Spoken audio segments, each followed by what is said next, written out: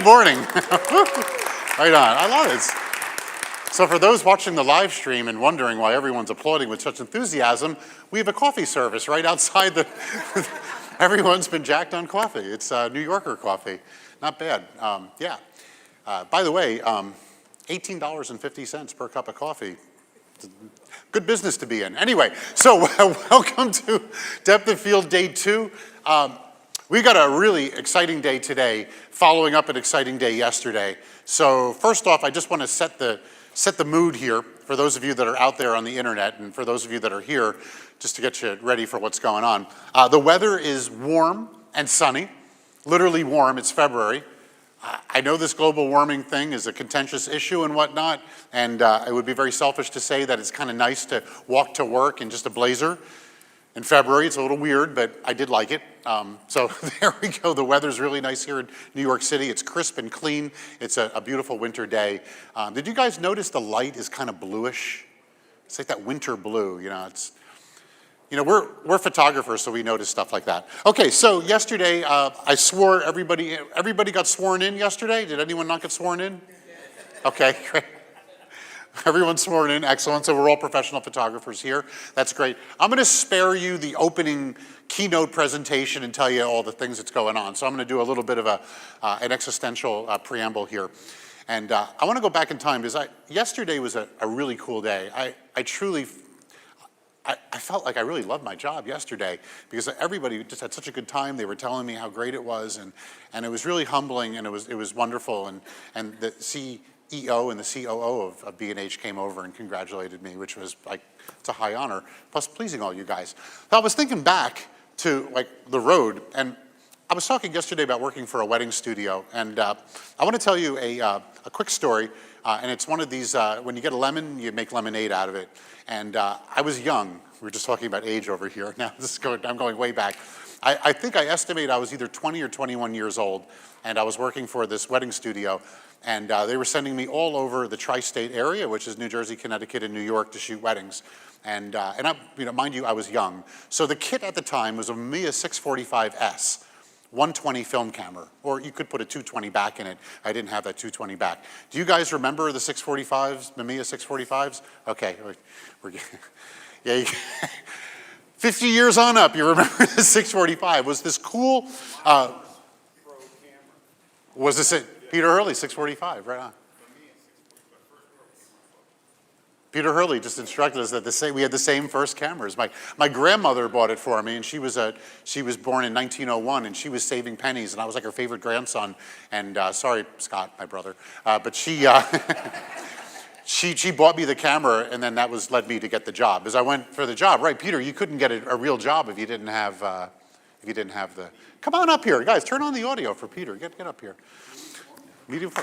So, Peter Hurley, ladies and gentlemen. So, is everybody else cold? Yeah. Well, it's going to be getting hot in here. Don't worry. We're going to heat it right up. So I'm on this wedding with this camera, and I had a Metz 45 CT1 flash. It was known as the potato masher, and I had shot I shot an event on Friday. I shot a wedding on Saturday, and Sunday morning I had another wedding.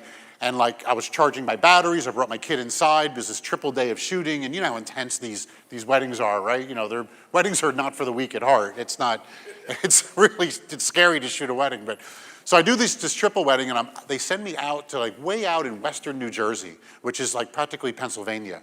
And I get this wedding party, and they're like farmers, very plain people. What town? I can't remember. I was thinking the town, but it was where I grew up. Are you really a western New Jersey? I grew up all the way in the western New Jersey. You're too nice to be New Jersey. How did that happen? That's where I was from. I don't remember the town, but it was like way out there. So anyway, it was a fairly economical, quote unquote, poor wedding, and it was at the firehouse at a hall at the firehouse.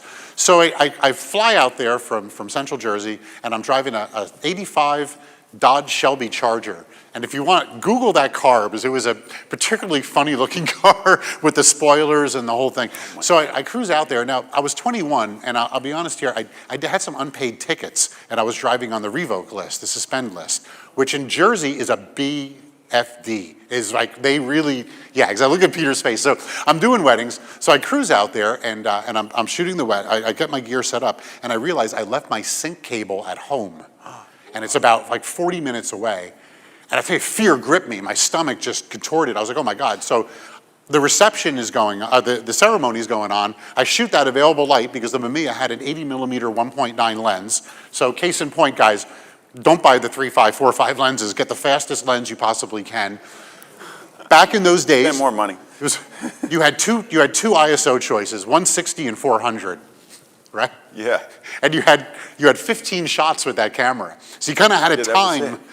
Remember the timing? Like, you'd be really fast changing those cartridges and stuff. So I shoot the ceremony, and I'm like, all right, I can, in between the ceremony, there's a little bit of downtime. I can fly back home, get the sync cable. It's a Sunday. Fishkin Brothers is not open. There's no one's open. It's Sunday. So I get in the car, and like, the only way I can do it is if I take this Dodge Shelby Charger turbo thing, and I fly. But if I fly and I get caught, then they're going to haul me in because I'm on the revoke list, and it's going to be horrible, and I'm going to blow the whole wedding, and it's going to be awful, and these people won't have these great shots. So I take this chance, and I get home, I get the sync cable, and I come back. Before the sync cable happened, I had to do some quick portraits, and I had to do it in available light because I didn't have my flash. So I said, come on out, and let's get on to the fire truck. And the fire truck was parked right at the front of the open gate. So this Rembrandt lighting was coming in through the garage. And I set the whole party up around that fire truck with no flash, shot available light, then flew back home, got the sync cable, didn't get in trouble. Case in point is that you got to roll with it, you know? I didn't have my flashes to do shots that I wanted to do, so I brought them outside and just found it was indirect lighting from that thing. And that was scary. And I'll tell you, wedding photography after that scarred me. That was a really scary moment. There's a quote that I love. Professionals are at their best regardless. Right? He did it. You did it. Thank you. I was 21 and I was far from a professional. I may have been 20. We're getting paid. You know the deal, if you brought, check this out, you got $150 for a wedding, and if you brought a second light, you got an additional $10. And if you bought a tuxedo, you got another $10. So I think the thing came out to $175 a day shooting. I said, well, it was 1987, 86. For a 21-year-old when you're just starting out. No, thank you. When you got to run back and forth in a Dodge Charger or whatever. Flying. I had a chrome Hirsch shifter in it. It made it go faster. Peter, it's a couple minutes to 10. Where in Central Jersey are you from? I'm from Colonia, New Jersey, a suburb of Woodbridge Township. Oh, wow. Wait, we got Colonia in the house? Do you know Frystock? Edison, right on. I got a lot of tickets in Edison. Frystock Jeep? I do know Frystock, Route 35, St. George Avenue. Frystocks live right next to me. Really? In Maniloki. The Frystocks. They had quite a commute to Colonia. Yeah. Well, no, that was their summer home. Just making connections. Guys, you know, what I do, we'll do this. So I always do it with all my clients, finding a common thread. So the minute he sent Central Jersey, I was like, I'm Jersey. Let's figure this out. So I do it with all my clients. Client walks in, immediately I'm searching for that common thread with them. I'm going to be talking later about connecting with people, and that's one of the things I do. So I perk up the minute he said Central Jersey. I'm like, oh, here we go. That's why I hit you with what town in West Jersey. Anyway. God created New Jersey to train the faithful. Well, we both ended up there. No, New Jersey is really, it's a great place to be from. And we both live in Chelsea now. That's amazing. But Jersey produced, Frank Sinatra, Billy Joel. No, Billy Joel's Long Island. Sorry, the other guy, Bruce Springsteen. Springsteen, right? That guy. Yeah. Bon Jovi. Bon Jovi. Sure. Woodbridge. Sure. I tell you, you know what though? I have a problem with Bon Jovi because I was hot rodding cars, and Tiki Torres had this Corvette that everyone envied, and he was in Bon Jovi, and he had the Corvette. The Jonas Brothers. The Jonas Brothers are. Okay, so real quick before we start, just do some fast house cleaning. Depth of field challenge. 2 p.m. is your deadline to submit your photograph to the challenge desk. So if you want to do the depth of field challenge and enter your photo, you should eventually make your way up to the into the workflow room, get your print from Canon and Epson, come back down and see the team there and submit your photo. First prize is $2,500. Whew. That's like $2,500 prize. I'd have to shoot 15 weddings at Lorston Thomas Studios to make that kind of money. I'm still cold. Okay. Cool. It's still cold. I'm going to keep my jacket on. I'll text the hotel. No, it'll be all right. More bodies are coming in here. I'm going to be running around. You got a nice little jacket on. No, I'm fine now. Oh, okay. All right. I mean, you guys have been sitting there for like an hour. What were you doing here so early? But they've been hearing great stories. We've been talking about turning 50. Yeah. But how cool is it? Peter Hurley spent his 50th birthday here on the stage at Depth of Field, getting serenaded by Sal Cincata and 700 photographers. That was cool. That was great. That was cool. I got to bring him to where I was on my 30th birthday. All right. You ready to go? No, I mean, it's not 10 yet. Let's keep entertaining them. Come on, more people are filing in here. Let's hear Peter. Let's hear. You want people to miss out on the whole shebang? What's your funniest story, like in terms of like a messed up situation that you found yourself in and you MacGyvered your way out and figured out how to, like, almost a horror story that kind of turned out like you mitigated. I've had them. I've had horror stories that remained horror stories. I think the toughest one that I can remember, the most challenging one, was that I got hired to shoot Harry Connick Jr. Cool. And I still haven't put him on my website because it was such a challenging day that I was like, I don't know if I want to think about it. Like, if you guys have a bad shoot, don't put those people on your web. I mean, it wasn't him. I'll explain. I'll probably put him on my website. It's probably good for me to put him on my website, right? He's very photogenic and a nice guy. But he was doing we're not rolling, are we? We are. We're live streaming. No, we're not right now. Go ahead. So tell us. No. Let's go. Tell us what's going on. He was doing a commercial.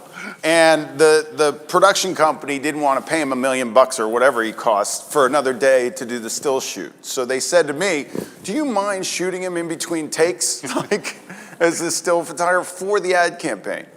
And I was like, probably not a great idea, but if that's the only way this is going down, I'll do it. So I don't think Harry got the memo. So he thought I was like a behind the scenes photographer. He didn't know I was getting paid $17,500 to be there for the day. Okay. And he was not having it. He's like, look, I'm in between sets. Like, I'm like, leave me alone. Like, and I was like, and the director was like, just take pictures. And I was like, and they were like, you need to get 12 shots. So I was like, and he tried to connect with me a little bit, but he was busy doing his script and doing his thing. And the still photographs he was not concerned. And I tried to get a little vocal with him, and it went the wrong way. So I was like, all right, I'm just going to press the button. I'm not going to do anything. So a lot about what today I'm going to talk about is direction and directing your subject. If you can't direct your subject, what do? Like for me, I don't press the button unless I'm directing the person. But in this case, I had to because he was doing these things. He actually was like, look, he snapped at me a couple times. I was like, all right, I can't talk to you. I was like, I'm not going to go there. It wasn't on him. It was that he didn't get that info. So he was actually nice to me and everything. And I learned. But what do you do if you can't direct? And what do you guys do if you're not good at direction? This is what you do. You overshoot. I mean, which is horrible because now you got more crap to go through, right? So you overshoot, but you've lost quality because you didn't direct. So I talk about this in the talk that's coming up, is to me, direction is the final ingredient in this. So I'm overshooting, getting paid that number, freaking out because I'm like, I don't have any shots because I'm watching, but I'm like, can't get it. So it was like so meanwhile, I'm doing this thing called Headshot Mania, and it's next week in Vegas. So if you feel like going to Vegas early before WPBI, come to Headshot Mania. We got a few tickets left. It is sponsored by B&H. The last one I did, I do it biannually. The last one I did was 2 years ago. I was supposed to shoot Harry in January of 2018. Well, they moved it back, and then it got into February, and I was like, as long as it doesn't approach February like 19th, I'll be fine. Well, of course, February 19th was the opening party of Headshot Mania. Guess when Harry had to be shot? February 19th. I shot all day long, and I overshot it, thousands of pictures. I ran to the plane because I had to take a red eye. I missed the opening party of my own conference. And I told everybody, I was like, I'm missing it for this, which you guys are all photographers, you would understand, right? So I missed the opening party, which was horrible. I had to do the opening keynote the next morning. I took a red eye to LA, drove from LA to Palm Springs, and on the plane, I was looking through thousands of pictures and I didn't think I got the shot. I was losing my mind on that flight. I get the 3,000 down to, is this going too long? I get the 3,000 down to whatever, and I give it to the client, and they loved it, and everything was great. They went crazy, the ad campaign went out, I was fine. But it was the most stressful shoot that I can recall. But you worked hard. You were you did everything you could to make this happen. Well, professionals are at their best regardless. Did I not mention that before? Ladies and gentlemen, I present to you our first speaker of day 2 of B&H Depth of Field, Peter Hurley.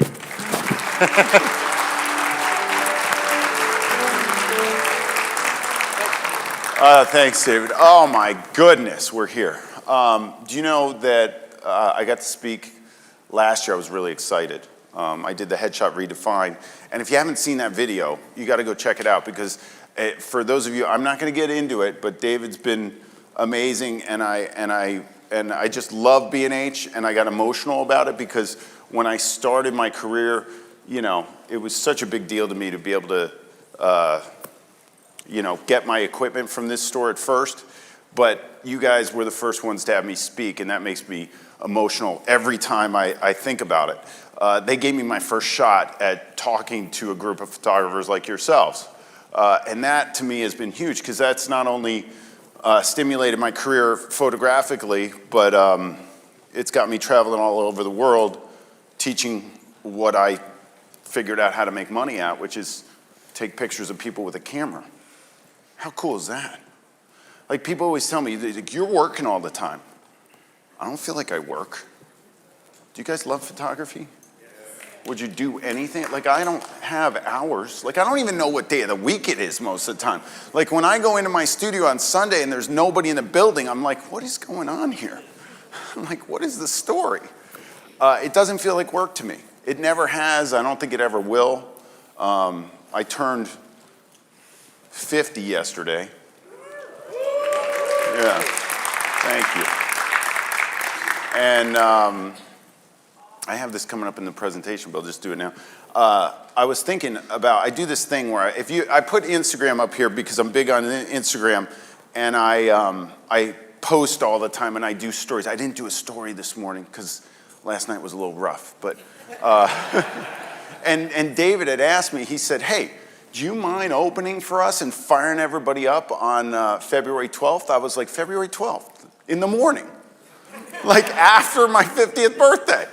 Oh, okay. So if you go, you can see the stories. But if you get anything, if you do anything on Instagram, post it and I'll repost it. That'll give me stuff to post. Do something. Just do something and post it. But follow me. If you guys are interested, I'm doing a show special. And if you go to that link is in my Instagram. You just click on it from either of the Instagrams and you can see my coaching and everything. If you do know me or anything that I do, I'll explain what I do and how I do it. But I did this video a long time ago.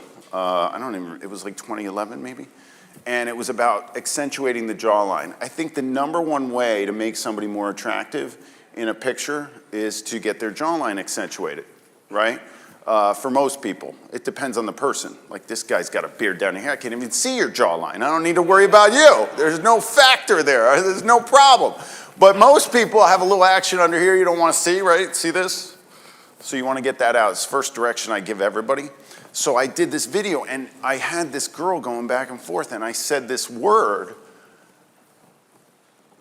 Do you guys know what the word is? Wait. We can't say it loud this morning because I am milking a bit of a hangover. So I usually start out by yelling shebang to the crowd, but we're going to do a whisper shebang. You ready? 3, 2, 1. Shebang. Thank you. That's what I needed. There we go. So I I started out, I'll tell you a little bit about myself. I started out as a, where'd I go? I started out as a model, believe it or not. I'm gonna show you some of my modeling pictures. And then I picked up a camera because of that.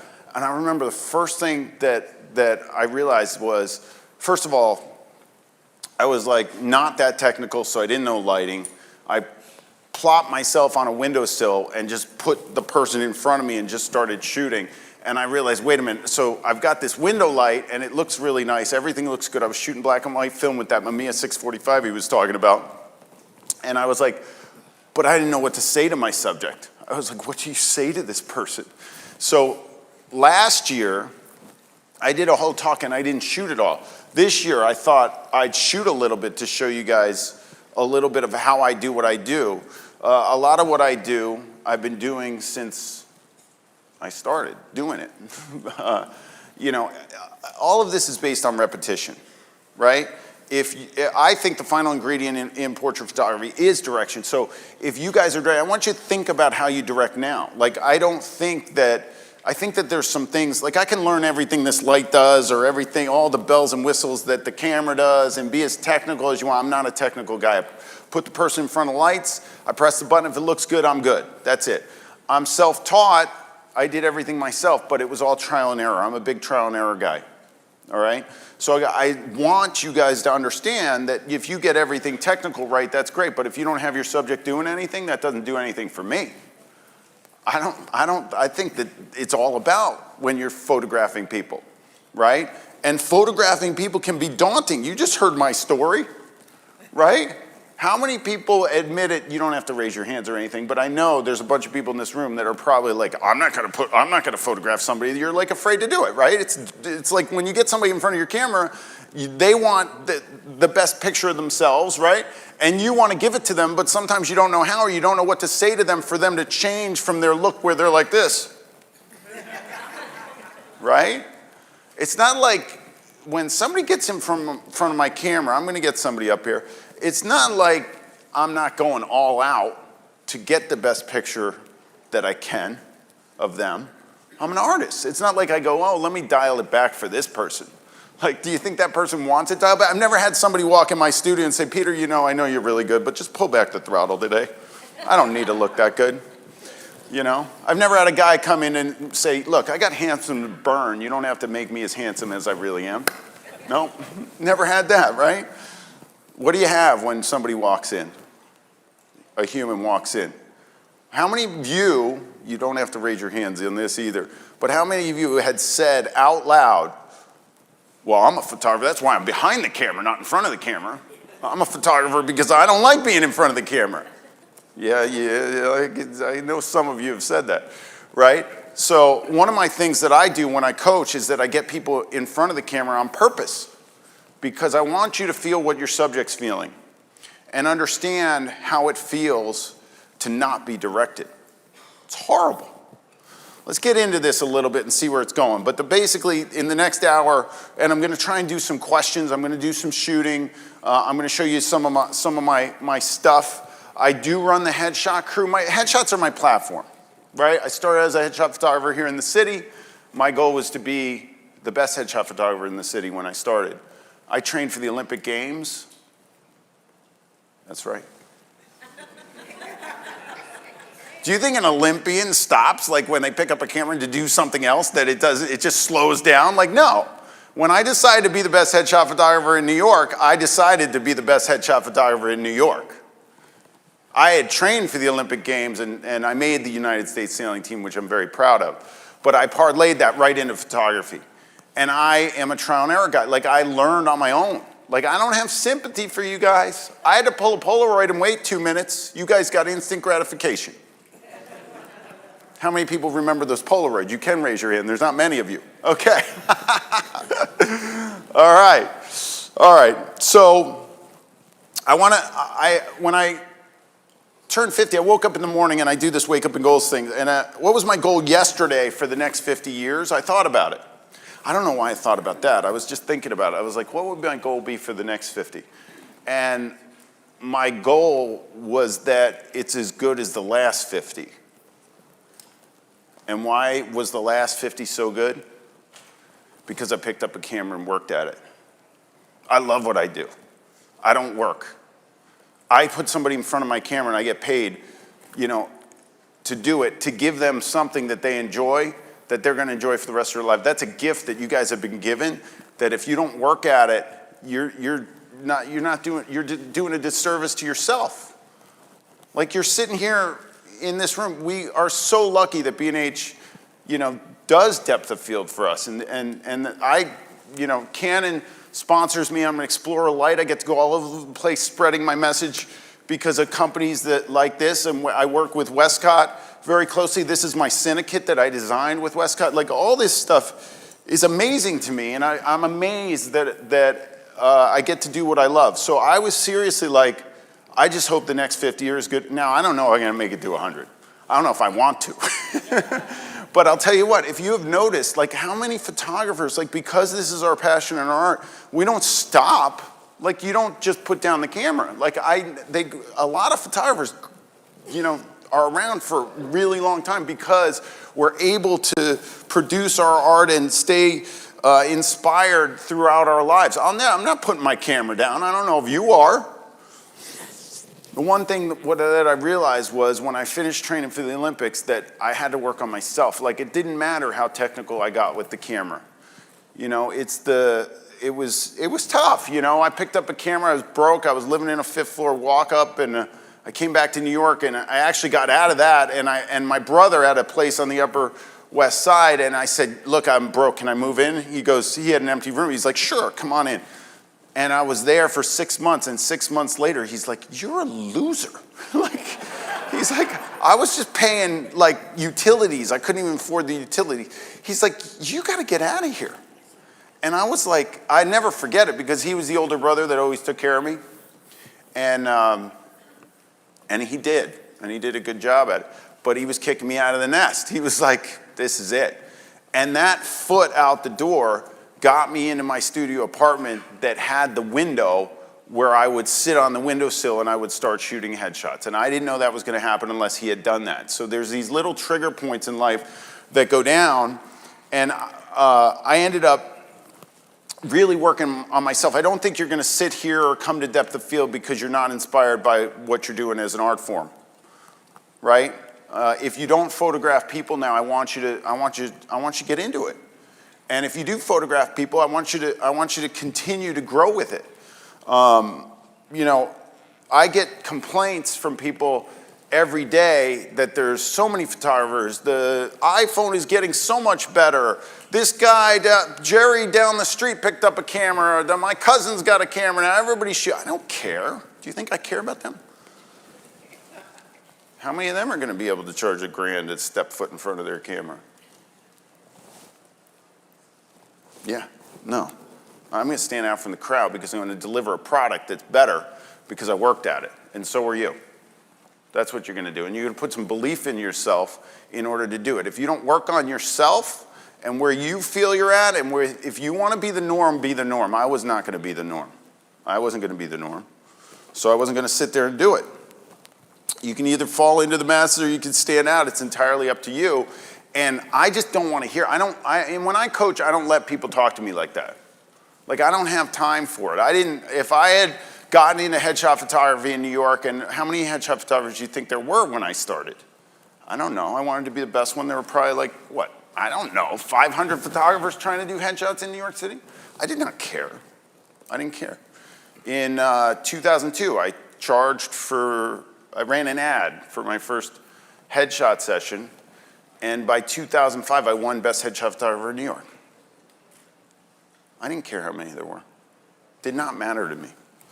But in order to do it, I had to have goals.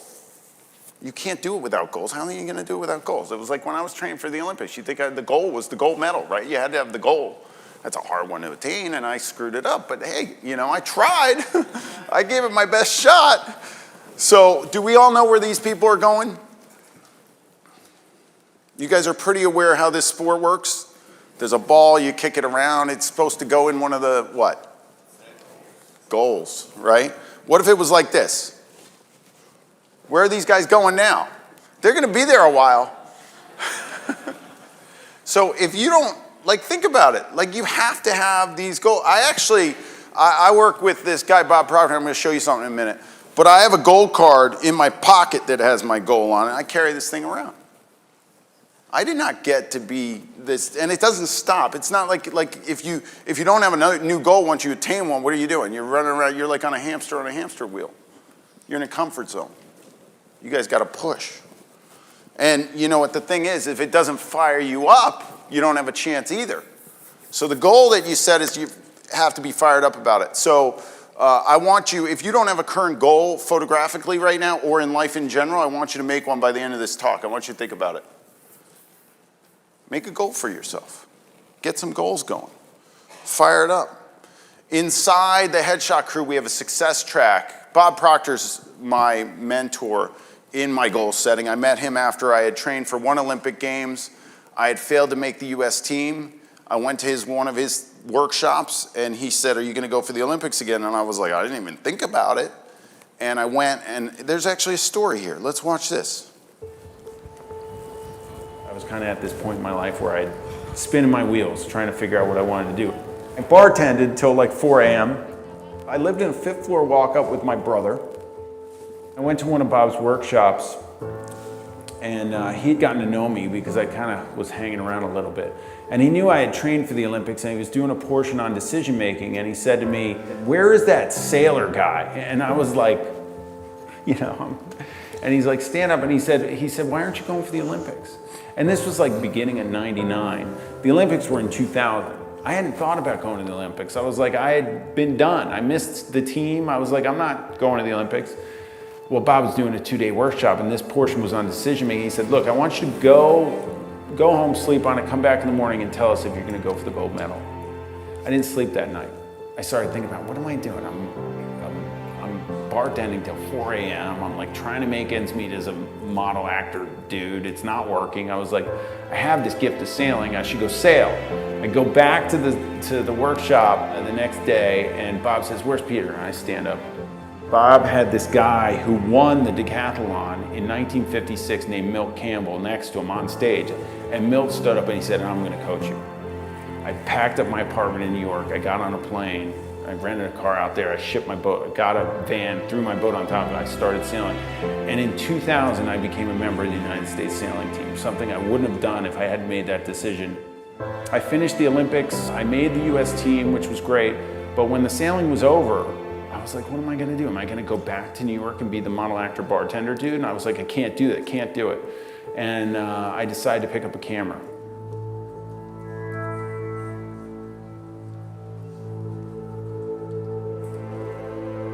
It led into something huge, and it's been great. I'm now considered the premier headshot photographer in the world, and I just wrote a book called The Headshot, and I've been shooting headshots since about 2002, and I coach over 9,000 photographers on headshot photography worldwide, and I have photographers that are my associates in all areas of the globe. So it's been amazing. My purpose is to pull a human expression out of everybody that I shoot that's authentic, reactive, and based on trust. And that's what I try and do every day. I may be shooting their head, but I'm aiming for their heart. And if I can teach people how to behave in front of a camera and be better and capture an image they're really proud of themselves, that's a huge deal. And that's what I do every day, right here. So they came in. Thank you. Thank you. Bob asked if I did his coaching program, and it really helped spur my career and my work. So he asked me to do a testimonial, and he sent a video guy in. The guy shot one day, and then he said, "Hey, look, can I come back and do B-roll tomorrow?" And I was like, "Look, I don't have time for you. I'm like busy." And then this got spit out. I was like imagining, this is better for me. This is my life story. I love this thing. I loved it. I was like, imagine if he did the B-roll the next day. Oh my gosh.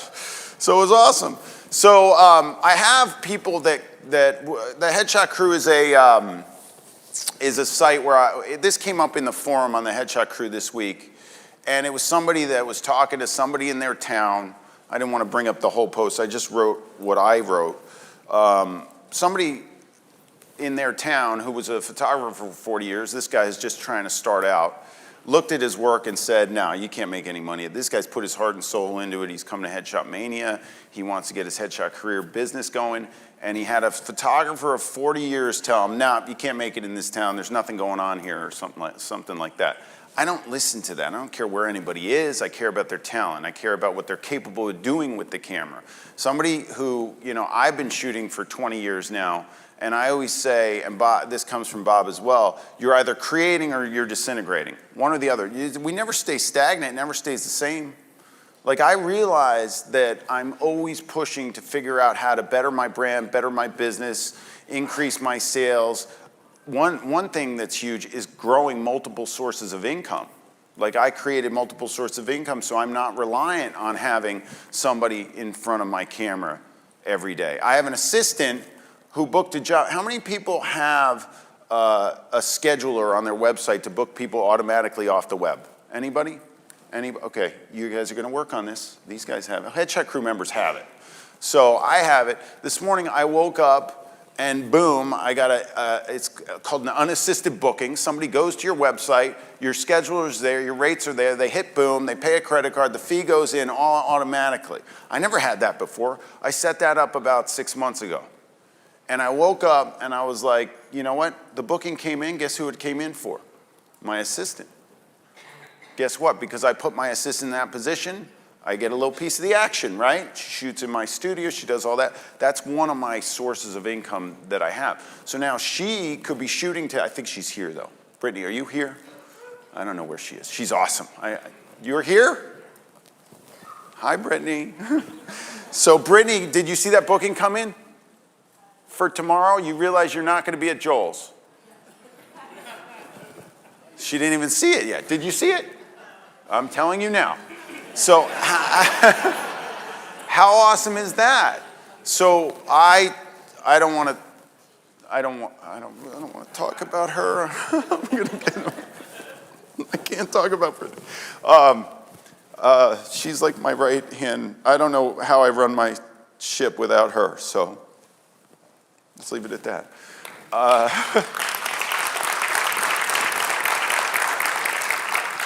So, like, this whole creation disintegration thing, like, it's like I thought about it, and what happened was I was running my stuff the same way I was doing it. I hadn't changed my pricing structure since 2002.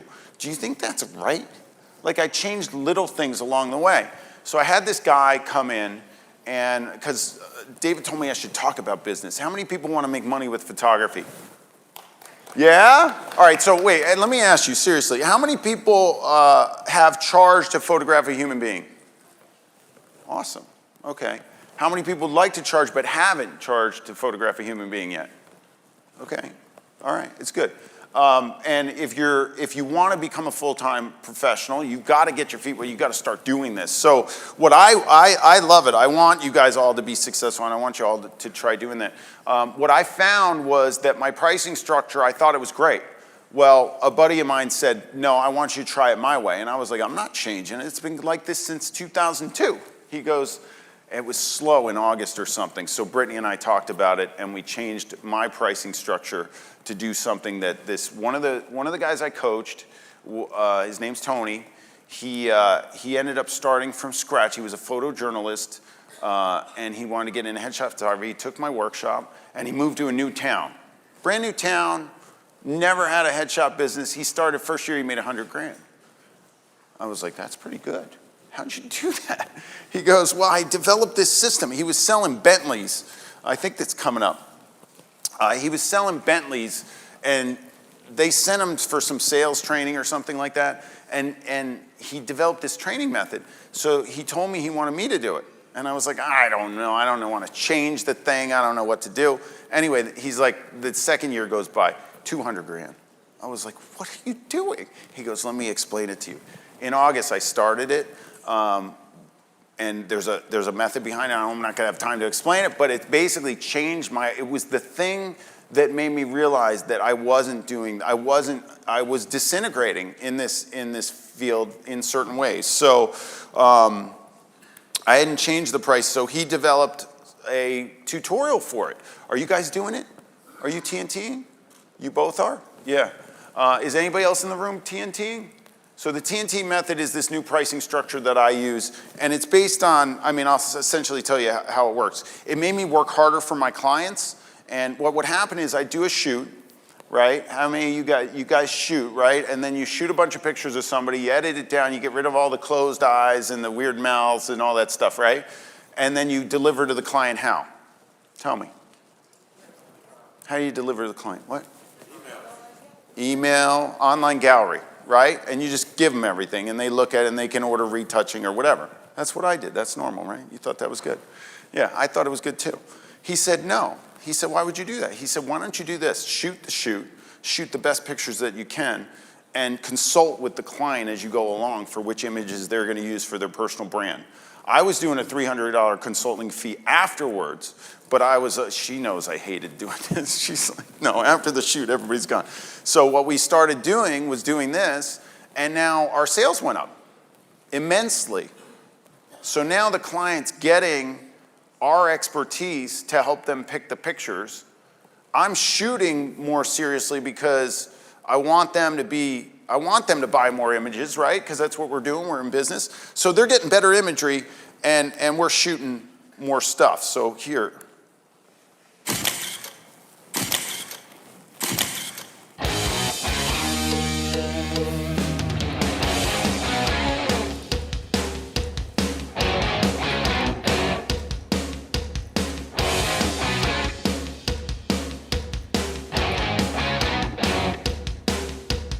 Oh my gosh, people, I am so excited. You can't believe this. I've got an idea for you that is gonna make you money. It makes me money, it's gonna make you money, and I got a special guy here that's gonna give you all the information that you need to implement a sales structure in your business that rocks. Ask yourself this, are you happy putting a limit on how much you can earn? Your bottom line will increase. You will earn more money with the TNT method.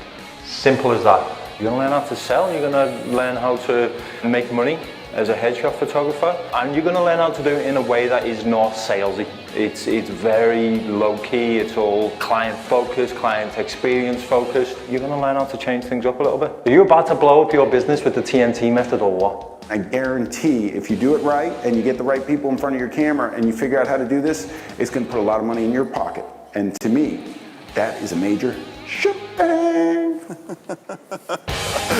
All right. So, yeah, I want to show you something. Hold on. Let's see if I have it up here. I thought I had it up here. Did I have it up here? I think I had it right here. So you can go to the tutorial page at headshotcrew.com and see it. And if you want to check that out, you can. But let's talk about like the actual image process. Like if you can't direct your subject, you can't get images that they're going to be excited to buy, I don't think, right? What did I tell you? You have to be in charge from the get-go. Like nobody in here right now, correct me if I'm wrong, knows what their face looks like at this moment, right? And you've all got one, right? So did you suss it out in the mirror this morning? Did you give yourself a once-over before you came in here? At least, right? Did you groom that thing or what happened? You took a little look-see, right? But you know, when was the last time you looked in the mirror? You don't know if you fell apart between the last time you looked in the mirror or not. You got to be careful. So what happens when people get in front of the camera? They don't know what their face looks like. They don't know, because you don't know. So what happens is you guess what it looks like. And the coolest thing that I've learned since I've been shooting, this is seriously, I think it's the coolest thing, is that your brain will try to tell you what your face looks like, but it doesn't know. Let me repeat that. Your brain will attempt to tell you what your face looks like, but it doesn't know. You know how I know that? Because people wouldn't make the faces that they make when they look at my camera if they knew. There's no way. So we're gonna get somebody up on stage, but I'm gonna show you. This is Alfred Eisenstadt quote that I love. When I have a camera in my hand, I know no fear. Do you know how powerful this thing is? This creates power. This gives me my power. It'll give you power. It creates power. I've never had somebody in front of my camera not pay attention to it. Have you ever had that? Once a human knows they're being recorded, it's a big deal. This is up there on people's, list of things that they really care about. Apparently, our appearance is very important. So important that I started a company I have a TEDx talk on this. I work with a psychologist now. I'm doing this thing called headshot therapy. And I want you to think, we all have a relationship with our appearance. I want you to think about yours. How's your relationship with your appearance? How do you feel about it? How's your appearance hanging in there for you? You all right? Any of you guys feel like you got a parental hookup? Right? I think my parents. Some people got the raw end of the stick, or short end of it. What is the saying? I believe as humans, we all have beauty in us. So it's our job. And it's an individual beauty, and it's not based on whatever. Society standards change over time, right? Look at what's going on now with all the beauty stuff. It's great. There's eyebrow things going on I've never seen before. Women, you guys know what I'm talking about. Are you going crazy with those suckers? But it changes over time. So our job as photographers is to capture the best image of the person at that moment in time. And that's what I try and do with my camera, and that's all I'm trying to do. But it's powerful. So even when I have powerful people in front of me, I get power from this. So if my goal whenever I'm teaching a workshop or coaching photographers usually has nothing, it's I'm teaching how to direct and stuff like that and how to get the most out of your subject and how to create beautiful imagery. But the bottom line, that all goes into when they stand here, are they going to be more confident when the person is in front of the camera? So when you're standing here, if you're more confident, guess who feels it? It drizzles off on your subject. I'm really good at this. I'm very confident in what I do. Some would say that that's arrogance, but that's not, because guess what? What's it take? What's Malcolm Gladwell say? I think I've said this before, 10,000 hours to master something. I have not mastered this.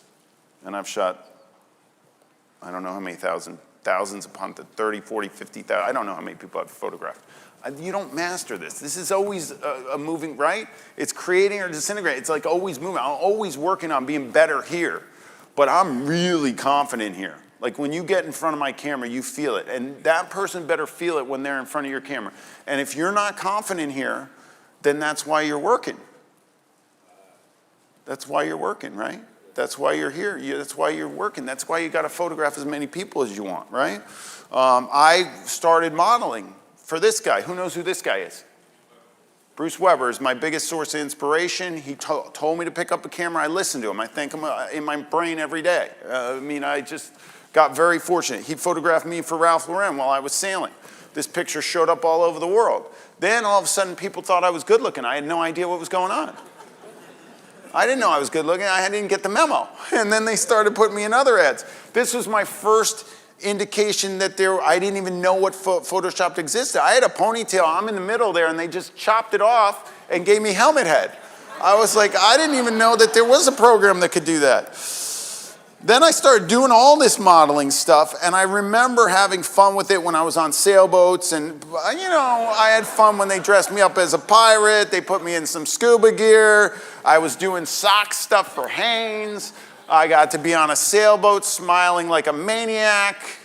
Oh my gosh, the cheeks were hurting. So how far away is I don't know what millimeter lens this is, but how far away, the boat's being towed, there's an engine in between us. The photographer's a mile away. The only source of direction that we got was this. He's just going, the Chase wanted us all acting like we're having a really good time. My cheeks, I was just like this the whole time. My cheeks were killing me by the end of that one. I got to eat ice cream. It's better than that. I was eating ice cream all day. I remember I asked for more, and the woman was whispering. I heard her. She's like, the model's asking for more ice cream. I want to eat ice cream. I want to eat ice cream. And I ended up pregnant one time. I don't know how this happened. I think it was for Parents Magazine. That was hilarious. I forgot about that shoot. They gave me families. I was I got all sorts of stuff. I had a fake family. I was doing this. I was doing that. But you know what? The thing is that since I didn't figure this out until I was a photographer. I didn't know that I felt this way. But what I realized was you know, a lot of models, like I just got thrown in front of camera. I didn't go to Barbizon. Nobody taught me how to walk down a run. I didn't walk down any run. I was not a run. I'm not my thing. But I was like doing these ads, and this was for Wrangler. I was a Wrangler guy for a while. And I got out, and they flew me to North Carolina. And the photographer, I think I look cool. I'm like doing the you know, models have like 5 moves, right? I was like doing my move, looking off, the gaze off into the distance move. There it is, right? So, but I still connected with that photographer. Then they threw me in a studio I had the jeans on, and they threw me in a studio back here in New York. And I'm standing, and the client and everybody's in front of me. I love this story because I tell it all the time, but it really drives home my point.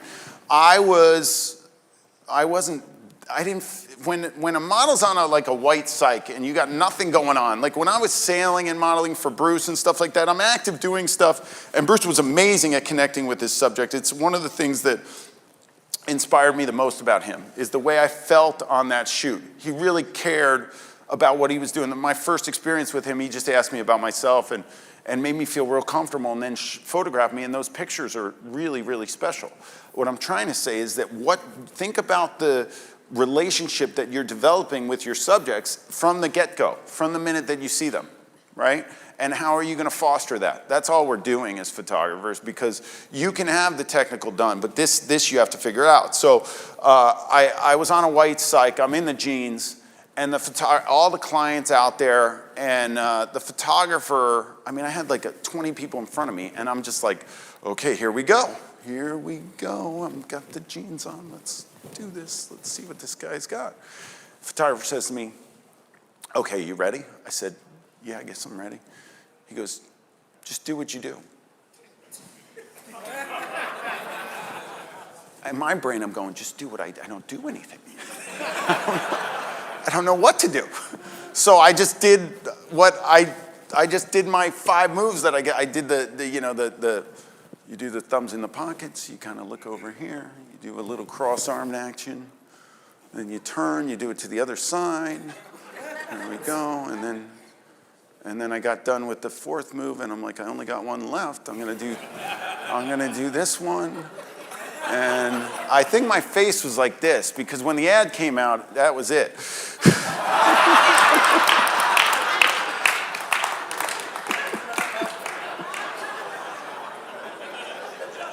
Do you know how uncomfortable it is to be in front of a camera and not be directed? You guys, do you understand what I just said? Because when you go in that other room and the model's there and you're not saying anything and you're just pressing the shutter on burst mode. Who had burst mode on yesterday? I was shooting this camera. I was like, what the heck are you trying to do? You think something's just gonna jump in there on its own? You have to foster that relationship. You got to do something. You got to make a connection. You guys have been great. As portrait photographers, it's our responsibility to do whatever it takes for us to get the very best out of our subject. We have to. Our goal should be to create an atmosphere that allows our subject to flourish in front of the camera, not one that stifles them. It's on you. You know how I know it's on you? Because if they were in front of my camera, I'd get them. Somebody gets out to lunch in front of your camera, they freak out, they freeze, they do this thing. I think it's coming up. Let me see. This. You guys, I use acronyms. When I'm coaching, I use acronyms. I just like them. So NEFA is an acronym that I made up. And this is the look. Ready? I'll take my glasses off for it. Looks like this.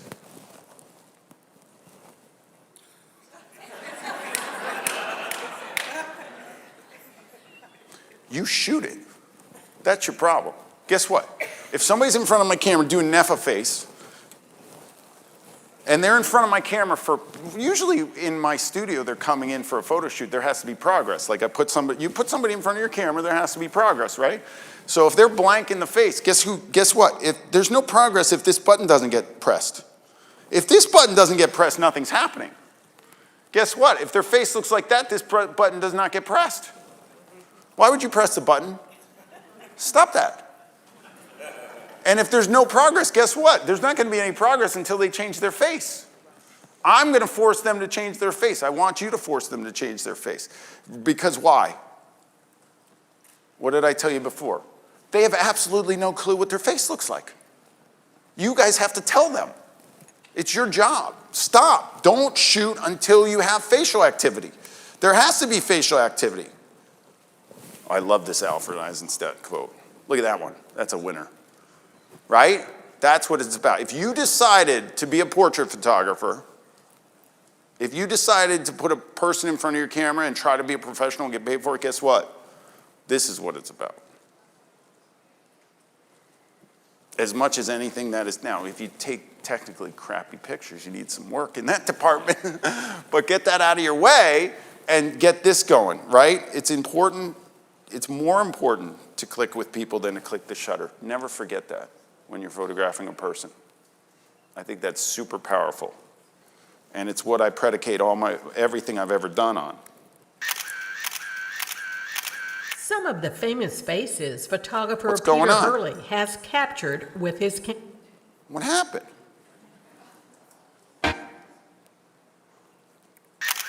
Why won't it work?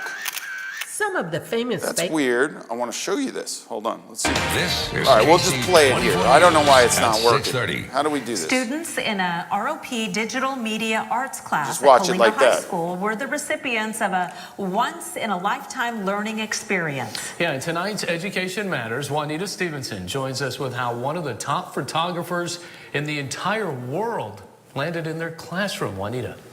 Well, there probably isn't a photographer out there who hasn't heard the name Peter Hurley, known worldwide for his work. He gave students at Coalinga High School a lesson in art they will never forget.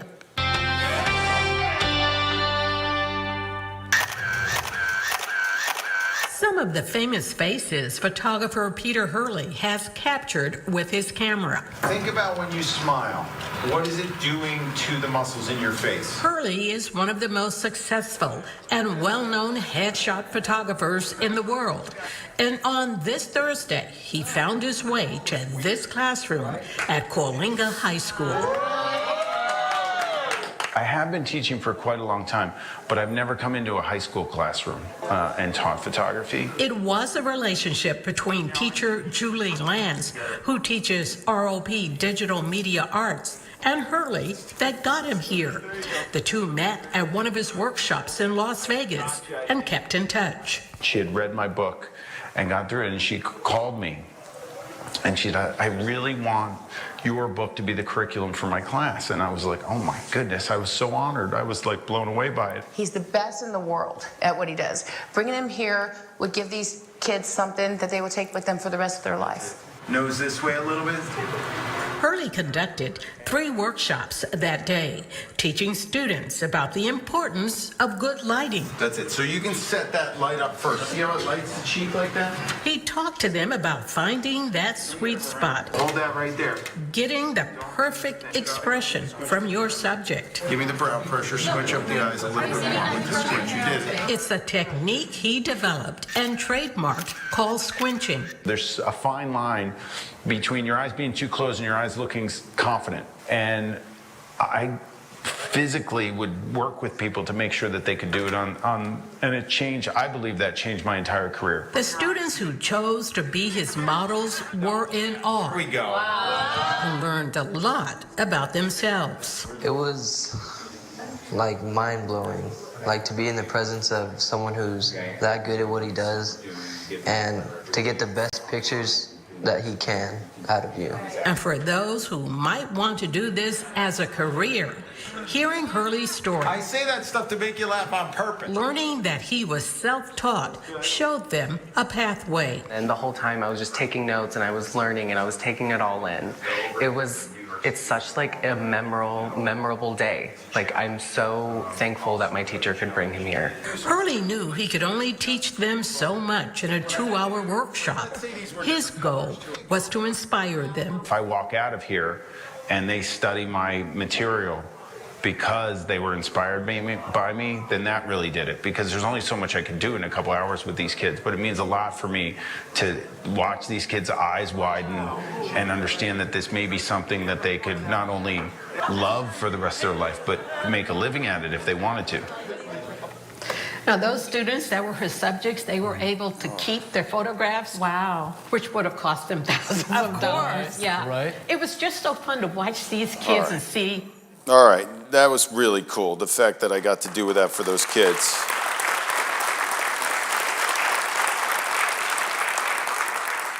Thanks, guys. Yeah, that was cool. I get to do that, and I get asked to do that. And it was just to be able to, and it's what I'm trying to do here. I want you guys to be fired up after this. I want you to walk out of here and go, I'm going to photograph somebody differently today or tomorrow or the next time you get somebody in there. That's what it is.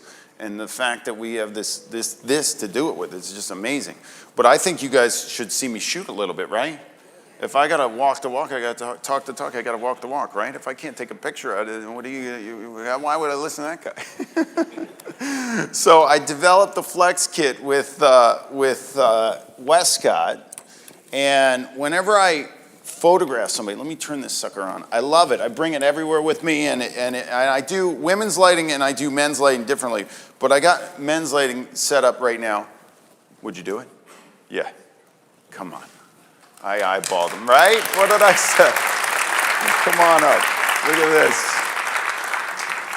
What's your name? Rich. Hey, Rich. Take this off so we don't need that. All right, so Rich has the awesome beard. How can you not? Like, how can you, look at this. He's got the hair, he's got the beard, he's got everything going on. Come on over here. Let me see. So actually, I'll show you what the process I go through. So I used to want to meet people before I shot them. I used to be like, oh, I need to be comfortable. I want to get comfortable, you know.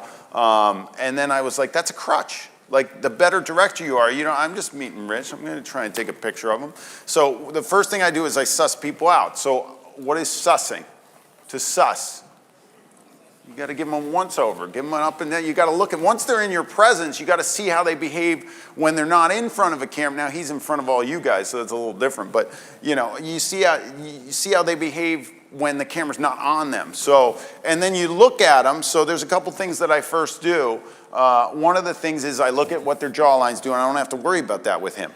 If the beard was a little bit, if the beard had a little bit, I still got to get jawline. I might still get his chin out to position him or something. But it's a misconception that if somebody has a beard, you don't have to get the jaw out. You still have to. His is so full that I probably won't even worry about it. But and then I'm looking at eyes. Does everybody know that most humans, a higher percentage of humans have an eye difference than a lower percent? Did you know that? How many people know that they have one eye bigger than the other? Their parents really messed them up. Okay, right?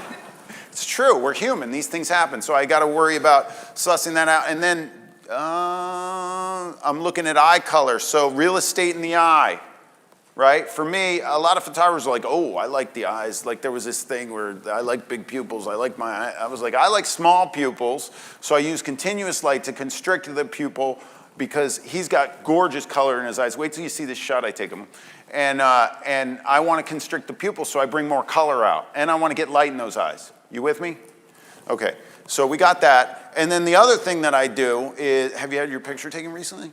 Yesterday. Yesterday? Yeah. Was it good? Yeah. Awesome. Awesome. Where are you from? Pennsylvania right now. Whereabouts? Near Philly. Oh, where'd you grow up? Massachusetts, Boston. Okay. Really? Yeah. Oh, I went to BU. Okay. What did I tell you before? What am I trying to find? Common thread, right? Boston. All right, we got Boston down. All right, let's see. Follow my finger with your nose. Go this way a little bit. That's not bad. Go back this way. You fall apart a little bit on this side. You got nasal skew, a little bit of nasal skew to this side of your face. No, I'm kidding. You're fine. So. You're good. No, you're good. I'm just so what I'm doing is I'm trying to figure out how to set up my key. Right? I want a key on the side. What I usually do is I put my. Are we speaking the same language here? I want to put my key on the side of the face that I think is his good side. So 60% of people are better on the, if you've seen me talk before, I say this stuff about the sides of the face all the time. So go nose back this way. So he's probably lefty's pretty good. Go back the other way. I mean, I think he might be ambifacial. He might, I don't really know. So I'm going to key him, let's see. Am I keying you left? Yeah, I'm keying you left. All right, I'm going to key you left. And we're going to set him up on the kick. Kick looks good. Let's do this. So I like my kick soft. So kick is the light that's going to be behind him, the reflective light. So I'm going to scooch this way. I'm going to set him up for that. Scooch this way. Is it Rick? Rich. I got you. Look at me. I'm going to put the camera here. So I need you to And now I need you to come forward a little bit. That's too far. Go half the distance. Keep going back.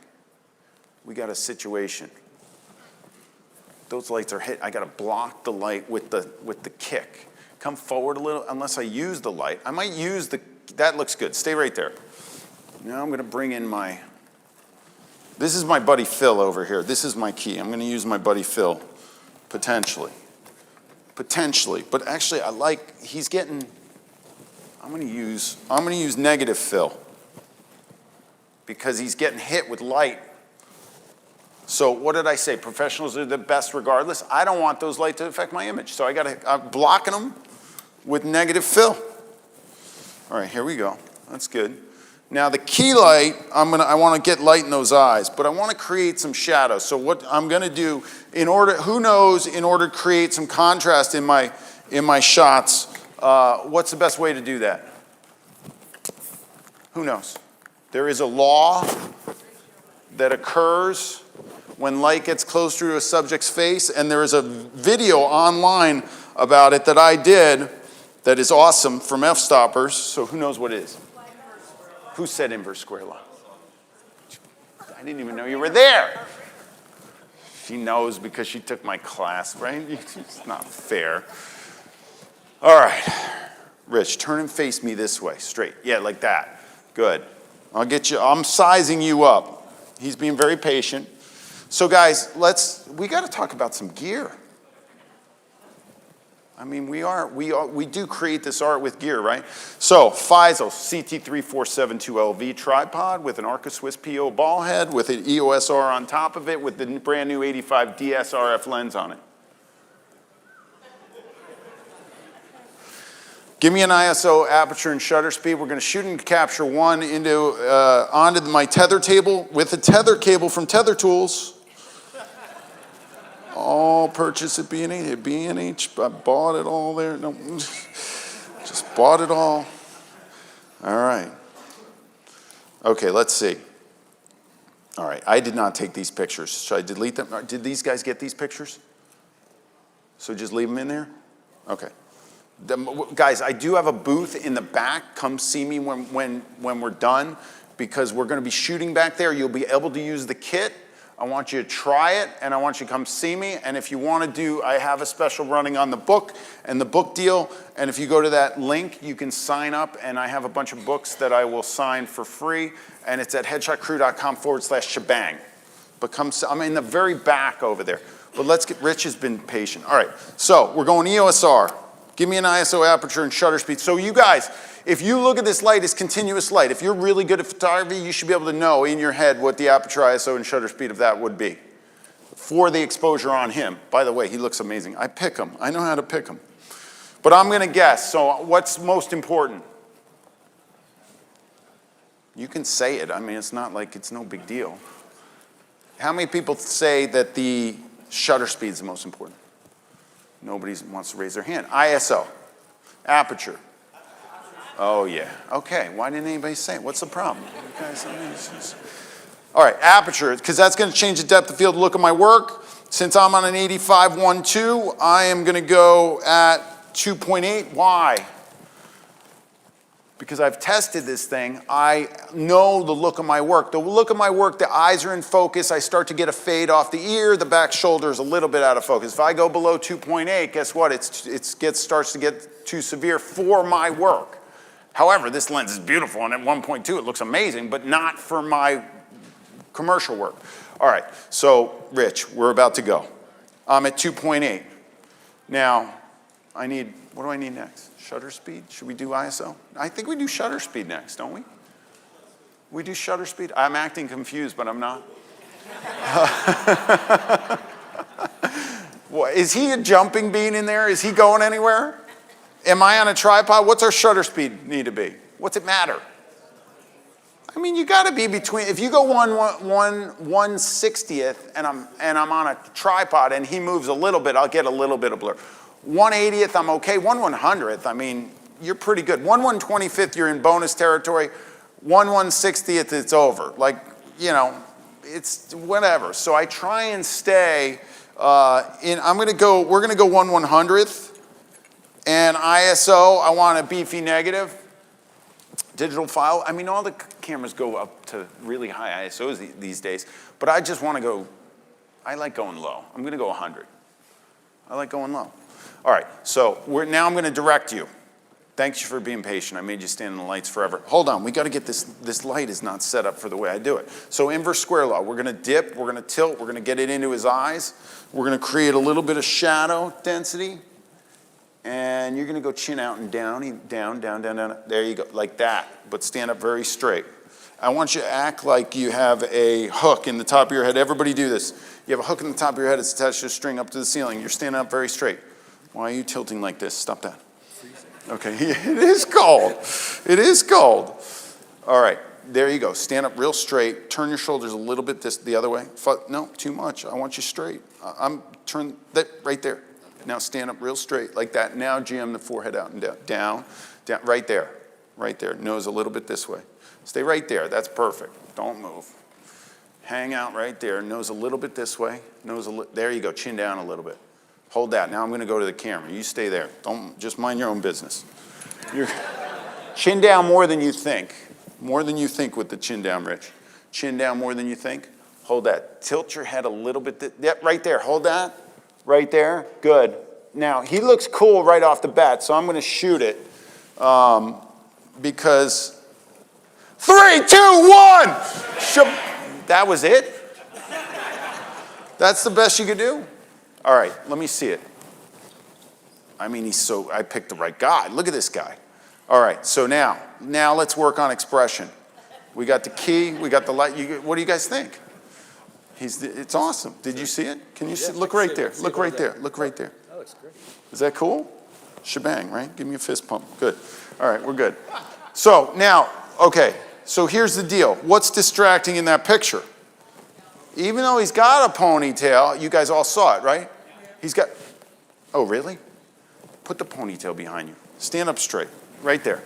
Jam your forehead out and down. Chin down a little bit. Give me a little brow pressure. Look at this. Brow pressure.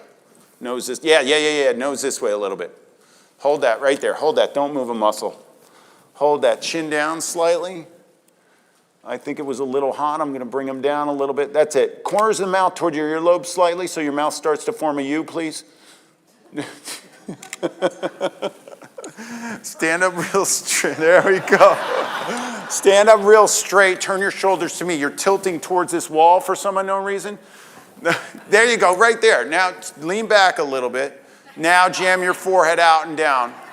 Tilt your head this way a little bit. Nose this way a little bit. So the beard really changes when he moves. Turn your body a little bit less. Stay there. Don't move. Look at my finger. Hold that. Don't move. Don't move. Look at my finger here. Squint your eyes a little bit. Squint them. Hold that. Don't move. Chin down more than you think.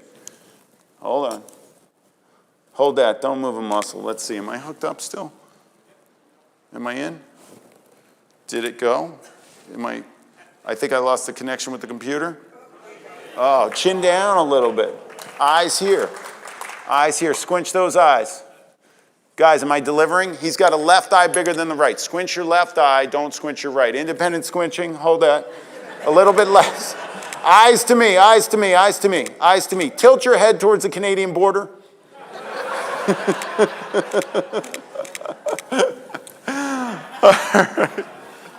All right. Can we have a round of applause for Rich? Thank you. I got to get you those. I got to get you those. Guys, so always in control, always doing something. I don't know what I love better. I mean, it's amazing. But somebody like that, I could shoot all day. It would be unbelievable. Let me just finish this up because I have 1 minute left. I'm just going to show you some stuff that I got going on if you are interested, but you can come by the booth. If you want to learn more, you got to check out Headshot Crew. This is my list of photographers. I give out jobs. It's not only a coaching, it's a referral service, and it does this for people. All right, go ahead. Tell me what you got. So I've been on the site for 6 months, and then in December, I got an email from the contact form. Somebody found me on the website.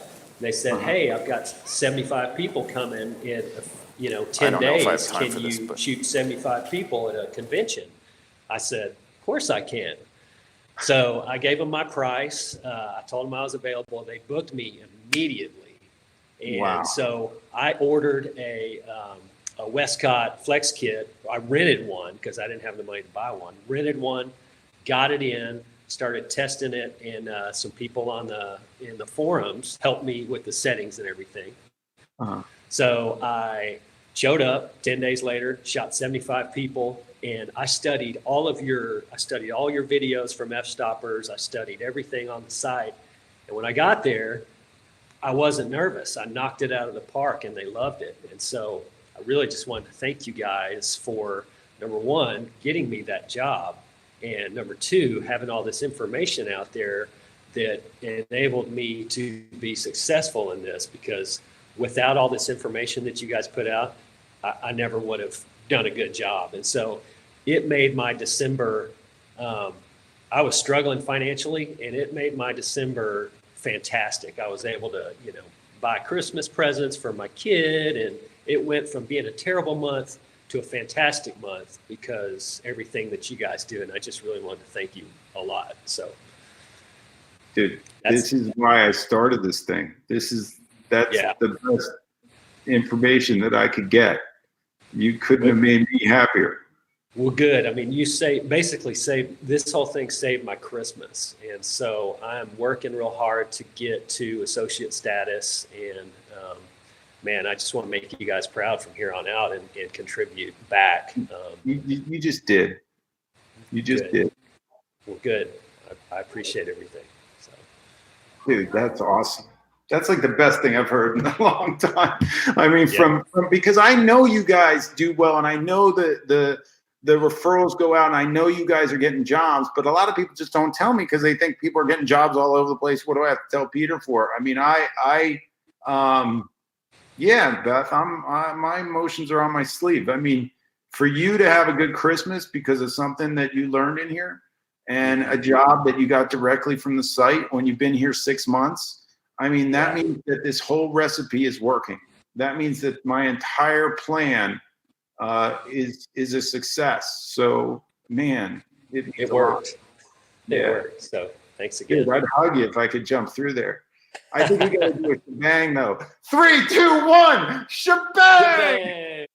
Thank you, guys. Thank you very much. Thank you. That was very special. That was awesome. That was cool. Thank you. I can't believe how beautiful a portrait you made on the stage, and how much notice did we have on that? That's pretty good. Ladies and gentlemen, Peter Hurley, let's give it one more time. Let's give him a good shebang, like a shebang. Let's go. 3, 2, 1, shebang! Thank you, guys. Right. Come see me over there. I'll be back in my booth. Yeah, he's over in the Platinum Ballroom, the Crystal Ballroom. Go see Peter. He'll hook you up. Okay, so we got a really cool speaker up next. You're going to want everyone who's getting up and walking away. What are you guys doing? Yes, you. No, I'm kidding. So you want to stay here for this for Chris Orwig. Chris Orwig is a Sony artisan, and I'm going to be honest with you guys. I did not know that much about Chris, except that he got the nod from an amazing industry insider named Kayla. I don't know if you guys know Kayla. She works as a contractor for Sony, but she really said some great things about him. So I actually just met him this morning, and we had a beautiful moment, and we just connected in a great way. And this guy really gets it. He's a portrait photographer, and I don't know, Chris, if you're in the room right here. Oh, you're right there. Okay. I'm going to throw something out here. I have to say what I'm really impressed with. Your work is absolutely stunning. I would have expected this work to come from, I'm going to say a 21, 22-year-old in the sense that the youthful exuberance that's in it, but you're a seasoned pro. And it's a great blend of, this is a guy who's working today and he's shooting really current work. It's sort of like doing cross-processing in 1995. You guys don't even remember cross-processing, do you? That was a bad fad, by the way, but your work is so beautiful. So without further ado, ladies and gentlemen, let's get Chris up on the stage and let's launch your presentation. Okay, and we got an advancer for you. Perfect. So that's your green forward and your red backwards. And can we get some music for this gentleman? All right. Ladies and gentlemen, Chris Orwig, thank you very much.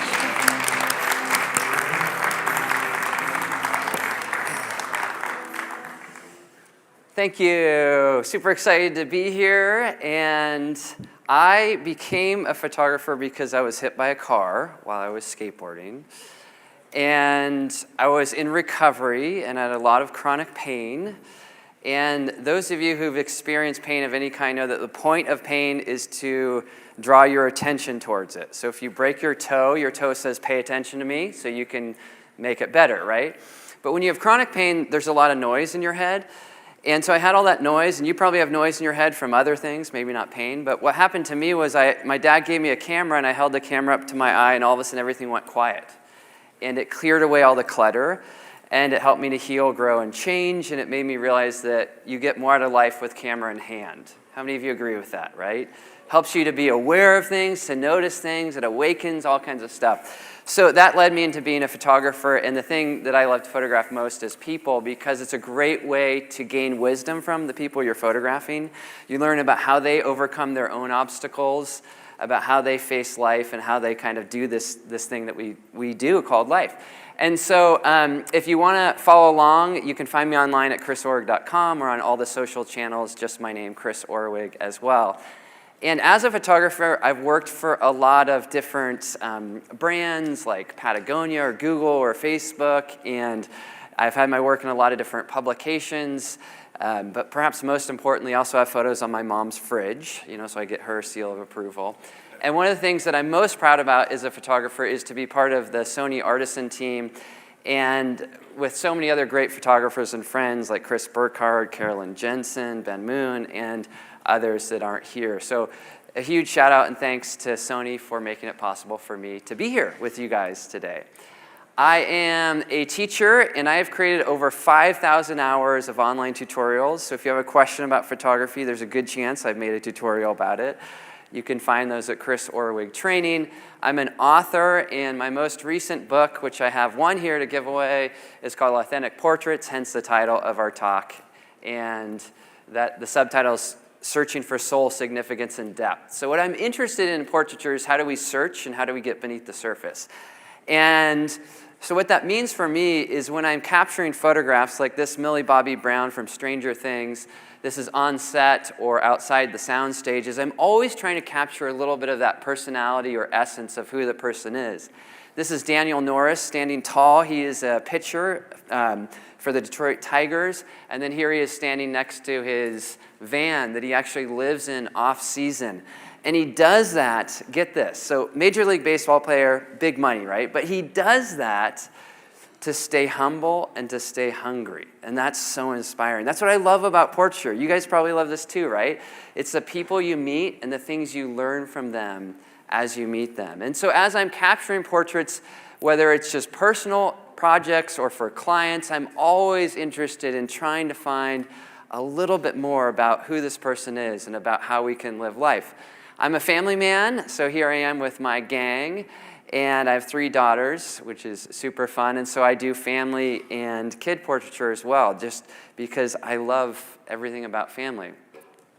And when I'm photographing people like a famous actress or a friend or Kelly Slater, world champion surfer, again, I'm looking a lot for that connection in the eyes. I'm looking for light. I'm looking for personality.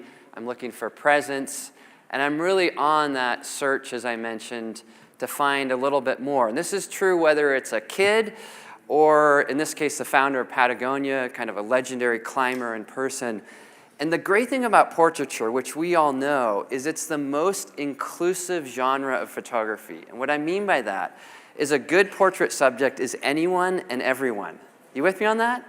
So there's nothing keeping us away from doing portraits. So every person has something inside of them which is worth drawing out. And so that's a lot of what I'm looking for when I'm working in black and white and color, when I'm photographing a hipster or a friend or people that I meet along the way.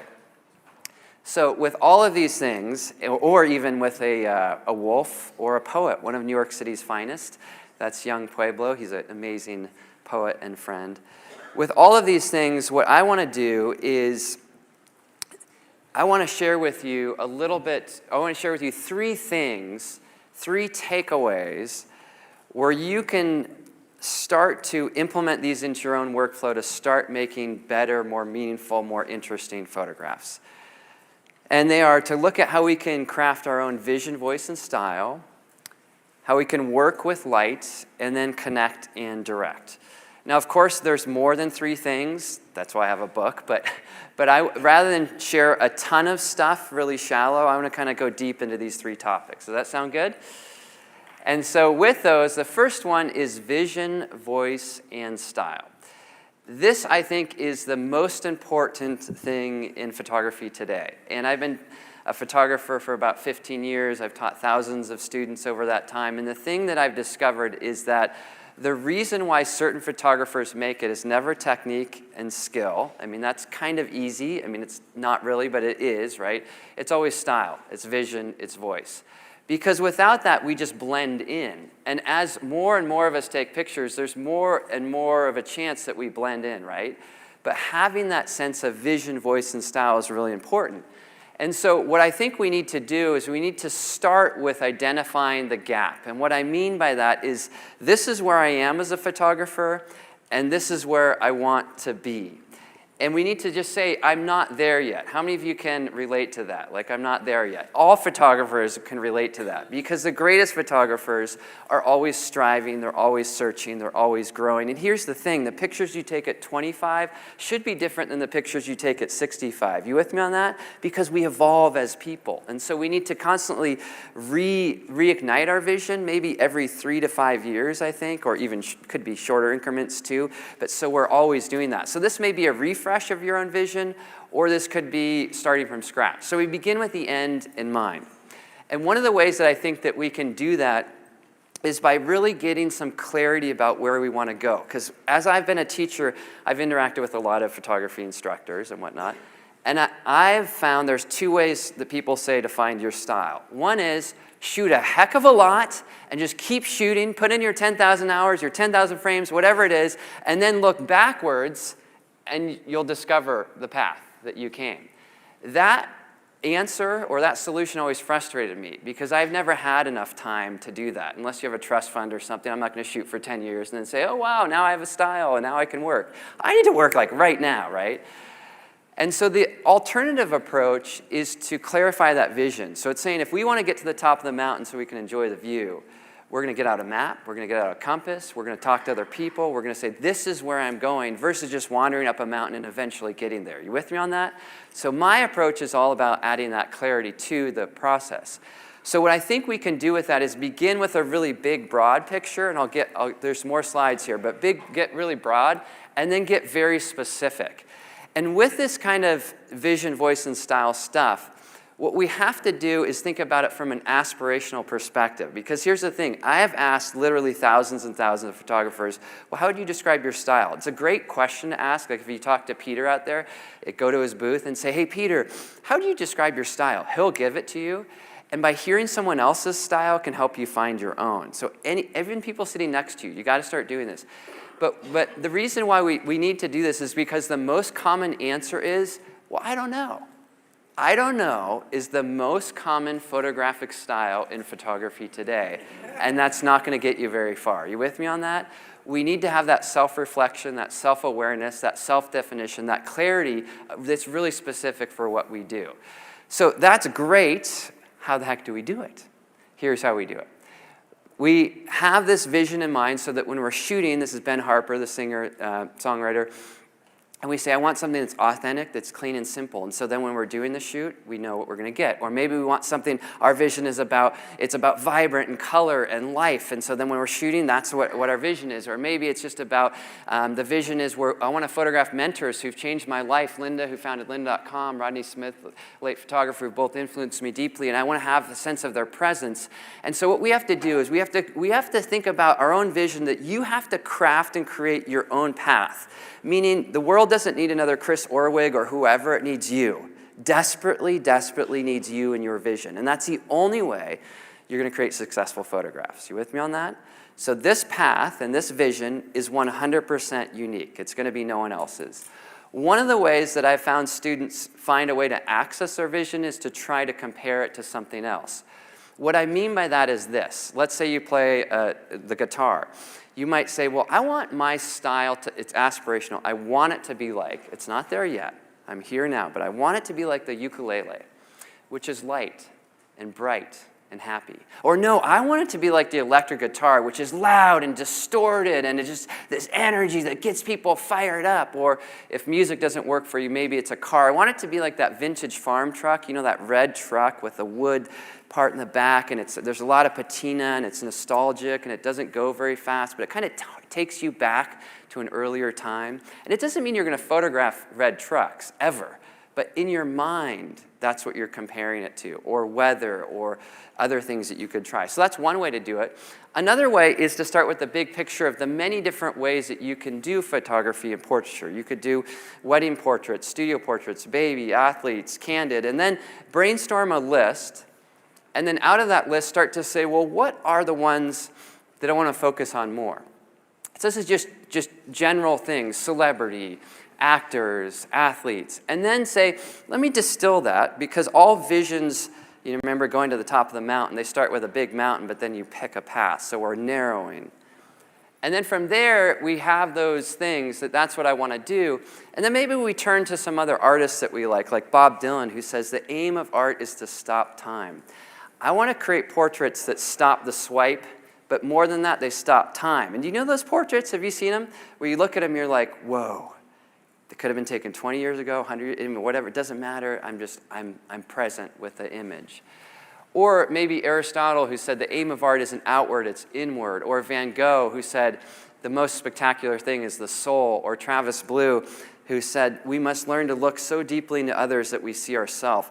And I think that the best portraits have that. What that means is when I look at you, I see myself, even though we're different. We come from different places, we look different, but we see the humanity. You with me on that? So we take these little cues from other artists that inspire us. And I'm just giving you examples with mine. Yours will be obviously different. And then we distill that more. Stopping time, inward, soul, looking deeply. And then we say, well, what I like about portraits, I like portraits that are raw, real, revealing. They have some essence, they're timeless. And then I pick a few of those and I distill them. And then when I'm photographing a world-famous surfer, I'm not thinking I'm photographing a world-famous surfer. I'm not typecasting. You with me on that? I'm not photographing someone who's tall or short or a musician. I'm photographing a human, a person. And I want to try to get these qualities. And with that in mind, with that vision, I can then do that thing. Are you with me on that? If I try to accidentally stumble on greatness, at least in my own case, it never happens. My first photo class was when I was in high school, and those photographs were horrible, you know. And so what I have to do is go through that process. So when I meet up with Rob, and also people say about Rob, they say you can't take a bad picture of him. And I always say, well, I can prove you wrong, you know. Like, and at first he's really goofy. And goofy isn't one of my words, so I'm still searching. And then it's like candid laughter. Candid isn't one of my words. And if it is for you, you know, you could build off of that. But what I really wanted was that authentic, soulful, quiet, calm presence. You with me on that? Can you see how vision got me there? And again, in this case, photographing someone else, you can see how vision is getting me there. You can see how that process, you know, the first frame, so bad. But I don't even know what was happening there. But then I'm getting to a deeper place. And this is true with people that I meet on the street. A lot of my portraits are of strangers. I'd say a huge bulk of them. Someone I meet, and I have 1 minute with them, and I do this, but I have a vision, and so then I can accomplish something. Are you with me on that? One of my friends who's a National Geographic photographer told me early in my career that if you want to get good at photography, here's what you need to do. If you go on an assignment to, say, photograph New York City, and you're at the Brooklyn Bridge, and you have 2 hours. The first hour, you take the postcard shots, and the second hour, you do the work of a photographer. Or if it's a portrait session and you have 2 minutes, the first minute, do the obvious shots, and the second minute, do the work of a photographer. And so that's what we're always doing. We're progressing, regardless of the amount of time, and we're iterating. Because how many of you capture amazing photographs on the first shot? You know, some occasionally, you know, or you get lucky and you surprise yourself. You're like, oh my gosh, that's so good. Maybe I should stop. But usually it's a little bit more like this. And we even saw that in the presentation before. It was that progression, right?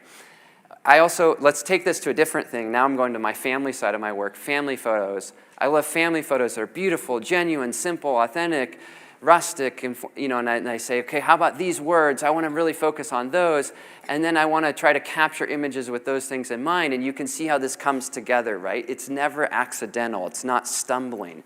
It's with a clear focus. So again, this first tip's all about beginning with your big picture. There's different ways I suggested you could access that.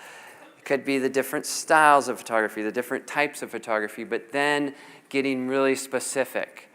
Pulling in some inspiration outside of photography, because the challenge with photography is we see so much good photography now.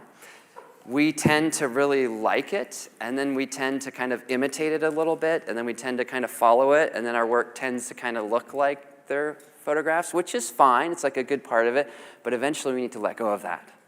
We need to be ourselves. And that's the beauty of photography. It's an individual thing. I don't want to capture your pictures. You don't want to capture mine. We want to capture our own. So get some inspiration outside of photography. And then work on adjectives and descriptions. And so your homework or your takeaway is to do some work on your vision.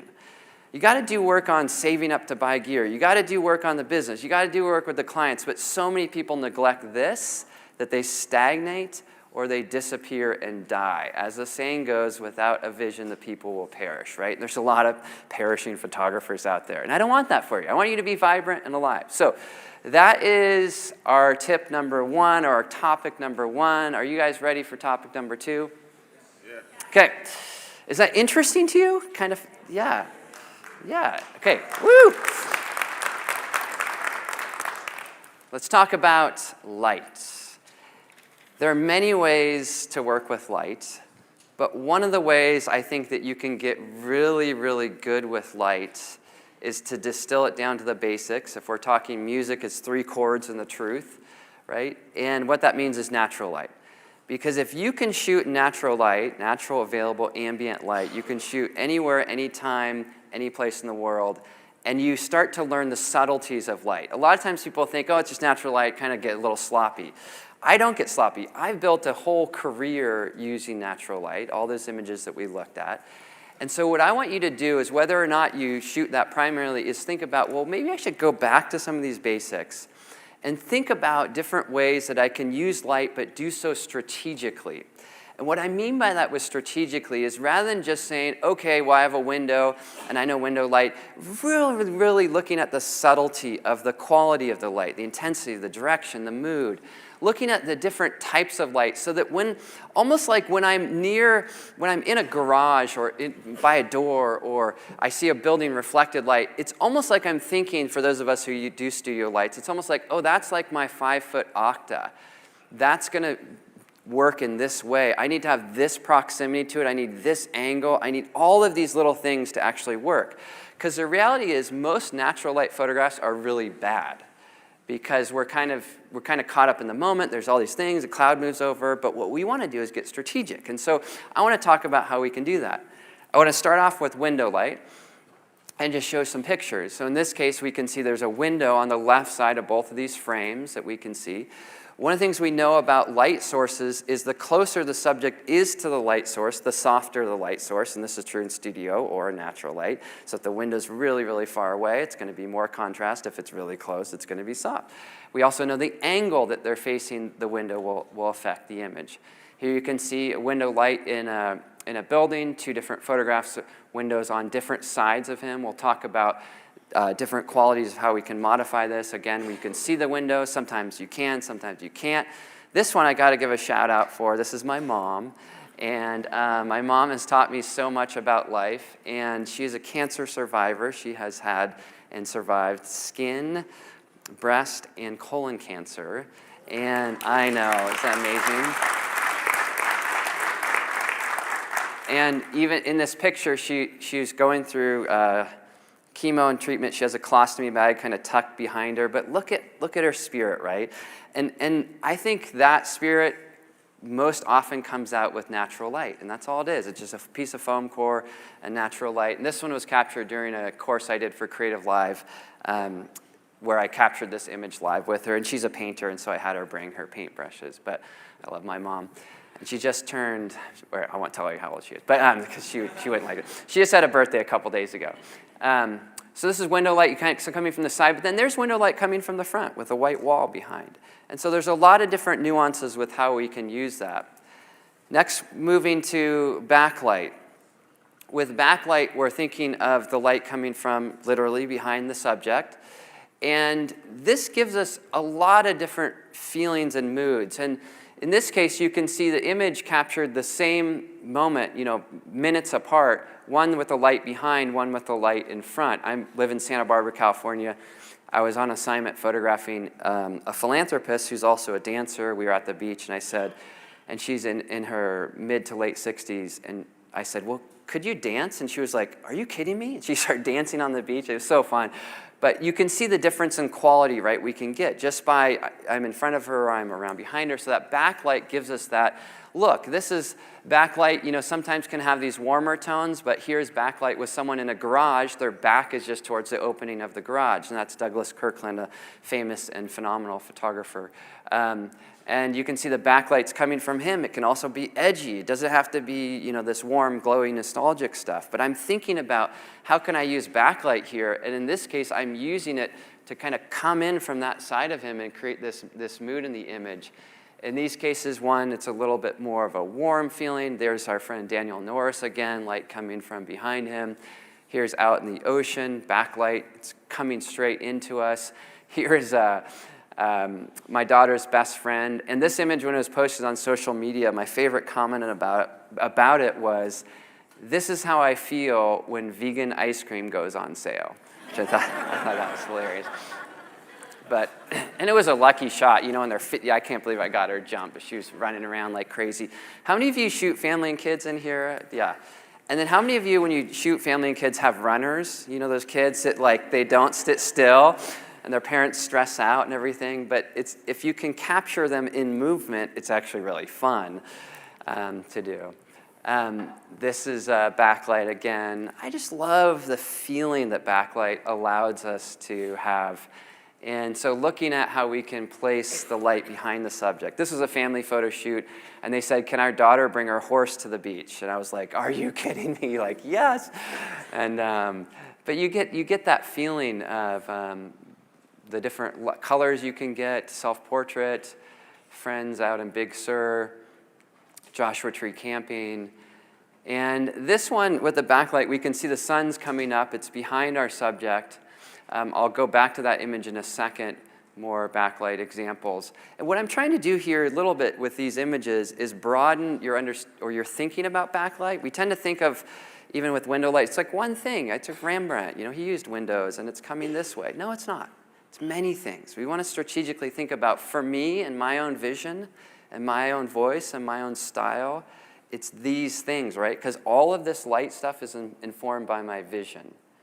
What do I want to accomplish? Authentic, natural, soulful, right? You see it in the pictures. And so then when I come to the light, I have that in my voice. What do I want to say? I'm always looking for inner strength, inner beauty, inner essence. So that's what I want to say. And eventually, it gets to the point of style.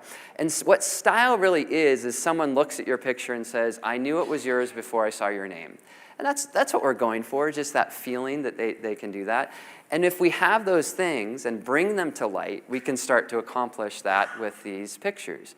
And you can see these different things captured with different subjects, different context.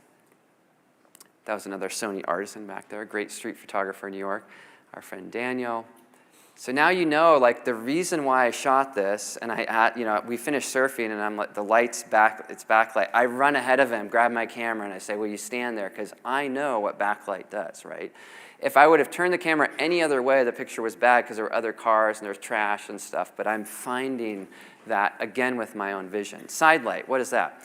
Well, this is where we start to think about how we can create a little more dimension to our photographs. So in this case, you can obviously see there's a bright side and a dark side. And if we compare that to the photo earlier, same moment, but very different different feel. You with me on that? And we know from side lighting or split lighting, called different things, in cinema, whenever you see a subject who's split light, it means there's duality to character. And often it's a way that they'll introduce a character that you're not sure is good or bad and maybe is going to turn bad. You with me on that? So it's that literal split.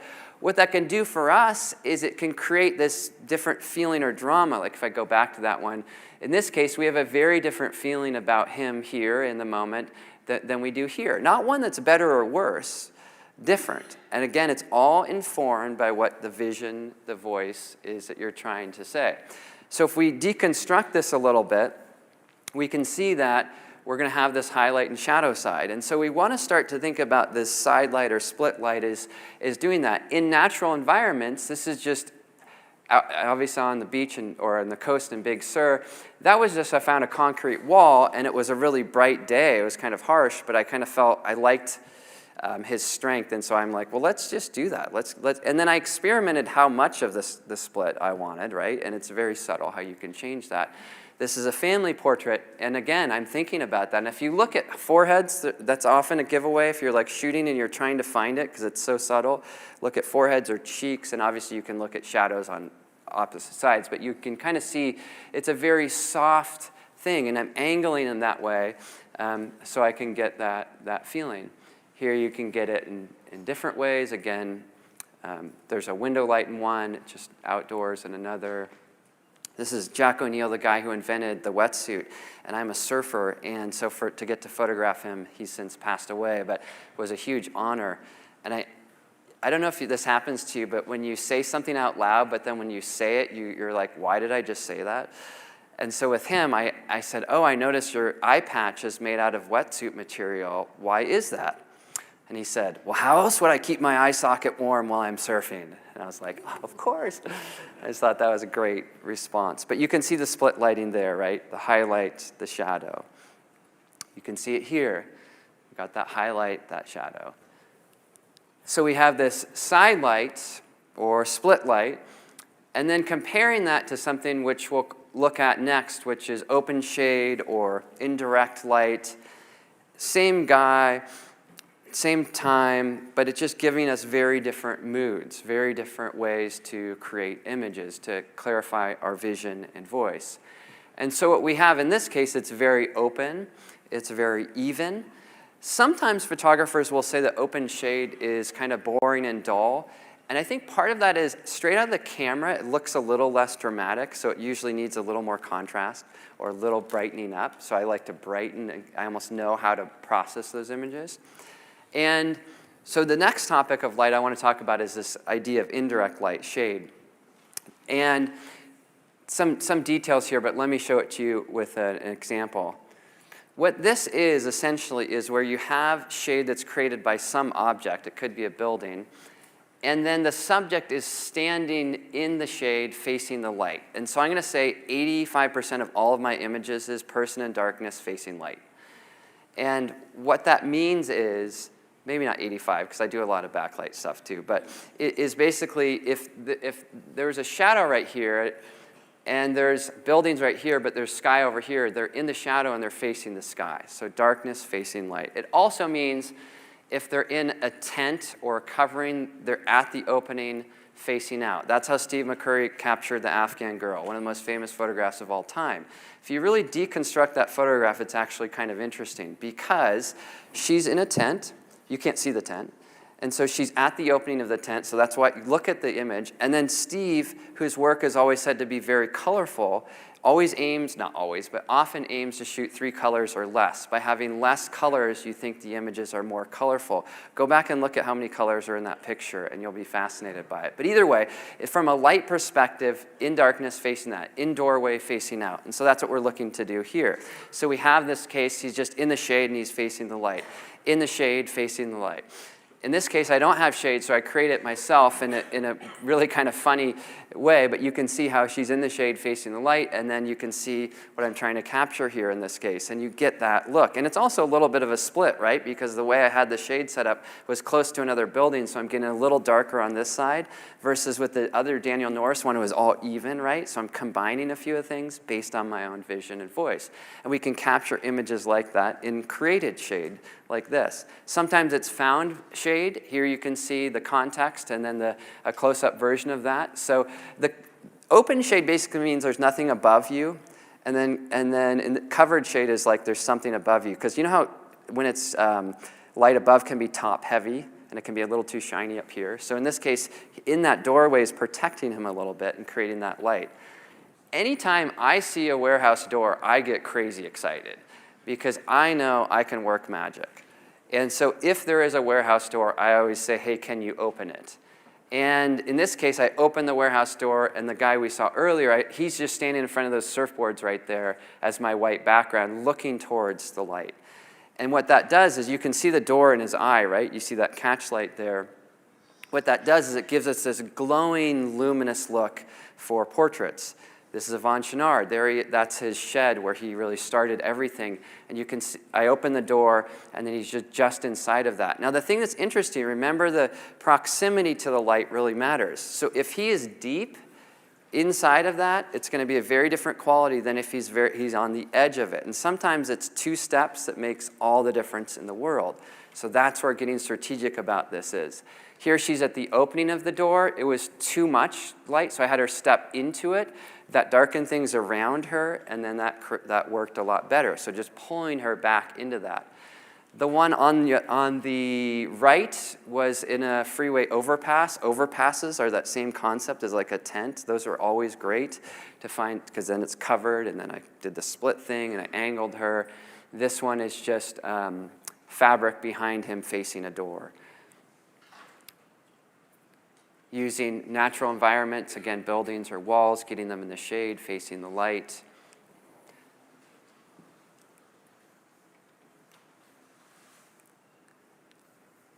Going high key works really well in this type of light too. So high key, black and white, just having that white background. And then on camera, I'm overexposing in order to get that, and then making sure I still have good detail though. These are street portraits. I love street photography. I do it a little different, but this is a couple blocks from here actually, just finding one of those construction walkway things, so putting them underneath it. And then this is near the edge of a building, of course. And then outside of a sound stage, and then again, building. Progression. So let's talk about process. This is Ben Moon, amazing person, one of the people who inspires me most in the world. But you can see the progression of here he is holding this little reflector. I was asking him how he shoots. One of the ways to get good at photography, just for the record, is to have good photographers photograph you. So, and I've done that. I've had many famous photographers photograph me because you learn more when they're pointing the lens at you than you're looking sideways. So maybe the equivalent is, let's say you play basketball. It's one thing to watch basketball and think you're a good player. It's another thing to like play basketball with someone who's really good because you actually learn their tricks in a different way. Does that make sense? So I asked him to take my picture. Then I said, well, let me take yours. He uses this little light thing, so I held that up. And I took the picture, but I didn't like the brick background, so I moved him to another background just a few feet away. I didn't like that. And then I went further, and what I did with that last one was there was a piece of foam core, and there was a doorway. And so I just put the foam core behind him, and I had him step into the doorway. And so what does a doorway do? It's 2 negative, there's subtractive light sources here. So can you see that on his cheeks, how that pulled that out? And I just got him in, literally, it was from here was like shiny and bright, and then in there was like, magic, right? And so I'm knowing that, and that's the kind of way that we can modify the light that we use. So to review our light topic here, window light. Experimenting with different ways to strategically use window light based on your vision, voice, and style, which is aspirational. This is where I am. This is where I want to be. We're always reaching as photographers. Next, backlight. Looking at how we can illuminate the scene and our subjects with light coming from behind. Now, if you're not in California, There's plenty of backlight that bounces off of things, or you just have the subject face openings of things, so there's other ways to use that as well. Side light, experimenting with splitting the light and angle, and then some kind of indirect light or using shade as well. Let's jump to topic number 3, connect and direct. When we point a camera at someone, as we all know, what we tend to find is that they either freeze or they fake it. And the freezing is really interesting. If I were to point a camera at you, you'd actually stop breathing. And the reason is it's actually a survival skill, because if there was a tiger that was loose in the hotel, they said, there's a tiger loose in the hotel, we would all go, we'd hold our breath, and we would listen, because we're trying to survive right now. You with me on that? So, and I've done it, and I watch students do it. You know, and sometimes I can play with it, because I'll be like, tell them this is going to happen. Then I point at the subject, they stop breathing. Then I pull it away, and they start breathing, they stop breathing. So we freeze, we hold, we brace, you know, all these things, neck, all these places, right? Or we fake it. And what faking it tends to be is we over-exaggerate, whatever we think that is. Guys, you know, my daughters make fun of me. They say, Dad, whenever someone takes a picture, you try to look so cool, you know? And so I'm exaggerative, because I don't know what else to do, right? And so what we have to try to do is get people back to a more authentic, genuine spot. And what I think is people go out to these different places, so we kind of go to these extremes, like I get nervous, and so I look a little stressed, or maybe I'm insecure, or I'm overdone. And so what I think photography at portraiture is a lot about is recentering. And so that recentering is this process kind of like this with this family. There's my runner kid who won't sit still. And so what I know that I need to do is I need to get them somewhere over more like that. That feels much more authentic. Now, is that the authentic moment? Yeah, that was real. So it's not, but that's the one that I think reflects a little bit more on who they are. And there's my daughter, Elsie. With kids, you always let them do the expressions, and then you get them somewhere, right? So you let go of that. We saw that here in this case. This was at a photography conference going from one to the next. And so the way that I do this is really this 5-step approach. And I'm going to bulk or combine the first 3 together, which is when capturing a photograph, always want to have your camera out and ready. So what that means for me is I've never taken a portrait where my camera's hiding in a bag and then I bring it out. So it's out and ready. It's here. I'm asking questions and I'm listening actively, and I'm taking a warm-up photo. So let me focus on those 3 first and talk about this. If you meet someone and you have a genuine conversation with them and you ask them a question like, well, what are your interests? And they say, oh, I'm a rock climber and I'm a surfer and I practice yoga and I love going to the Grand Tetons or I do all this amazing stuff, and you're like, wow, and you're talking about all these things, and then you bring out a camera and say, can I take your photo? All of a sudden, they're just like, no, I don't like my photograph being taken. How many times have you heard that as a portrait photographer, right? I actually love hearing that, because I'm like, that's the people I work with best. The people who like having their photograph being taken are like fashion models, and every click they're moving, and I'm always like, stop moving, but this happens internally or externally. And so the way that we solve that is the camera's out. And so if we meet someone and the camera's there, it's already kind of part of the exchange. There's no surprise, there's no reveal, there's no like, oh wow, that must be an expensive camera. What brand? There's none of that. It's just kind of part of the mix. I'm also very casual about my camera. So often when I'm photographing someone, I'll have them hold it. I'll just have to tie my shoe, I'll set it on the ground. This isn't a precious, scary thing. This is just, it's a tool, right? It's just part of what we're doing. So the camera's out. I have that genuine conversation. The best way to get good portraits is to get good at asking questions. And what that means is if you see a tattoo, you just say, well, tell me, is there a story with your tattoo? Or if you need like really generic topics, say, well, where have you traveled to recently that you enjoyed? Or what kind of music do you like? You can start there and then pull on those threads. Does that make sense? Let me give you a quick little story. You guys okay with another story? You liking this stuff? Is this resonating? Woo! Thank you. So fun. So how many of you ever photographed people that you're intimidated by for whatever reason? So I don't know why, but there's this one person, I was at an event, it was a Sony event, and there's this one model that was really tall and really striking, and I was just intimidated. I don't know why that was. But one of my mentors said, because I told him, I said, I have a tough time photographing models, and he said, look, Chris, You can turn a model into a person. You just ask them a question. I was like, oh my gosh, you're right. And so I just asked a question. And my first question, I was taking a picture, and I said, wow, you're really tall. Like, when did you hit your height? And I told her I had 3 daughters and their ages beforehand. She said, oh, when I was a kid, was it a good thing or a bad thing? It was horrible. Everyone, called me tree, called me all this stuff, and she said, but then it turned great once I got into sports and played volleyball and all this stuff. And I said, oh, do you still play? And she said, no, I actually had a full ride scholarship to play volleyball, but I broke my back and I got dropped from my insurance. And now the only thing I can do to pay for my bills is to model. And I was like, oh my gosh. And then of course, did I get a good portrait?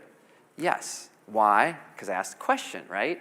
And I'm just and I'm not like, tell me about your deepest, darkest thing and how you broke your back and life's horrible. I'm just trying to be a human, right? So I have those questions, camera's out and ready, and then you have to take a warm-up photo very early. Otherwise, what tends to happen is you're like the kid on top of the diving board. And the longer that kid waits up, the longer it's going to take for the jump, right? 5 minutes, 10 minutes, 15. By like 10 minutes, they're not jumping, they're climbing back down. But if you just walk up there, jump off. So what that means, like if I were photographing you, I'd say, oh, cool, purple hat, I love that. And maybe ask a question. And I would say, wait 1 second, the light's really good. Get the photo. The photo doesn't count. It's never good. But all it is a warm-up. It lets them know that what we're going to do is dialogue and shoot. And we're going to get into this flow, right? And the flow isn't talk, talk, talk. Okay, now perform. It's more like, no, let's be genuine. Let's be real. And let's integrate that into the mix.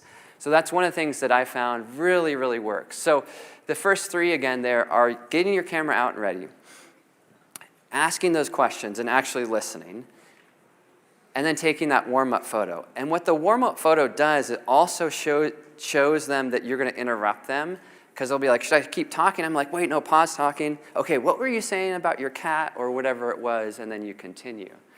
Next is this idea of moving, breathing, relaxing, and even anchoring. And what that means is, in most of my photographs, I'll start somewhere and then go somewhere else. So in this case, the movement was walking, the anchoring was holding something. In this case, the movement was climb up onto that rock, and that gave him somewhere to be, and then the photograph. The anchoring here is obvious, it's almost laughable, lean against the car, because here's what happens. And I don't know if this happens to you when you're photographed, but if someone photographs you, you're kind of like, well, where do I stand, or what do I do? But if you tell me, well, just put your elbow against the lectern here, and then I'm okay, and I'm comfortable. I'm like, this is my friend. I'm anchored to the world. And even if you don't want that shot, the movement from there to here, a lot of my tension was released without knowing it. And then I'm there, then I can start working. So I'm always getting people to move. You can see the anchoring here, touching the painting supplies, touching the window, folding the hands, the anchoring of the hands on the jacket. In this case, what do I do with my arms? And then it's like, well, let's do this. What if you fold your leg? So that's even a comforting position. Can you see how I kind of got her in a nice way? Hand on that. This anchoring was just a stool. That's why stools work in portraiture so well, because you're kind of like, where do I sit? Well, just sit in the stool. And the people are like, they settle, right? And then what I'm doing with the other things with breath is most of my photo shoots, I'm asking people to breathe because they stop breathing when you point a camera at them. So we're going to do a collective experiment here. It's a little goofy, but I'm from California, and we're all goofy out there anyway. So here it is. We're going to take a big breath together. Ready? Breathe in for me, and then breathe out. How does that feel? It feels great, right? You feel more grounded. You feel more present. And science shows that breathing does that. That's why meditation, all these things are so important. Integrate that into a photo shoot. It's real easy. Just take a breath, roll your shoulders, open up your hands. Tension can come a lot of different places. I photographed someone who's really beautiful and relaxed here, but her hands were clenched, like she wanted to punch me, It's like a defense mechanism. So just say, open your hands and relax that. Get that movement in there. In this case, literal movement, breathing. That when you breathe, you feel really present and engaged. So when you look at someone's portraits like these, now you're kind of like reverse engineering them. Like, oh, he had vision. He has his voice. He's aiming for the style. And then as he's doing that, he's using light in a certain way. And now he's connecting. The camera was out. And he's giving them also some feedback, and feedback always needs to be genuine for portraiture, right? Because if it isn't, the disingenuousness of the feedback is reflected in the subject. So just like, wow, this looks really strong, or whatever it is that you need to say to them. Here's more anchoring, giving the subject something to do, leaning against a wall. That's in Brooklyn. I love that wall. And eyes are a really big thing too. Here's what happens if we talk to each other. And let me just pick someone who I haven't talked to. Maybe you with the scarf there. If you and I talk to each other and we're talking and you say, Chris, how was New York? I would go like this, and then I would come back. And I would have a break in eye contact. Watch today, and you'll notice eye contact breaks, and it's fine. But what we do in portraiture is this. We stare, and the subject thinks they have to keep staring and staring and staring and staring. And my eyes hurt, and they're glazed over. And so eye contact, it's like there's this connection, probably about 10, 15, 20 seconds, and then it glazes, and it just dies, and it's horrible. And even if you're practicing photography in here today, try this. Just let your subjects, give them a break, say, look away. Even if you don't like the look away shot, I always have them look away. Or look down, look back, look here, reconnect, right? You want to have that relaxed sense of the eyes. If you really want to go for it, which I'll show in a second, you have them close their eyes and take a breath and then come back. And when they come back, the spirit that's there, you'll be like, oh my gosh, this is magic, So in this case, she's looking away and she's looking at her boyfriend who's standing next to me. And I just say, hey, look back at him, and then take a breath and then look back at me. So I'm using these as techniques. And like I said, with the eyes closed, majority of people I photograph, I will ask them at some point close their eyes, and I have images like this. I think it could be interesting to do something with them, like of almost everyone I've photographed. But I only share it here just to illustrate, I really do this. And and the way that I do it's really important, and the way that I recommend you do it. You don't say, hey, close your eyes right now, take a breath. The way I do it, I say, I look away from them for a second. I just close your eyes, maybe roll your shoulders, so I demonstrate, take a breath. And then come back, and they do that. And I can shoot with a silent shutter, so often I will take a photograph to kind of get ready for them to be there. But I'm doing it is collaboratively. And what it helps with me, what I found, is it relaxes me. Here's a funny thing about me as a photographer, and maybe you. I get nervous at every photo shoot because I never know what's going to happen. And I've learned to embrace that. And I've learned to build into my workflow ways to relax myself, which part of that is taking a breath by saying, hey, take a breath, and then even in my talk, when I took a breath, I felt a lot better, and hopefully you did too. All right, so let's reverse engineer. Family photo we've seen a few times. Family shows up, and first thing is they're just wearing ordinary street clothes, so I was sort of disappointed. How many of you have disappointments with shoots? You just say, well, I'm letting go of that. Let's just make it natural, okay? Because creativity is always about making the most with what you have versus thinking, if only. If only I lived here. If only I had that model. If only I had this camera. It's like, okay, make the most. Family's squirrely. That kid, youngest kid, has nothing to do with it. So I have a vision, authentic, natural, warm. I need to ask a question rather than just say, stand together. I'm not just telling, I'm asking. So I go to Izzy, a little kid there. I say, hey, Izzy, do you ever ride on your dad's shoulders? She's like, oh, yeah. I'm like, well, can you still do that, or are you too big? She's like, no, I could still do that. Anchored her, right? Then I get the rest of the family together. I'm talking to them. I think I was talking about a recent trip that they took. Can you see how warm now they're And then I said to Izzy, is there any chance you could lean over and hug your mom? And she does it for me. And then I have this cohesive image, right? And it's all because I had that little bit of vision. I'm thinking about light, and then I'm using some of the techniques as far as cameras out already. They're not afraid of the camera. I'm engaging with them, and then I'm looking for the moment, right? You with me on all those things? This one, again, it was all a result of questions, and let me just check my timing here, make sure I'm good. I am good. This was at a workshop. This is an interesting story. This is a Broadway performer, amazing guy, incredibly talented. And he's there, and he's sitting on a little stool, and I have a piece of black cloth behind him facing the door. in darkness, facing light, right? And I start to talk to him, and I just ask him about his family and stuff. And he says something about his family, and he says, well, yeah, my mom has MS. And so I say, well, what was that like, or what is that like with having a mom who has MS? And he starts to choke up and actually starts to cry. And I have 25 people there in my workshop. And someone in the workshop was so uncomfortable with him crying, said, well, what was your favorite Broadway show to be in? And he was just like, Hair? You know, and it just took him out of that. And then I had to kind of bring him back and ask more questions. And then got into a place, got him to take a breath, kind of recovered from talking about mom, and then looked back with this resolve and this strength and this spirit where I was like, this is it. You with me on that? And what was interesting with the workshop attendee was she said, Chris, I felt like you were manipulating him. And I said, well, here's the thing, especially with performers. I asked him an open-ended question, what was it like? He could have said, it was tough, but I love my mom. But he decided to go vulnerable. And as portrait photographers, what we do is we just create space. And if someone enters into that space, we honor it. We do not take advantage of it. And then we dig a little bit more, he needed a reset moment, and then you can capture a good image. You see that process? And so now it kind of all makes sense. Same thing with these. I don't even need to tell you what I did, but you know what I did, right? Camera's out. I approach a stranger. Camera's out. I ask a question to this guy. This is in the Land's End in San Francisco. And he's walking along. I'm waiting. I'm about to photograph a famous ballerina, but then I see this guy walk by. And I just start to talk to him. And I say, well, what do you do? And he said, oh, I'm a writer. And he's a homeless guy. But all of a sudden I was like, oh, this is a writer without a home. Remember Travis said, look so deeply that you can see yourself? I'm a writer. I write books.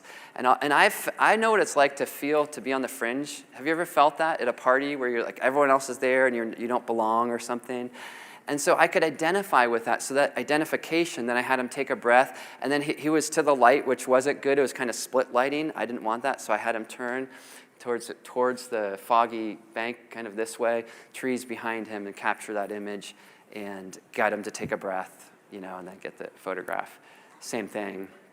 Okay, so the 5 things here that I recommend. Are there more than 5? Of course, but these are some good ones. Get your camera out. Practice the art of asking questions. A lot of my students say, Chris, how do I get better at capturing portraits? Next time you're getting coffee, try to talk to the person standing in line next to you. And just ask them, like, cool, that's an interesting jacket. Is there a story? Or what brings you to New York? Or anything. Get into the art of question asking. Take that warm-up photo, get them to move, breathe, relax, and then provide that feedback. So here's our recap. Point number 1 for today is all about vision, voice, and style. Carving out some time today, this week, this month, to articulate your own. Next, really getting down to the basics of working with natural light and practicing with that. So when you find yourself in a situation, you're thinking, oh, I'm using strategy 3 right here. And I know what I'm doing. I'm not just kind of randomly shooting. And then 3, looking at how we can connect and direct with our subjects. So with those things, what we can do then is we can capture images which can be hopefully more meaningful, more interesting, and more memorable. And last but not least, if you want to follow along, there's my info, and thank you.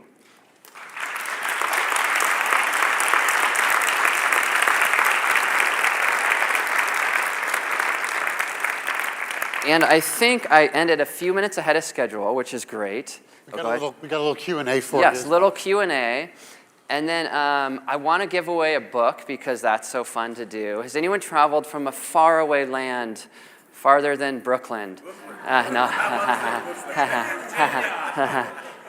Maybe it's because you have such a good smile. You gotta get that. Yeah.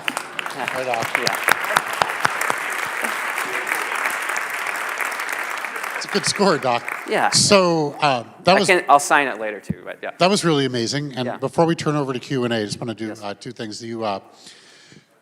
I got the treatment, the 5-step treatment earlier this morning. Yeah. And I just want to talk about technology for a second. First off, it was an honor being in front of your lens. Yeah. And I do think that a lot of us would agree there was the way that we approached portraiture before we saw this presentation and the way we're going to do our portraiture later on.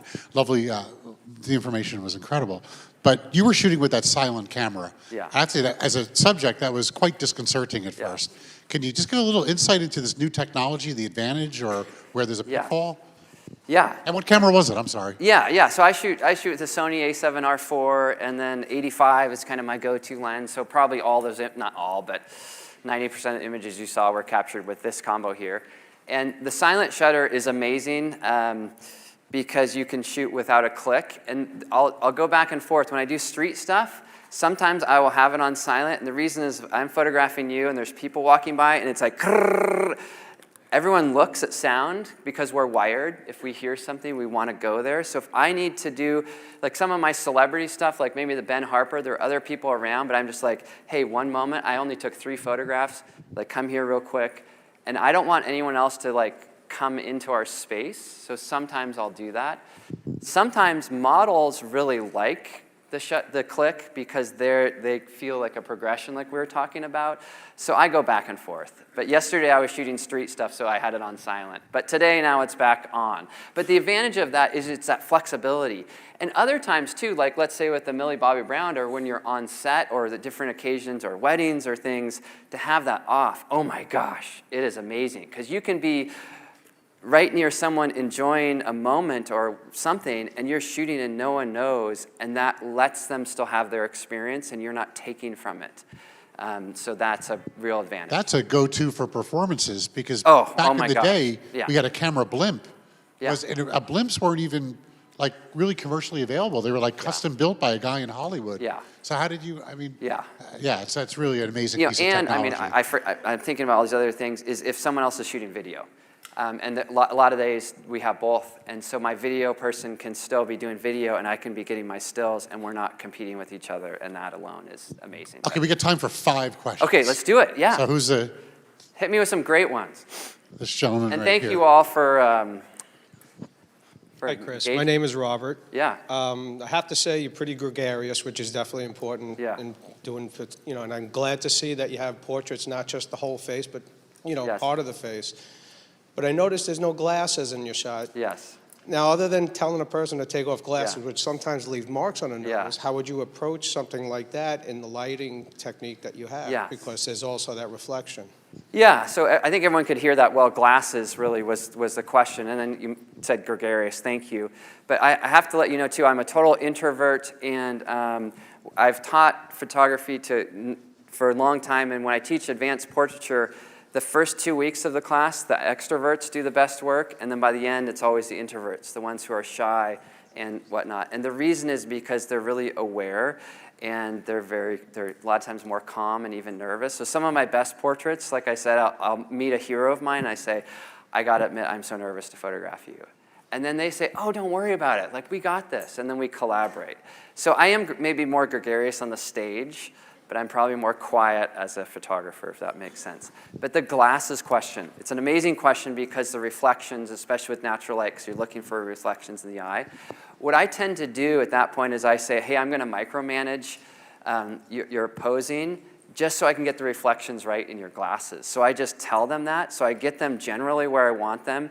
And then for my gestures, I'll tend to do I say, imagine if this is your face, and I'll do a tilt, or I could do shoulders, or I could do turns. So I'm just looking to get a clean shot. And often what I'll do is I'll get, maybe it's clean in one eye and then the other eye, and then I might have to combine them, so it is challenging. But that's what I do, just micro adjustment. So yeah, any other questions? Hi, my name's Amelia. Thank you for your presentation, and I really appreciated the way that you gave us tips on disarming a person, making them feel sort of like an equal, and that they're sort of diffusing that power dynamic. I think that was really important. My question is, when you end the encounter with a stranger, like that person who is homeless, what sort of questions or conversation do you have about what's going to happen to the image, or do I have to pay you, or do I send, can you give us a little bit of the end of the story? Yes, and I have a whole kind of, not to sell my book, but segment in the book about approaching strangers. No, but I'll talk about Also, because I have to hang my camera, the way to hang a camera properly, just so everyone knows, is so it points into the small of your back. And the reason is because I can walk around and nothing's going to hit it. And the way not to hang a camera is like this, because now it's going to hit everything and be damaged. So I have my camera, when it's out, it's like this, because getting to your question, or it's around my hand like this. And it's just really casual. It just happens to be there. And then, so they know when I approach them that the camera's part of the equation. And part of that is, when I talked with Steve McCurry once about how he gets all his good portraits, I said, how do you do this? And he said, I always get them to help me. And what it means by that is, I'm on an assignment, and I need to do this thing, and I need to capture his portraits. Could you help me? And so what I do for that is blame it on something. And what I mean by that is, it could even be I'm building up a portfolio of work, and I'm photographing people here in New York for that, or I'm just practicing photography because I have a new camera and lens, so I'm blaming it on something. And the photos are just for me personally, and could I capture your portrait? So I'm setting it up, and they always will ask, well, what's it going to be used for? And then I'll usually try to preemptively say what it's going to be used for, like this is just for Instagram, or this is just for my own use, just for practicing something I'm doing, or talk about that in some way. And then there's the shoot, and with the shoot, there's that moment of connection and everything. And at the end, usually what I like to do is to put the camera back away and talk with them without the photographic exchange. And often that means walking, and they're going somewhere, just walking and talking and saying, okay, where's going next? Or, so what are you writing about? Things maybe I couldn't have asked earlier. And thanks, it was a real honor meeting you. It inspired me, or I learned something, or I give them some kind of feedback in that loop. And that's always really sincere. Every person I've photographed has enriched my life in some ways.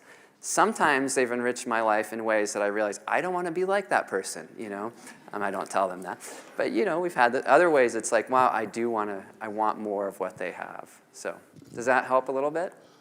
Okay, we got time for one more question from I'm this answering gentleman. too long. But.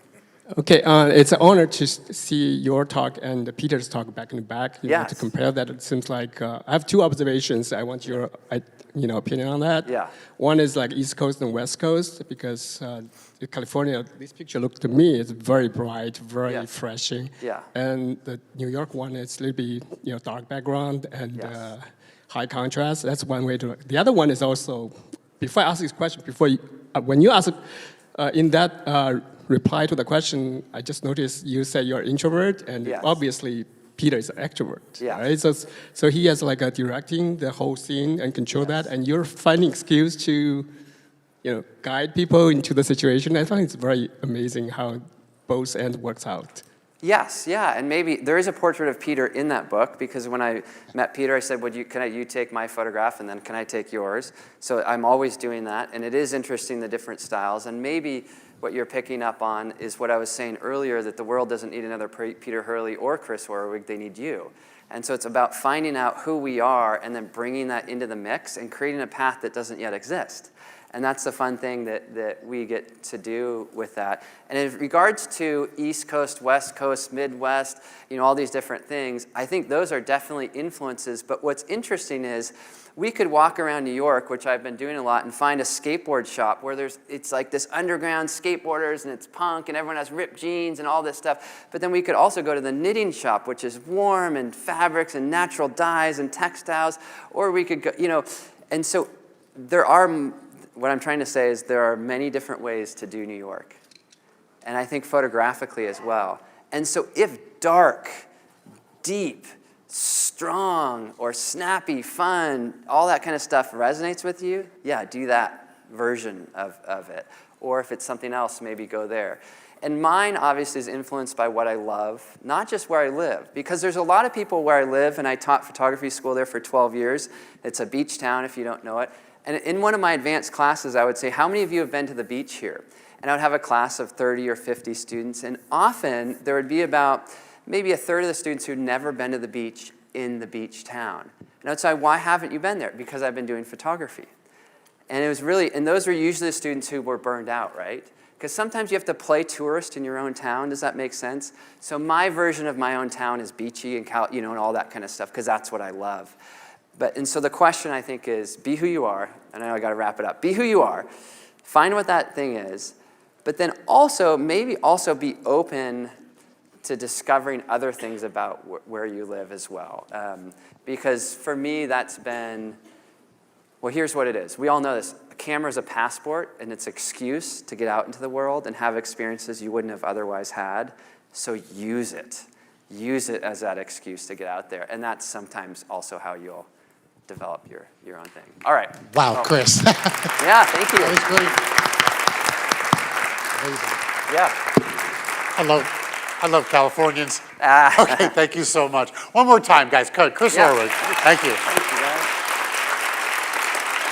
Okay, I got two things for you guys. Depth of Field Challenge, entries end at 2 o'clock. We're going to do a lunch now. And at 1 o'clock, Mick Rock hits the stage. This is going to go to 11. Rock and roll. See you back here at 1 o'clock. Thank you very much. This is our green vest. Portfolio reviews, if anyone wants to do that, and I'm around to hang out or talk. Or if you want a portrait taken, I would love to capture a portrait. Went to the World Series. The first cell phone call was made. And Bellamy and Herman opened a specialty photography shop at 17 Warren Street, New York City. They had a simple philosophy. Be honest, treat people right, and they will come back. Thanks, Irving. Also, free candy. And it worked. Over the next 20 years, we expanded and moved to West 17th Street, then 34th Street and 9th Avenue, and added more products. Lighting, binoculars, telescopes, audio, video, tripods, computers, printers, mobile, televisions, projectors, drones, and even more free candy. Now it's 3 stories and over 400,000 products and over 1,000 employees. We take millions of orders online and ship to 179 countries and counting. You can talk to us in person, on the phone, B&H, how can I help you? or online. Check out our checkout baskets. Also check out our checkout numbers. Also check out the flare on Marae's vest. And everyone's favorite part, our conveyor belt. The benefit of the conveyor belt is you don't have to worry about the product or schlep it around anymore until checkout. Nice. These are the owners. They still come to work every day. They're around here somewhere. Anyway, this is Jeanette. Oh, sorry, she's busy. This is our warehouse. This is Yakov and Levy fighting over lighting kits. B&H is not a chain. B&H is open every day, except Saturdays, of course. Now you know almost the whole story. We are B&H. This is a story about a magical place where everything's amazing, especially the people. We can tell you everything there is to know about over 400,000 different pieces of gear. Tell them, Lenny. We have a 17 millimeter, 24 millimeter, 45 millimeter. He does this all day. We'll help you find the right thing, which is often not the most expensive. The A9 is great, but I think the 6500 is better for what you need. That's pretty rare. And just like you, we love to explore and share our passion, because we're creators as well. Israel and Jake like to make videos for the web. Oh, I love it when he does this. Oh, by the way, if you can't meet us in person, you can always chat with us online. Think of us as collaborators, production partners, problem solvers. This is Greg. He's made 5 gold records. You can play your voice high. And here's Jay, the king of the candids. Wait, I'm not ready, Jay. Sometimes we geek out and help each other, but mostly we're here to help you. Like Lenny, who's still going, because there's a lot to say when you're making some pretty important decisions. So now you've met 16 of over 1,000 employees. 16 reasons our customers like to do business with people, not algorithms. We are B&H. At B&H, we found a way for you to save the tax. Have to have the latest Sony camera and save the tax? You got it. Need the new MacBook Pro? It's yours. How about a supersonic high-def telescope? We got you. Meet Paybu. You pay the tax, we pay you back, just like that. B&H.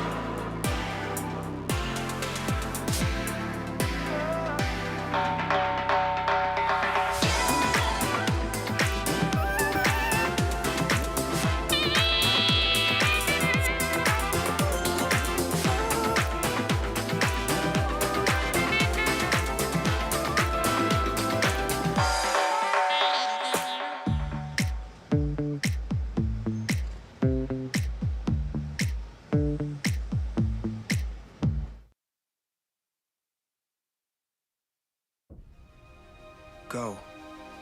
Go because you have to go. Go because it's pouring out from every scene and dream and every thought that seems to come back to the one thing that rips you out of bed at night.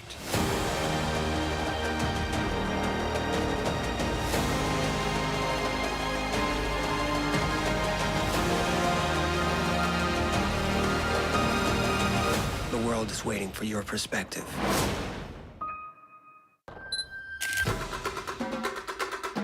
Sometimes your shot moves so fast, your eyes can't keep up.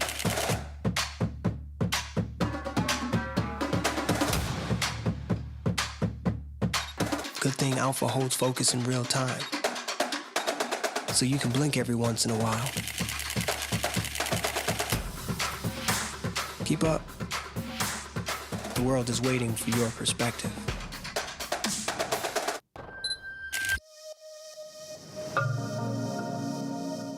Oh, the majesty of the earth.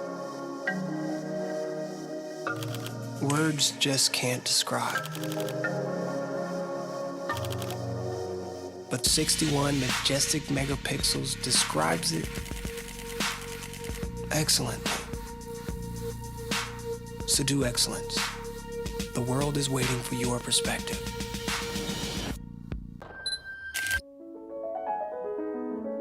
It can be hard to focus on a vision, whether it's near or far, bright or dark, beautiful or terrifying. But don't lose heart. Your vision just requires the right lens to pull it in focus. Alpha has far more lenses than any other mirrorless camera brand. So keep focus. The world is waiting for your perspective.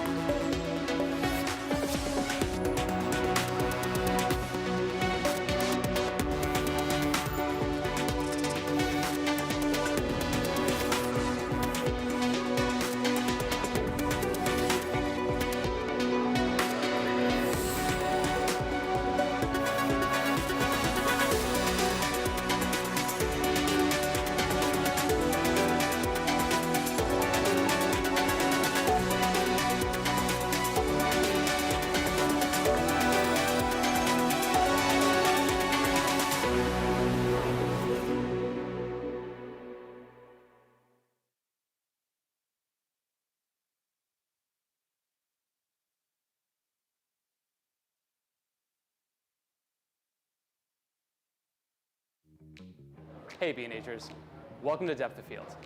This wedding, portrait, and events photography conference brings together photographers and filmmakers from all over the world. It also hosts the Depth of Field Challenge, a fun way to get involved with the show and win some awesome prizes. How do you take part in the Depth of Field Challenge? First, grab the golden ticket out of your swag bag. Don't lose it. You'll need to get it punched at each station. Once you have it, you'll need to complete 4 tasks so you can submit your photo into the competition. Task 1 is to visit 3 camera manufacturer booths. Don't forget to get your ticket punched. Task 2 is to create an image right here at the Depth of Field conference. You can also check out the studio experience room for some inspiration too. Yep, work it. Task 3 is to visit the workflow experience room, where you can edit and print your work. And finally, task 4 is to share your experience on social media with the hashtag BHDOF. That's it, though. If you do want some bonus points, have your portfolio reviewed by one of our experts. After submitting your work, a panel of experts will crown the Depth of Field champion, who'll take home big prizes and a classic green B&H vest. Have fun and good luck. This is our green vest. This is our conveyor belt. This is one of our photo experts. This is a brief history of B&H. The year was 1973. The Mets went to the World Series. The first cell phone call was made. And Bleemy and Herman opened a specialty photography shop at 17 Warren Street, New York City. They had a simple philosophy. Be honest, treat people right, and they will come back. Thanks, Irving. Also, free candy. And it worked. Over the next 20 years, we expanded and moved to West 17th Street, then 34th Street and 9th Avenue, and added more products. Lighting, binoculars, telescopes, audio, video, tripods, computers, printers, mobile, televisions, projectors, drones, and even more free candy. Now it's 3 stories and over 400,000 products and over 1,000 employees. We take millions of orders online and ship to 179 countries and counting. You can talk to us in person, on the phone, B&H, how can I help you? or online. Check out our checkout baskets. Also check out our checkout numbers. Also check out the flare on Marae's vest. And everyone's favorite part, our conveyor belt. The benefit of the conveyor belt is you don't have to worry about the product or schlep it around anymore until checkout. Nice. These are the owners. They still come to work every day.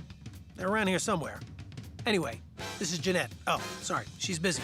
This is our warehouse. This is Yakov and Levy fighting over lighting kits. B&H is not a chain. B&H is open every day, except Saturdays, of course. Now you know almost the whole story. We are B&H. This is a story about a magical place where everything's amazing, especially the people. We can tell you everything there is to know about over 400,000 different pieces of gear. Tell them, Lenny. We have a 17 millimeter, 24 millimeter, 45 millimeter. He does this all day. We'll help you find the right thing, which is often not the most expensive. The A9 is great, but I think the 6500 is better for what you need. That's pretty rare. And just like you, we love to explore and share our passion, because we're creators as well. Israel and Jake like to make videos for the web. Oh, I love it when he does this. Oh, by the way, if you can't meet us in person, you can always chat with us online. Think of us as collaborators, production partners, problem solvers. This is Greg. He's made 5 gold records. You can play your voice high. And here's Jay, the king of the candids. Wait, I'm not ready, Jay. Sometimes we geek out and help each other, but mostly we're here to help you. Like Lenny, who's still going, because there's a lot to say when you're making some pretty important decisions. So now you've met 16 of over 1,000 employees. 16 reasons our customers like to do business with people, not algorithms. We are B&H. At B&H, we found a way for you to save the tax. Have to have the latest Sony camera and save the tax? You got it. Need the new MacBook Pro? It's yours. How about a supersonic high-def telescope? We got you. Meet Paybu. You pay the tax, we pay you back, just like that. B&H.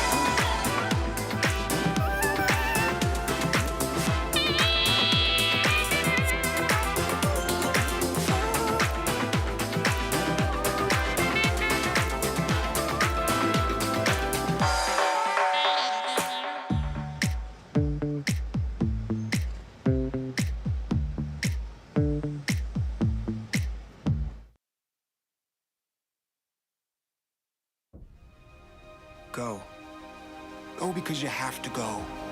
Go because it's pouring out from every scene and dream and every thought that seems to come back to the one thing that rips you out of bed at night.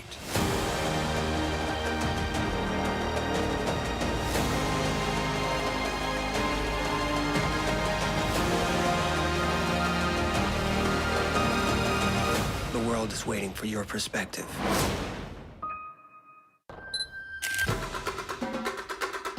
Sometimes your shot moves so fast, your eyes can't keep up.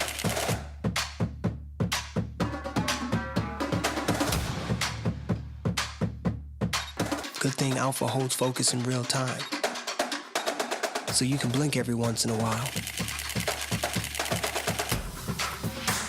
Keep up. The world is waiting for your perspective.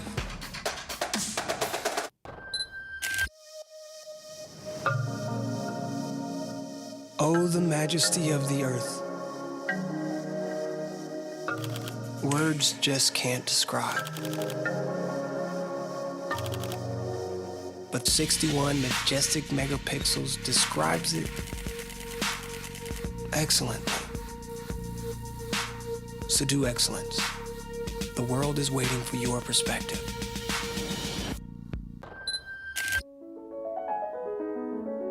It can be hard to focus on a vision, whether it's near or far, bright or dark, beautiful or terrifying. But don't lose heart. Your vision just requires the right lens to pull it in focus. Alpha has far more lenses than any other mirrorless camera brand. So keep focus. The world is waiting for your perspective.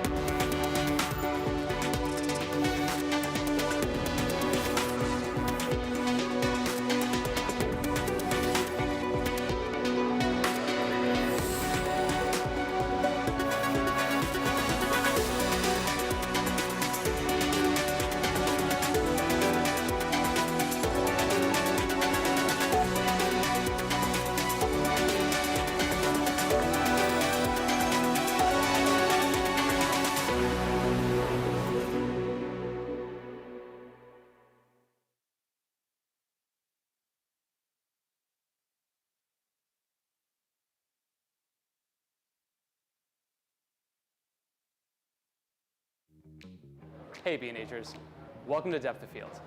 This wedding, portrait, and events photography conference brings together photographers and filmmakers from all over the world. It also hosts the Depth of Field Challenge, a fun way to get involved with the show and win some awesome prizes. How do you take part in the Depth of Field Challenge? First, grab the golden ticket out of your swag bag. Don't lose it. You'll need to get it punched at each station. Once you have it, you'll need to complete 4 tasks so you can submit your photo into the competition. Task 1 is to visit 3 camera manufacturer booths. Don't forget to get your ticket punched.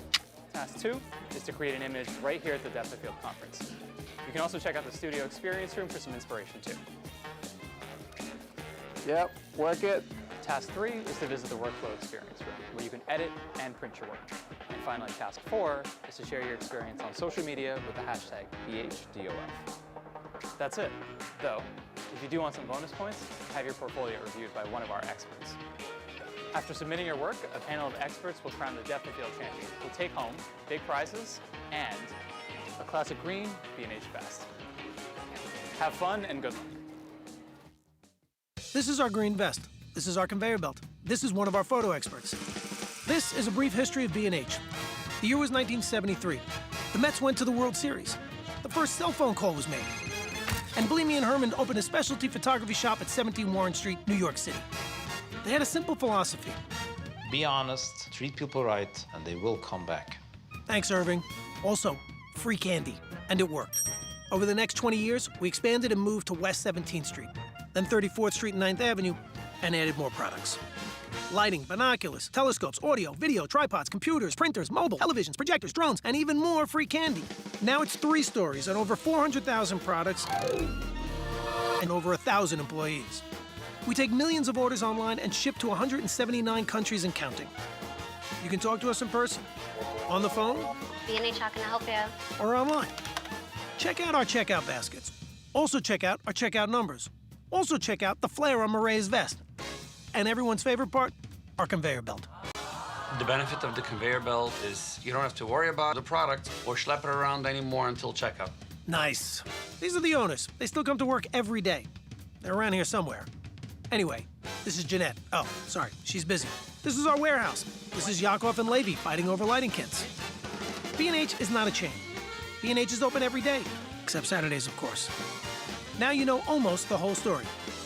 We are B&H. This is a story about a magical place where everything's amazing, especially the people. We can tell you everything there is to know about over 400,000 different pieces of gear. Tell them, Lenny. We have a 17 millimeter, 24 millimeter, 45 millimeter. He does this all day. We'll help you find the right thing, which is often not the most expensive. The A9 is great, but I think the 6500 is better for what you need. That's pretty rare. And just like you, we love to explore and share our passion, because we're creators as well. Israel and Jake like to make videos for the web. Oh, I love it when he does this. Oh, by the way, if you can't meet us in person, you can always chat with us online. Think of us as collaborators, production partners, problem solvers. This is Greg. He's made 5 gold records. You can play your voice high. And here's Jay, the king of the candids. Wait, I'm not ready, Jay. Sometimes we geek out and help each other, but mostly we're here to help you. Like Lenny, who's still going, because there's a lot to say when you're making some pretty important decisions. So now you've met 16 of over 1,000 employees. 16 reasons our customers like to do business with people, not algorithms. We are B&H. At B&H, we found a way for you to save the tax. Have to have the latest Sony camera and save the tax? You got it. Need the new MacBook Pro? It's yours. How about a supersonic high-def telescope? We got you. Meet Paybu. You pay the tax, we pay you back, just like that. B&H.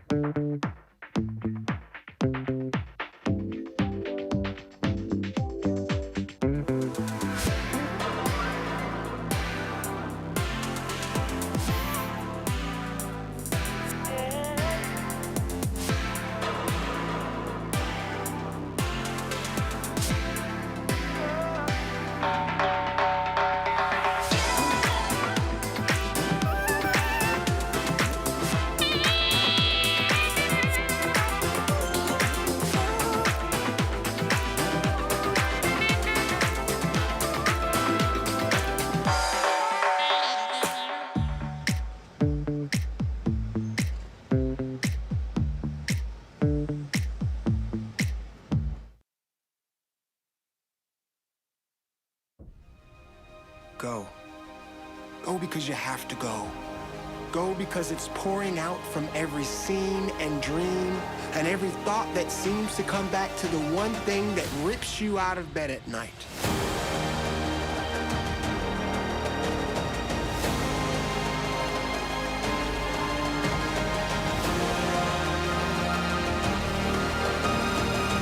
The world is waiting for your perspective.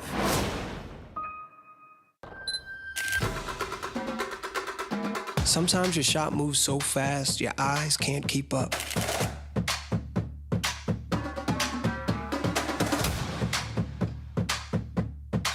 Good thing Alpha holds focus in real time, so you can blink every once in a while.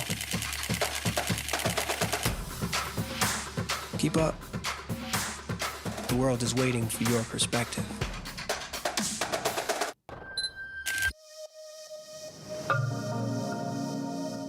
Oh, the majesty of the earth.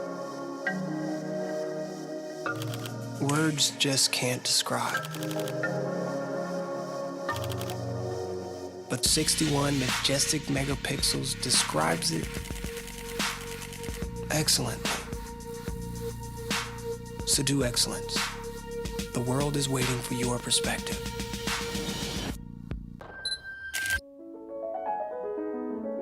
It can be hard to focus on a vision, whether it's near or far, bright or dark, beautiful or terrifying. But don't lose heart. Your vision just requires the right lens to pull it in focus. Alpha has far more lenses than any other mirrorless camera brand. So keep focus. The world is waiting for your perspective.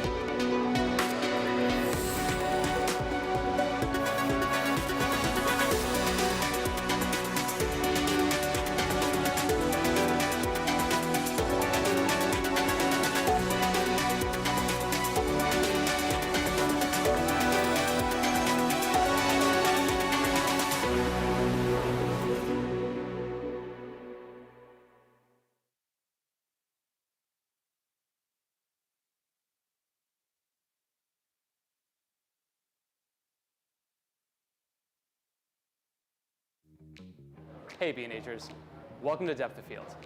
This wedding, portrait, and events photography conference brings together photographers and filmmakers from all over the world. It also hosts the Depth of Field Challenge, a fun way to get involved with the show and win some awesome prizes. How do you take part in the Depth of Field Challenge? First, grab the golden ticket out of your swag bag. Don't lose it. You'll need to get it punched at each station. Once you have it, you'll need to complete 4 tasks so you can submit your photo into the competition. Task 1 is to visit 3 camera manufacturer booths. Don't forget to get your ticket punched. Task 2 is to create an image right here at the Depth of Field conference. You can also check out the studio experience room for some inspiration too. Yep, work it. Task 3 is to visit the workflow experience room, where you can edit and print your work. And finally, task 4 is to share your experience on social media with the hashtag BHDOF. That's it, though. If you do want some bonus points, have your portfolio reviewed by one of our experts. After submitting your work, a panel of experts will crown the Depth of Field champion, who'll take home big prizes and a classic green B&H vest. Have fun and good luck. This is our green vest. This is our conveyor belt. This is one of our photo experts. This is a brief history of B&H. The year was 1973. The Mets went to the World Series. The first cell phone call was made. And Bleamy and Herman opened a specialty photography shop at 17 Warren Street, New York City. They had a simple philosophy. Be honest, treat people right, and they will come back. Thanks, Irving. Also, free candy. And it worked. Over the next 20 years, we expanded and moved to West 17th Street, then 34th Street and 9th Avenue, and added more products. Lighting, binoculars, telescopes, audio, video, tripods, computers, printers, mobile, televisions, projectors, drones, and even more free candy. Now it's 3 stories and over 400,000 products and over 1,000 employees. We take millions of orders online and ship to 179 countries and counting. You can talk to us in person, on the phone, B&H, how can I help you? or online. Check out our checkout baskets. Also check out our checkout numbers. Also check out the flare on Marae's vest. And everyone's favorite part, our conveyor belt. The benefit of the conveyor belt is you don't have to worry about the product or schlep it around anymore until checkout. Nice. These are the owners. They still come to work every day. They're around here somewhere. Anyway, this is Jeanette. Oh, sorry, she's busy. This is our warehouse. This is Yakov and Levy fighting over lighting kits. B&H is not a chain. B&H is open every day, except Saturdays, of course. Now you know almost the whole story. We are B&H. This is a story about a magical place where everything's amazing, especially the people. We can tell you everything there is to know about over 400,000 different pieces of gear. Tell them, Lenny. We have a 17 millimeter, 24 millimeter, 45 millimeter. He does this all day. We'll help you find the right thing, which is often not the most expensive. The A9 is great, but I think the 6500 is better for what you need. That's pretty rare. And just like you, we love to explore and share our passion, because we're creators as well. Israel and Jake like to make videos for the web. Oh, I love it when he does this. Oh, by the way, if you can't meet us in person, you can always chat with us online. Think of us as collaborators, production partners, problem solvers. This is Greg. He's made 5 gold records. You can play your voice high. And here's Jay, the king of the candids. Wait, I'm not ready, Jay. Sometimes we geek out and help each other, but mostly we're here to help you. Like Lenny, who's still going, because there's a lot to say when you're making some pretty important decisions. So now you've met 16 of over 1,000 employees. 16 reasons our customers like to do business with people, not algorithms. We are B&H. At B&H, we found a way for you to save the tax. Have to have the latest Sony camera and save the tax? You got it. Need the new MacBook Pro? It's yours. How about a supersonic high-def telescope? We got you. Meet Paybu. You pay the tax, we pay you back, just like that. B&H.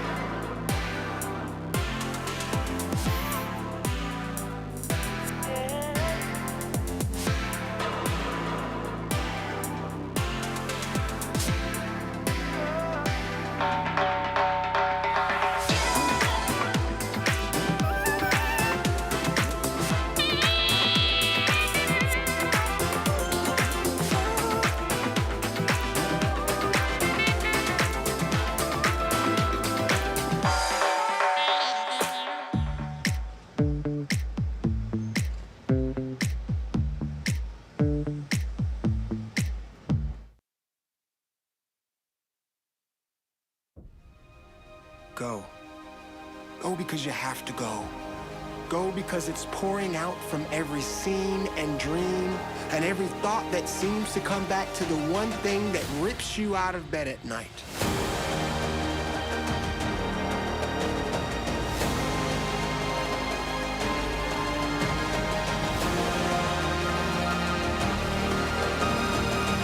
The world is waiting for your perspective.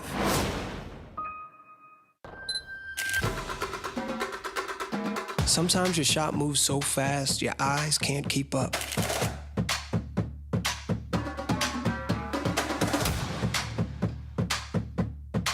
Good thing Alpha holds focus in real time, so you can blink every once in a while. Keep up. The world is waiting for your perspective.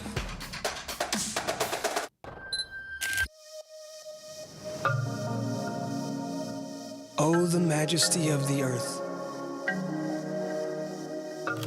Words just can't describe. But 61 majestic megapixels describes it excellently. So do excellence. The world is waiting for your perspective.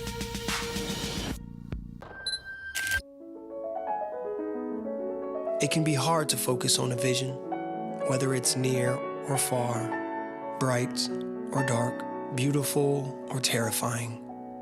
But don't lose heart. Your vision just requires the right lens to pull it in focus.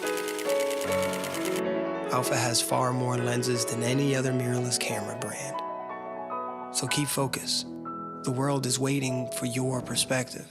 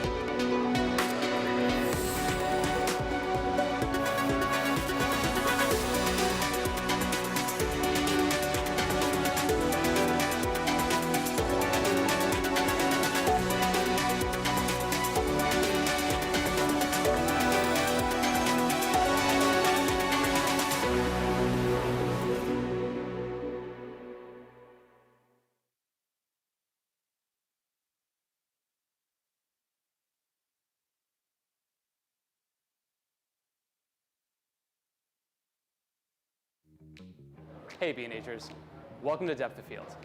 This wedding, portrait, and events photography conference brings together photographers and filmmakers from all over the world. It also hosts the Depth of Field Challenge, a fun way to get involved with the show and win some awesome prizes. How do you take part in the Depth of Field Challenge? First, grab the golden ticket out of your swag bag. Don't lose it. You'll need to get it punched at each station. Once you have it, you'll need to complete 4 tasks so you can submit your photo into the competition. Task 1 is to visit 3 camera manufacturer booths. Don't forget to get your ticket punched. Task 2 is to create an image right here at the Depth of Field conference.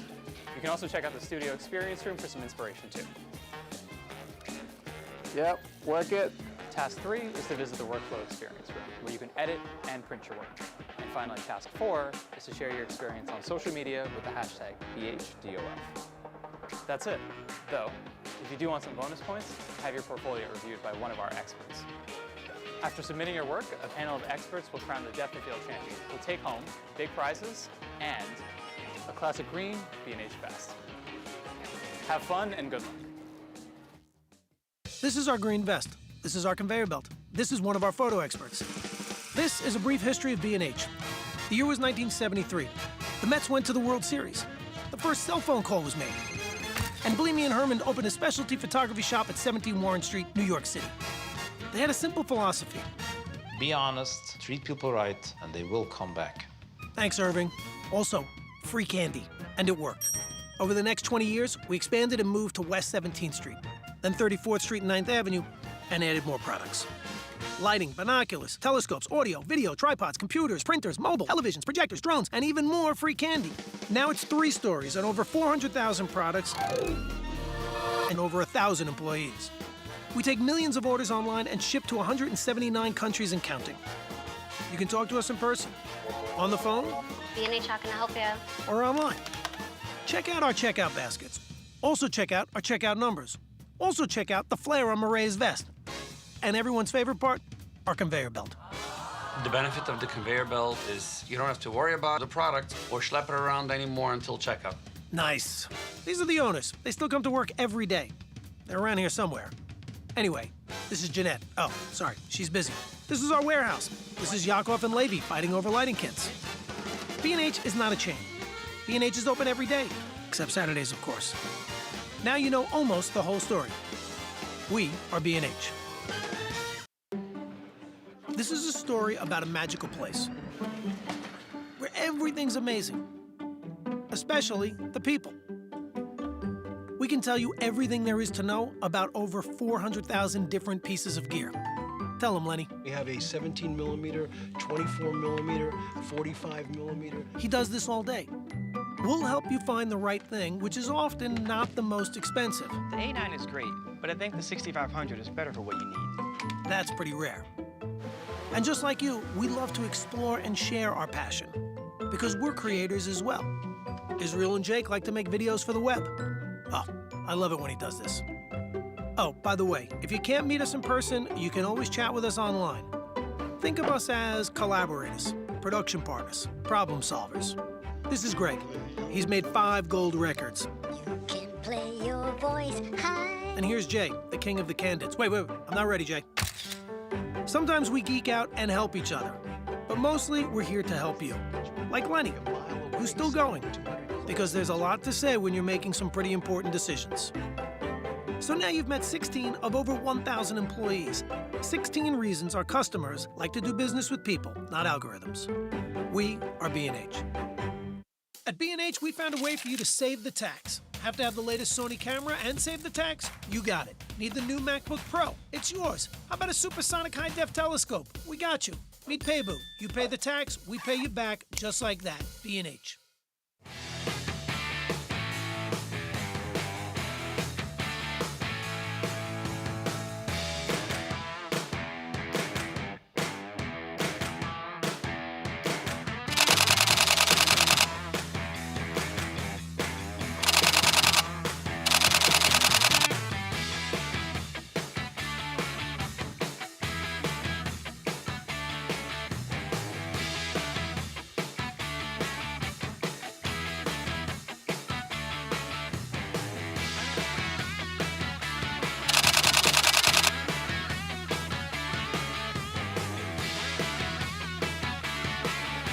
Hi, everyone. Welcome back. I just got a video. Mick Rock is in the building. Rock stars. Anyway, so Mick's going to be getting his microphone on, and we'll be up here in a minute. I'm really excited. I got some cool news for you guys. I sent out email for those of you who have been getting my emails. Have you guys been getting my emails? Okay. The trick with those emails is that if I sent an email 2 weeks ago and you just signed up yesterday, then you didn't get the information that I gave you 2 weeks ago. I'm trying to figure out how to solve that problem, but But I did put out one for you new registered people. Mick Rock, after his presentation, will be holding court right outside of this room in the Challenge Gallery at a table. He's bringing a stack of prints. He's offering the prints for $100. Cash, or I believe he's going to have a little Square credit card. This isn't a B&H transaction. This is Mick Rock is represented by a gallery, but he offered to basically, what these are artist proofs, effectively. I have a Mick Rock on my wall. I have a Motley Crue in a bathtub. It's my wife's thing, don't ask. Anyway, she dragged me out to Los Angeles for the last Motley Crue show on New Year's in 2015. And they're touring again. I'm a little miffed at that, but that's rock and roll for you. Anyway, so he's going to be selling his prints afterwards. So if you do want one of Mick's prints, I don't know what he's bringing. I don't know what he's got, but I think it's a very good deal because it's very collectible. David Bowie, you know, any of those iconic photographs. So I will ask you guys if you want to buy a print or have something signed. We're just going to form up a line in the Challenge Gallery for Mick. So that's pretty cool. I don't know, you got my email. I requested a Joan Jett. It's the album cover from I Love Rock and Roll. She's wearing that pastel jacket and the blue. Yeah, I mean, it's a classic. And also, he photographed Susie Sue in the mid-'80s. Do you guys know Susie Sue? Be Still My Beating Heart. Oh, I love Susie Sue. It's my goth in me. So hopefully, he'll have those. Anyway, so he'll be rolling in shortly. I'm really enthusiastic about Mick Rock for another reason, is that Mick is the kind of guy, I saw him talk at a Morrison Hotel, which is a gallery on Spring Street in Soho, and I saw him talk there, and he talks within the music spectrum, but I think the photographs are incredibly beautiful, and I've been after him for a couple of years to come and speak at a Depth of Field, and the stars aligned and everything got in right. So he's coming, which is amazing.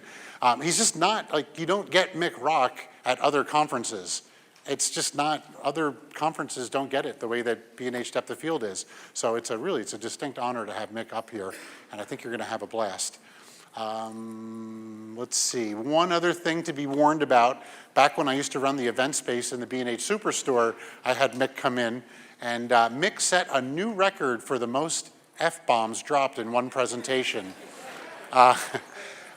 He beat Jay Mizell on F-bombs. I don't know if you know Jay Mizell, but Mick actually was able to beat him on that. So you guys are in for a wild ride. So I'd say buckle your seatbelts. And speaking about rock and roll, just want to point someone out here. A dear friend who's here is Gas Wild, Captain Gas Wild of the Love Pirates, an old neighbor. Stand up for us. Right on, Gas. Gas is like, he's like, you Google OG and there's a picture of him. He's the original guy. So Gas is modeling for us today, and he's making the rounds through the rotation of all. And I saw that Depth of Field challenge. That portrait of you is gorgeous. It's warm and nice and everything. It's a really great portrait. So hopefully you get a chance to photograph Gas. He's a legend, and he performs in New York City frequently. You're going to be at Arlene's Grocery, the Love Pirates. February 26th at Arlene's Grocery. Great. That's a great place to see a show too, because it's intimate and you might get some sweat thrown on you. It's a real rock and roll place. So that's pretty cool. And just a quick show of hands. Who has submitted to the Depth of Field Challenge? Okay, it's not a ton. If you didn't raise your hand, are you going to submit? Are you ready to submit? Oh, because, okay. $2,500 B&H gift card to the winner. The workout in the gallery is really superb. It's looking really good. All right, so. I didn't have lunch. Did you guys have lunch? So what do I take photos of? Great question.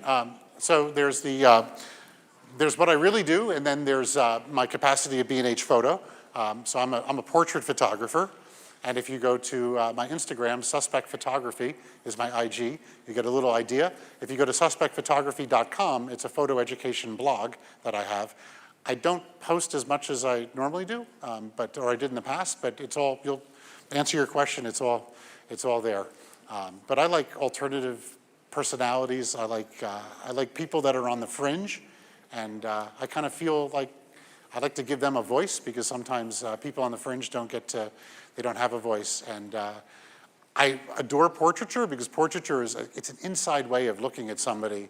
And I said yesterday on the opening remarks about being custodians of the future.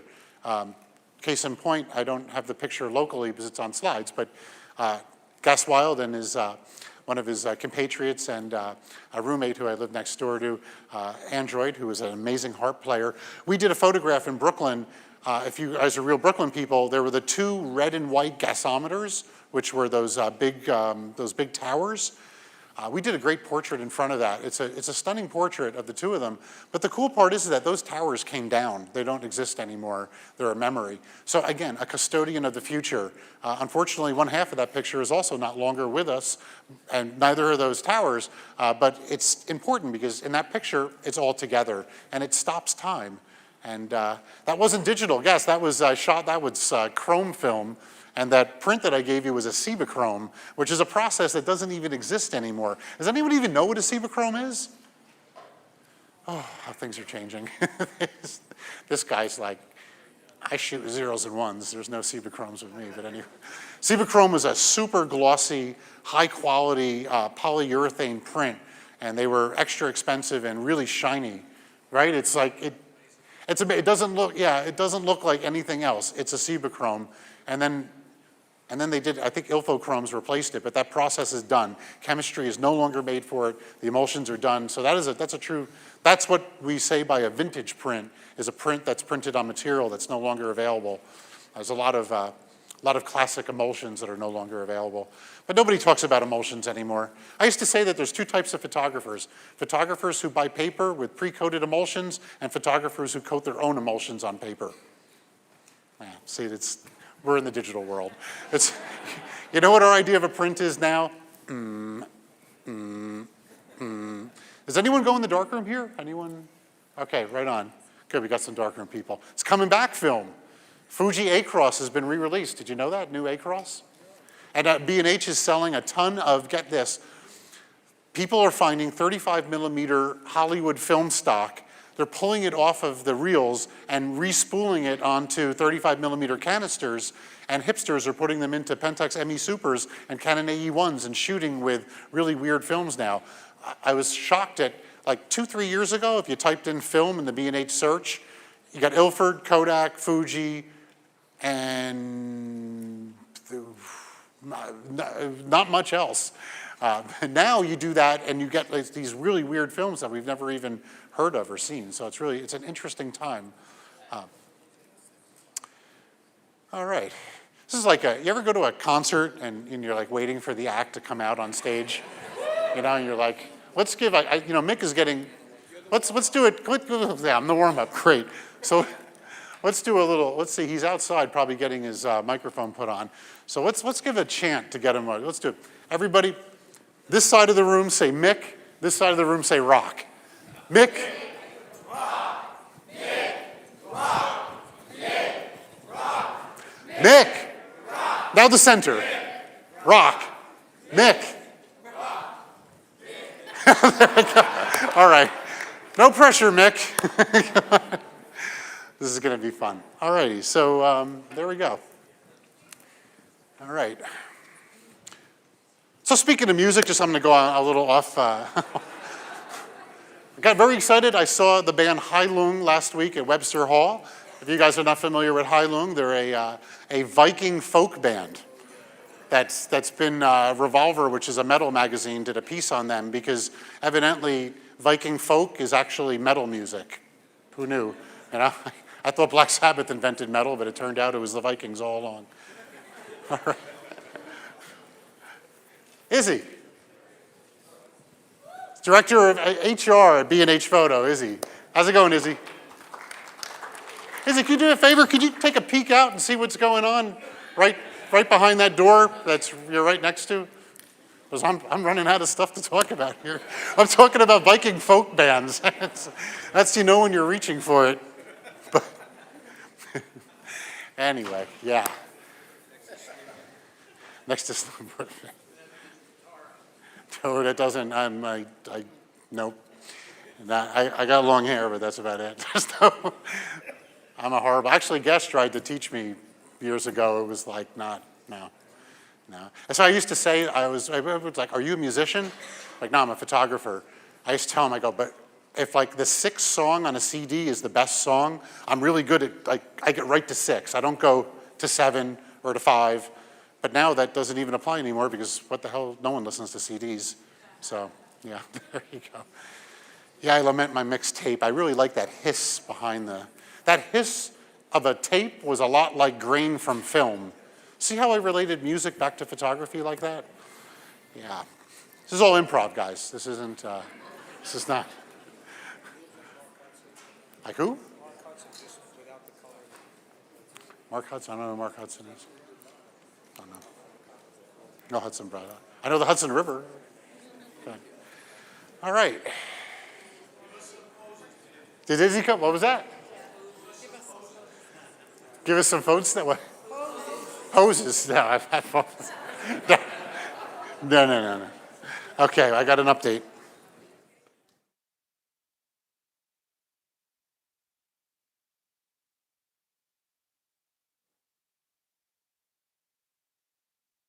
Okay. All right, it's happening. Evidently, they're dividing the green M&Ms from the yellow M&Ms as we speak. I crack myself up. You know what the deal with the M&Ms was? What the reason was for that? Van Halen's management put a rider saying that they only wanted specifically colored M&Ms, and it was really a mechanism to make sure that everybody was reading their contract. So if you put a crazy thing into a contract, you see if it gets noticed. Who reads contracts?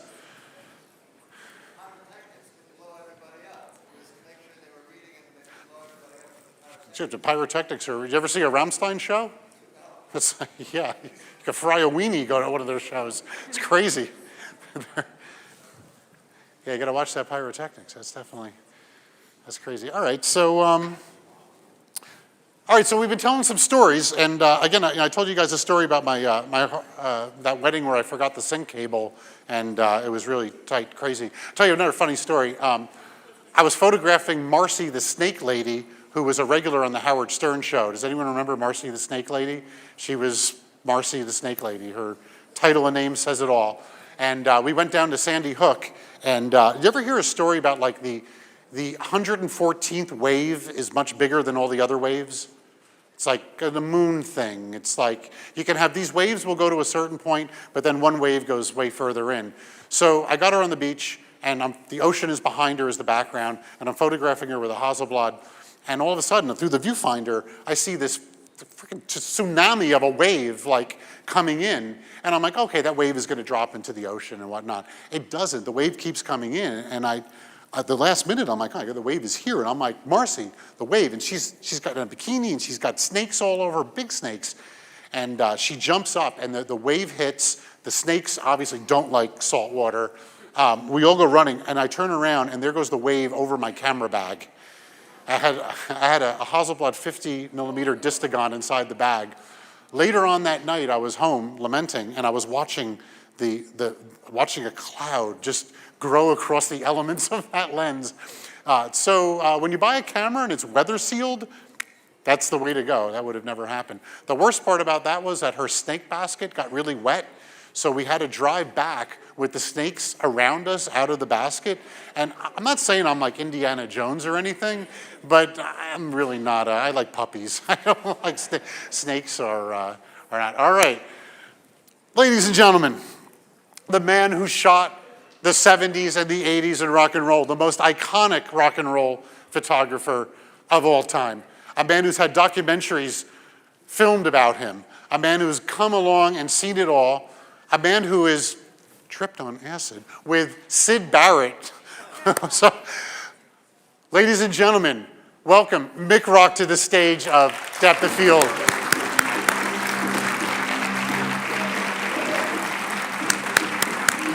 Come on, guys, bring it up for Mick. Yeah! Woo!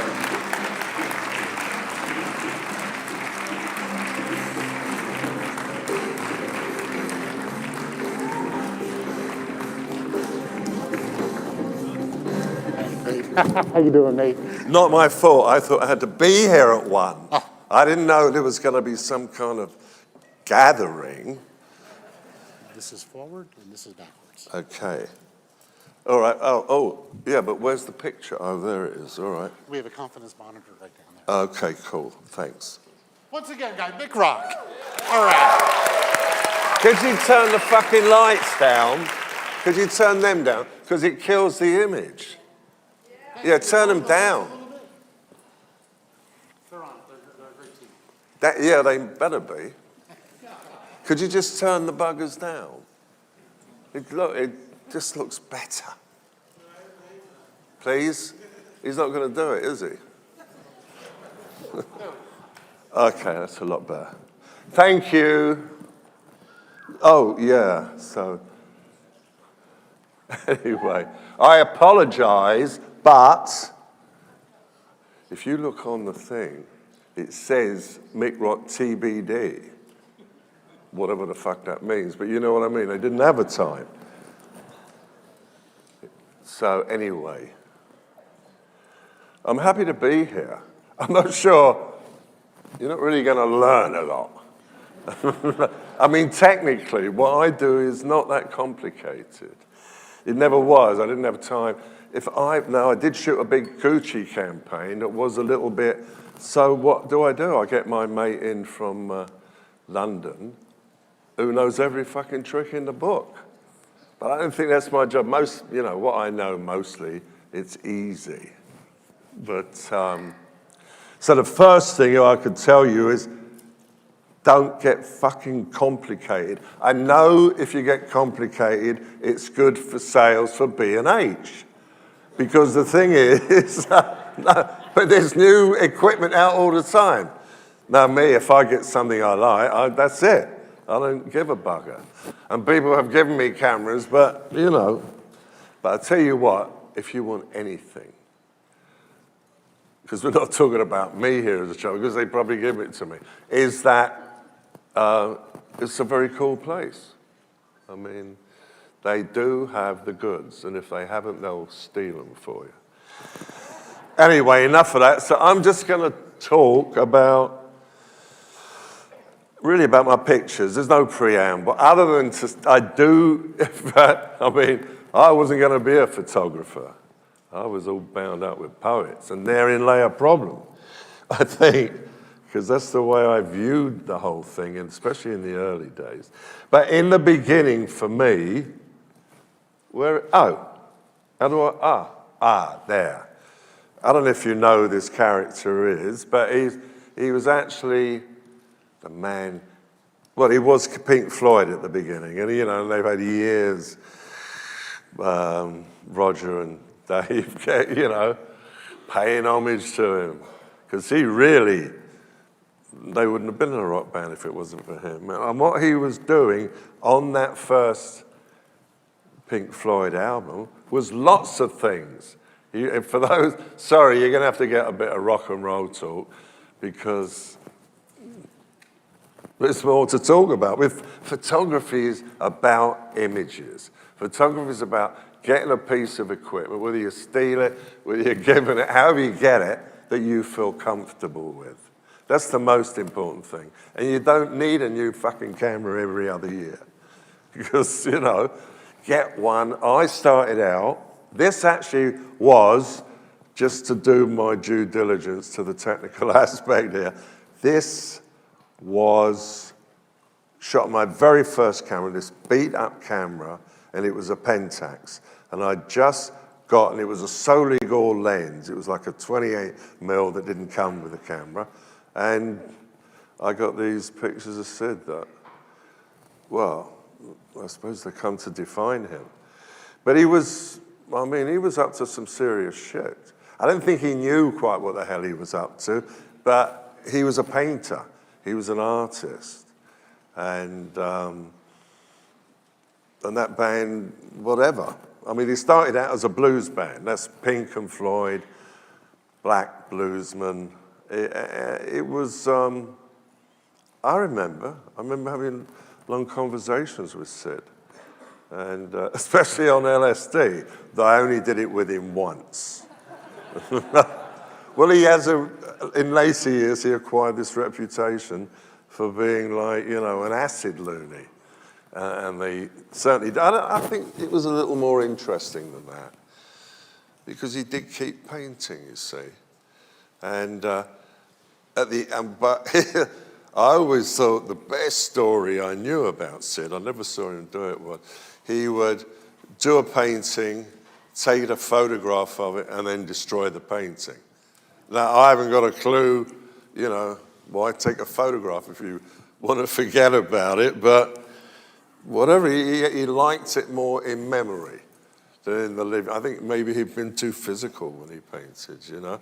I mean, I've done a lot of collage work and buggering about, and it's very therapeutic. In a period when I lost a bit of interest in photography. It's quite a while ago now. I mean, it's like 30 years ago, that bit. Anyway, Sid Barrett, if you don't know who he is, well, you've got to get an education. He's very important. He was very important to so many people, including my other friend David Bowie, who actually did See Emily Play on the Pin-Ups album. He was, he had a real thing for Sid. I think that's probably why we got to know each other initially. I swapped Sid, and he bought, and at the time they were definitely underground, he bought Lou Reed and Iggy. I thought, well, that's a fair swap. The only thing was that he never got to meet Sid. It didn't mean anything to Sid. Maybe I shouldn't linger too long on one, but the characters. I mean, I was interested in the photography. To be quite honest with you, people have said to me, I like this one. It's very to be or not to be. It's not so well known. That is the first one that gets in all the museums and galleries. But I really like it. And really, it probably represents him in that moment better, to be or not to be, because he was working on his solo albums in a way. I don't know if he really... Yeah, that was the one that should have been the cover of the Madcap Lives. I hope you lot, I'm not just talking to myself, but this is an educated audience, right? You know your fucking music, especially those of you over 80, all right? No, but rock and roll is a little bit, I mean, the kids really want the old stuff. But there is a bit of interesting stuff running about. People always ask me about it as if I'm some kind of bloody expert. I don't know. I take pictures. Whatever. It is the music, you know. And I've shot Snoop Dogg. I got some great pictures of Snoop. But this, of course, was the master of that period. And he's wearing makeup we used to call him Pierre Le Pouf. Because this is actually 73, and we were over-liberated. I mean, all that gay thing, yeah, of course. I mean, it was so accepted that no one thought much about it, and you could call a mate who's gay a puff, and he wouldn't be offended. He'd be saying, yeah, but you're a big fucking puff too, Mick, so you should know. But in England, puff can mean a lot of things. It doesn't necessarily mean homosexual, although it can do. But, you know, the girly boys, but the girls liked it. I mean, that's how you scored. You couldn't go in there big and butch and athletic here. I mean, the girls I knew, they would have, wouldn't have even pissed on you. It's not like today. The girl, I mean, because that's where the money is. Fuck the fucking artists, you know. But, I mean, no sports characters. Plus, I don't know. Don't get into it. David Bowie, of course, wasn't like that. The only problem with these pictures, and I don't know why it happened, and it wasn't what I handed over, is that they are cropped. And this one loses a lot by being cropped. But it's too late, nothing I can do about it, and it's a famous picture anyway. So it was like, no, but it's like David through the looking glass. That was... I think that's how we saw it. And this was really the session very early on. And you can see he's not over-ladled with makeup or anything. That's, although he was doing it on stage, but he wasn't that well known at this very moment. But he said that I saw him the way he saw himself. Well, I saw him as an artist, and he always thought of himself as an artist. But still, at the core of it was the music. He would always say that. He said, I know I get a lot of attention from, and that's fabulous. But if the music doesn't work, what's anybody going to care? So he did really. He might not look like it, especially when he got revved in '73, and he's like all that Japanese stuff and Pierre's makeup. Yeah, this session was a transitional one, because the pictures showed it on the back cover of Pin-Ups, and with not this particular shot, but pictures from the session. And after that, he started doing the suits. Whatever. I shot David later too, a couple of times, but it's something, I like that. I like that. He's just doing that comic face. But he was I'll tell you what, you can't be having a great subject. That's one of the things I got all these great subjects. You go, well, anybody could have done it, Mick. See, but I was the only one around. So that gives me a little bit, I should get a little bit of credit for certain visionary aspects of it. Because believe you me, when I first started, not that he hadn't been photographed, but there was nobody around other than me. And I wasn't looking for money. I was stunned by his talent. And I'm young, we're all young. I remember we're all in our early 20s too. So what the fuck did we know? But I knew this one. Oh, what happened there? You see, you're losing this. You should go to my website, because you're losing this entirely. That's a piece of art. It's a collage. But I didn't know. Oh, well. Don't whine, because life is fucking life. And these are, what did I call this? The agony and the ecstasy. These were two Ziggy fans. But he did. Everyone think, David Bowie, always, but he was hitting on a lot of bases at that time, including, and that was good, because the kids think, oh, you know what I haven't got? The coffee. Thank you, darling. What? Well, I think I do. I think so. I normally do. I don't drink huge. What I normally have is half coffee, half decaf. That way, if I'm doing a session and I can get a little bit overly, even if I have 4 cups of coffee, I've only had 2. So that's a little, but you're still getting the taste, and the taste is in the head, and you're getting the buzz. I don't say it's absolutely essential, but I think it is. So, I mean, there was a 20-year period, there were other stimulants going on. But in the end, you go, the most, but coffee's efficient, and it doesn't fuck you. Oh, these two, yeah. Look, you're missing it. You're not getting it. Or the next one, because you're not seeing the gesture. Well, I can talk about them, but it's a little reduced. But Mick would play the butch part, and David would do the girl. And but the next one's fabulous. But you see what David's doing on the ground. It doesn't mean much.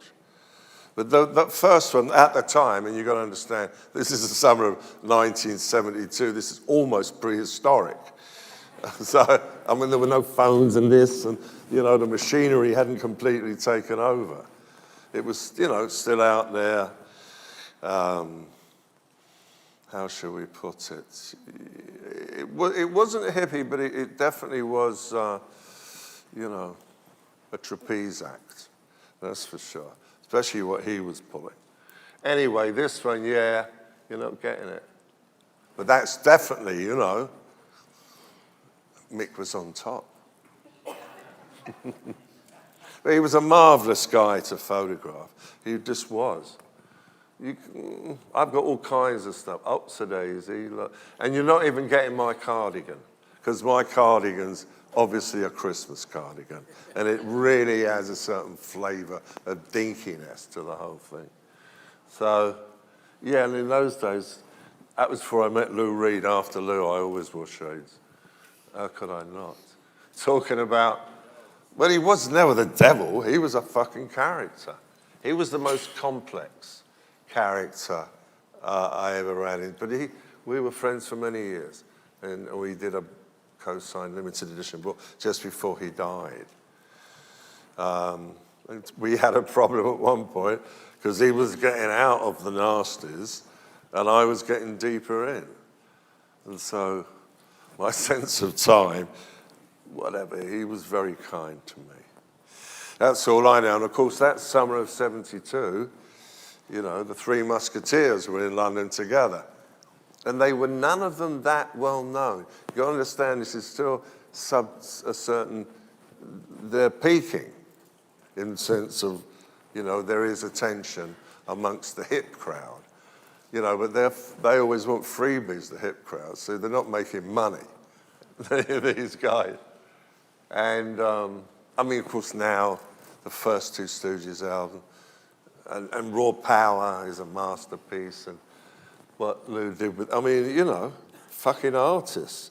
And Iggy, I think I'm going to see him in a couple of weeks at a party. I see him now and again, and I've continued photographing him till more recent times. And then I love this one. Again, you're not seeing the table, you're not seeing the nails, you're not getting the full impact. It's a shame. Whatever, I'm doing my best, you know. I mean, that's really all I can do. But I could talk a bit more if you could see the whole photograph. Let me make some adjustments here. Would you like? Can you? Yeah. Only I think it's disappointing. See, that's fine because that's a lateral. It's the verticals. You think the machine is doing it? It's yeah. It's not you. It's the Mac. And it's me by extension, but we'll just... Oh, that's all right. If you can change it, I know I can't go back. Because I can go back to the beginning. We're not that far in. No. So I can go back. No, but apparently the way it's geared, I've not had that before, but I don't mind. It stops me from, you know, talking too much. Is... Give me 1 second. Are you sure you want to open 158 items? Yes. Yes, because that's probably how many verticals. Well, it's a bit stop and start, but I mean, I've got a lot more stuff to show, and I can linger on some of them and chat. And obviously, it's interesting, I'm sure, if I'm talking about, for instance, those three, because major league cultural mischief makers, not just the music. I mean, where's punk without Iggy and Lou? I apologize, you were right. That vertical was really important. Can you guys get this signal, or should I turn off mirroring? You don't have it? I'm sorry for whining, but it was true, wasn't it? Look, darling. Well, you know, you're a rock star. No, but it's only to entertain. If I'm going to give full-blooded entertainment... We do want the... Yeah. I'm not taking my trousers down, okay? There's none of that going on. So I've got to do it with the pictures. Boom. But how can I get back to the start? So... I want to go back to the start. You want to go all the way back? Yeah, because it's not that far. Look, there we are. There we are. Beautiful. Okay. So now you can go backwards. I love you, baby. Give us a kiss. Yeah, well, you don't want to hear me fucking whining, do you? I mean, that's the worst thing. And it goes, I think, he's the fucking bastard, fucking whined the whole time. Yeah, well, what do you expect? His name's Mick. Well, he's got to be a big dick. Anyway, more see, but then, no, all these are fine. And you can see, look at that. And that white thing, and the makeup is impeccable. And David often did his own makeup because he'd had to do it from a guy called Lindsay Kemp, and also Japanese kabuki, and there's a whole other tale. But I can't go there. I could do a whole talk about Japanese kabuki and rock and roll. But look at this one. Look, you lost the bananas, you lost the bow. I mean, and just, you get it, right? I fought for it, I did. Plus, David loved it. I mean, I'm showing none of the pictures. Mind you, David loved pretty much all pictures of himself. But he was such a good-looking guy. And he was like my mate Lenny Kravitz. I just shot him. There might even be a couple tagged on here. And I hanging out. I said, you know what? As different as you are, you're like David Bowie. It's really impossible to take a bad picture of you. And David, throughout his life, you see millions of photographs. But look, I mean, you see that. That's, well, belongs in the museums and has been in museums, I might add. The only thing wrong with this shot is it's the wrong fucking way round. Because, do you guys know Life on Mars, the video? And have you seen the newer version from 2016? When I was able to go in and do a bit of jiggery-pokery, which you couldn't do in 7. Anyway, I took these while I was directing. And I mean, I did all that with those Bowie videos. And for years, it didn't mean anything. But, you know, museums love them. Anyway, Life on Mars, that was the song on Hunky Dory that really turned me on to David. And that was why I went to meet him. And also, as I did sometimes in those days, to do an interview. So, anyway, I think that's what, I got to know David very well because we talked a lot. In fact, David, I mean, this is worth the price of entry. I mean, because he knew I'd been to Cambridge, and we're from very similar backgrounds. I don't know, he thought I knew about everything, which I didn't. I knew a lot about certain things, but so he one day called me up. He said, I've been reading a bit of Schopenhauer, Mick. And I went, yes. He said, what do you think about him? David, I've never fucking read any. Well, I assume you guys, you must know, everyone knows who fucking Schopenhauer is. I mean, he's very famous, historically, and meaningful. But he's a bit dry, you know. But David didn't mind. No, he didn't mind the dry. He was better read than anybody I ever knew. But he was like my mother, who left school at 15. It was all self-educated. Yeah, well, look, the guitar fellatio. See, I could talk about this shot. This was, I think I've written it in the book, and I can't get confused. I think it was the day after the release of Ziggy Stardust in England. So David was bouncy, you know, especially so. And well, there's another shot which verifies this. Because he didn't warn me. I just happened to run, because I have all this access, run round to the side of stage. This was David's biggest ever audience. There were 1,000 people there. So he'd never had an audience that big before.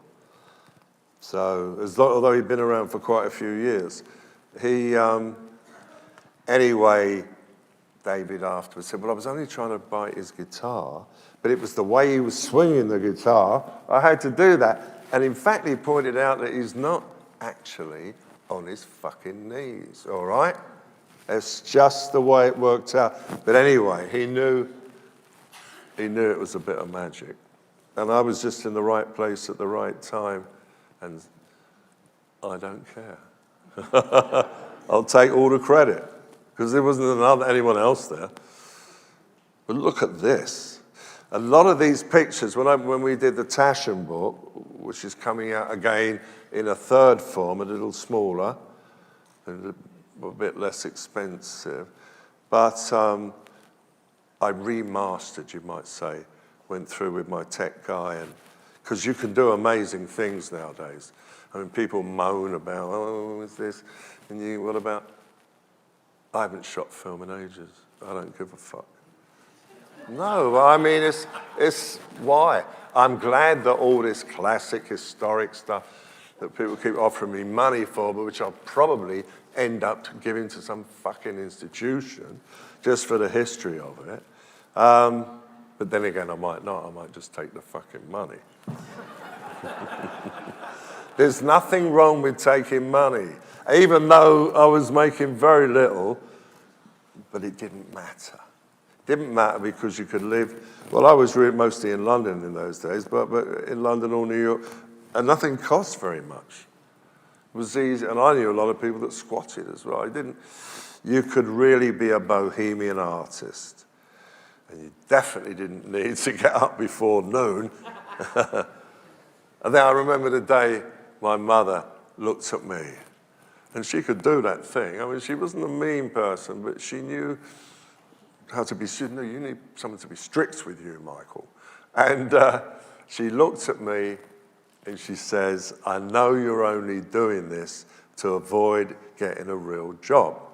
And I'm thinking, I didn't answer. But I thought, too fucking right. To talk about the culture, well, it was, you've got to respect your parents, but you're still allowed to think what you want. I think it's the verbalization that needs to be under control. But she did her best. She wasn't a bad person.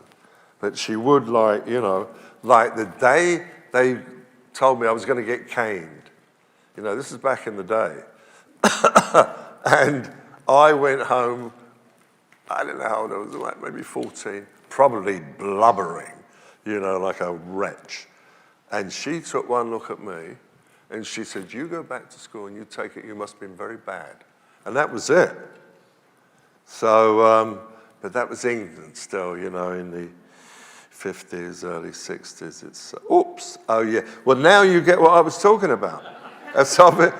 God knows why I'm wearing it, but I suppose that was the tone of the times. It was the glam period. And it wasn't interesting because everyone, all that sexual revolution in the air, and everybody wanted to look cute, and lots of sex, there's no age.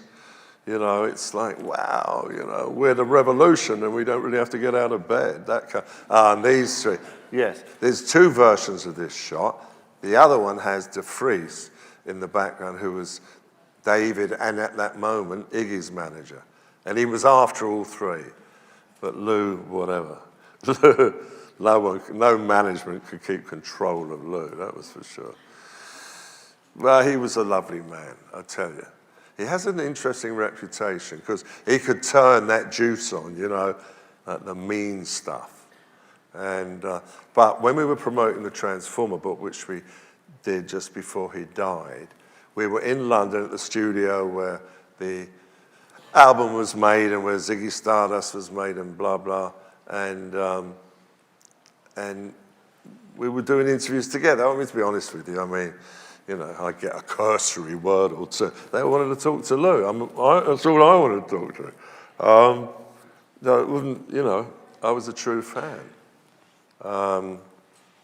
But he was so mean to this one fucking guy. And he wasn't that old, but it was a good lad. He was really mean. And as this guy slunk out of the studio door, Lou turned around to me and he went, it was like part of his thing, He would do it I don't know, whatever. I'm not answerable for Lou Reed, man. Now, look, now you can see all the cups and the glasses, the cigarette, the trousers. I mean, the trousers alone are worth the price of entry, right? Look at them. But they're so cute. And I've got a series of these pictures. And they were really cute together. And amazing, all that naughtiness they propagated. And there we go. Now this one, the summer of '73, believe it or not, could have been taken yesterday. But David was a little bit like that, especially when you go back. He was like a lot of time living in the future. That was his guitarist, Mick Ronson. But he was the guy in the other pictures. But the two of them together. These are my early days in this whole game. And I've got not just David, but Mick served up on a plate. I mean, with all due respect to Mick and Keith, and this was a relatively short time. They didn't get old. and grey together or anything. This was just for that period. Of course, Mick died quite a number of years ago, and I still know his wife, Susie, who did David's wardrobe, and his daughter, who, but she wasn't around in this period. Look at that. That's very popular too. That was the Ziggy farewell party at the Café Royal in Piccadilly. I mean, that's worth seizing an image of, isn't it? Go for it. It fucking does that now. Well, I don't really do it with photographs. I do it with paintings, to be honest with you. I've got a few Jackson Pollocks in my collection. It's amazing, though, you can do what... I had a friend who actually did make his mark. Oh, this... I was walking around London checking out young boys. It does sound a little bit hard, we don't know, especially all that and clammy. And anyway, I photographed a number. I was given the package of all the young dudes, and that was the timing. Because that all the young dudes really was the pace setter for not the glitter thing, which was already buzzing a bit, for the glam thing, which was much more interesting. And the people involved were much like cuter, let's be honest. And also brighter. I mean, it wasn't like a load of dummies hanging around getting stoned. No, I mean, the stone was there, but the dummy bit wasn't. Anyway, this kid, I don't know why it didn't end up on that cover, and Ian Hunter doesn't know why, and I think because somebody bought something new in that I hadn't tried before. Whatever, this should have been the cover, quite right, but many years later, there was a band that you maybe haven't even heard of. What were they called, Dean, that band? Third Eye Blind. What, Third Eye Blind, who'd had a big first album. And this was still in the early millennium, so there was still money around the record labels for photographers, because, you know, that's not where the money lies today. Anyway, Stephen, who was the lead guy, he wanted them to license this picture for the album cover. Well, and they were, certainly for that moment in time, they were offering me quite a bit of money. A lot more than I would have ever have made if it had got on the Mott the Hoople album cover. And what they did, though, was fucking like, let me see what you do. They cropped the fucking, and it had to be colorized. They couldn't use it in black and white. So I guarded all the most important factor, which is this. And if you see it, Third Eye Blind, you'll see. It's kind of murky green, and it's cropped. Oh, it's kind of a waste of time, but the money wasn't. So, I mean, you don't know with this game. You go, this is what I charge. You go, well, I have certain parameters. On the other hand, you know, if you want a quick blowjob around the corner. Oh, sorry, no, that's not what I meant to say.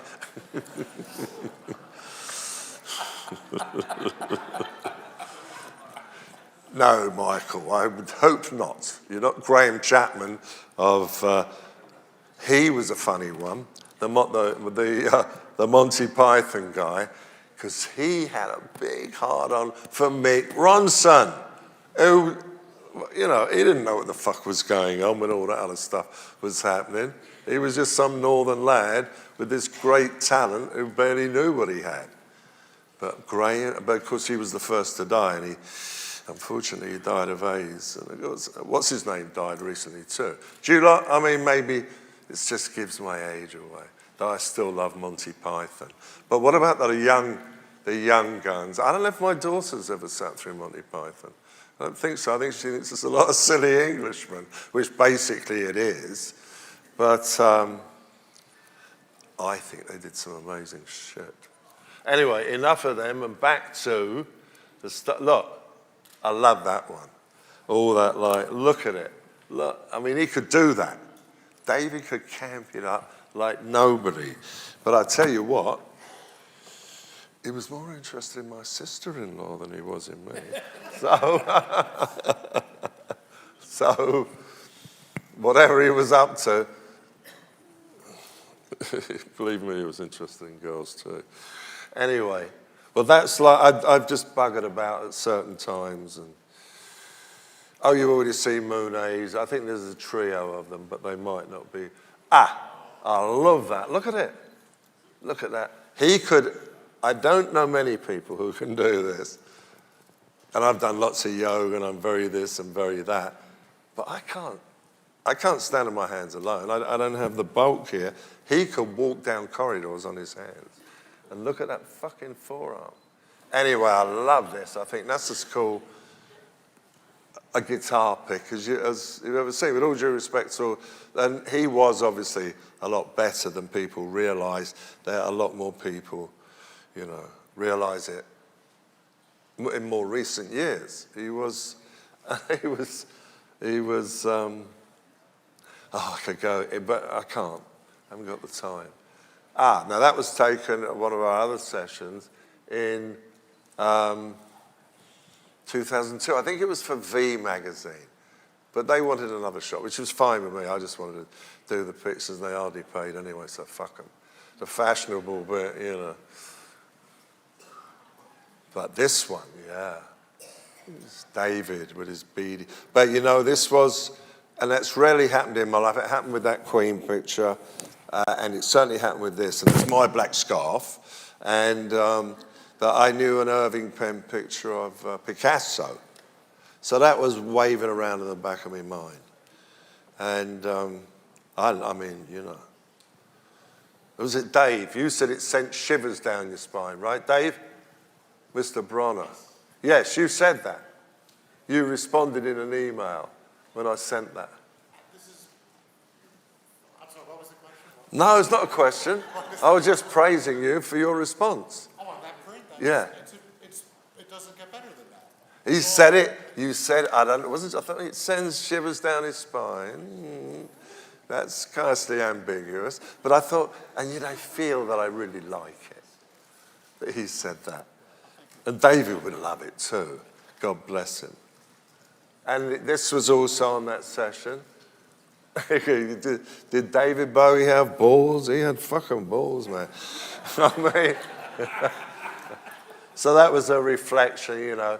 I mean, it didn't have to be, but these loose things in my mind, you know. I don't really that often I go into a session in a looser way. When I shot for Gucci, it was a bit like, you know, they had drawings and they just wanted me to, they just want to give me a lot of money. I thought, fuck it, I'll take it. It's one of my favorites. Look at it. Now, therein lies a tale too. I don't think, for some reason at some point, Dave, he said, well, we were going to whisper in each other's ears. And I thought, but I know I missed it by a friend, but I actually saw you kiss. I did. The lips touching. And Lou said, of course we kissed, Mick. So whatever. But they were both in the business, and this is an early thing, of, in fact, I've got David on tape talking about it, about the lying. Because David said, I'm going to spread a lot of lies. And he did. And Lou, so, you know, Big Mouth didn't invent telling lies all the time. These two could do it like stormtroopers. Anyway, you're not learning much about, other than what you know, whatever, the sins of my long-lost youth. And somehow I hit a number of tambourines. You know, you don't know why. But I look at the Sid pictures and I go, they were there in the Sid Barrett pictures, even though I barely knew what the fuck I was doing. And I could go into certain, well, this one fell out of focus in the printing.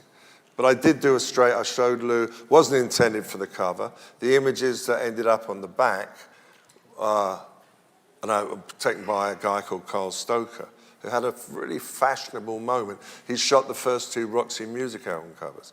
Anyway, and he was into like leatheries and very nice guy. Later on, I met him again in New York and he stopped all that stuff, anything edgy, and he was taking still lifes for money.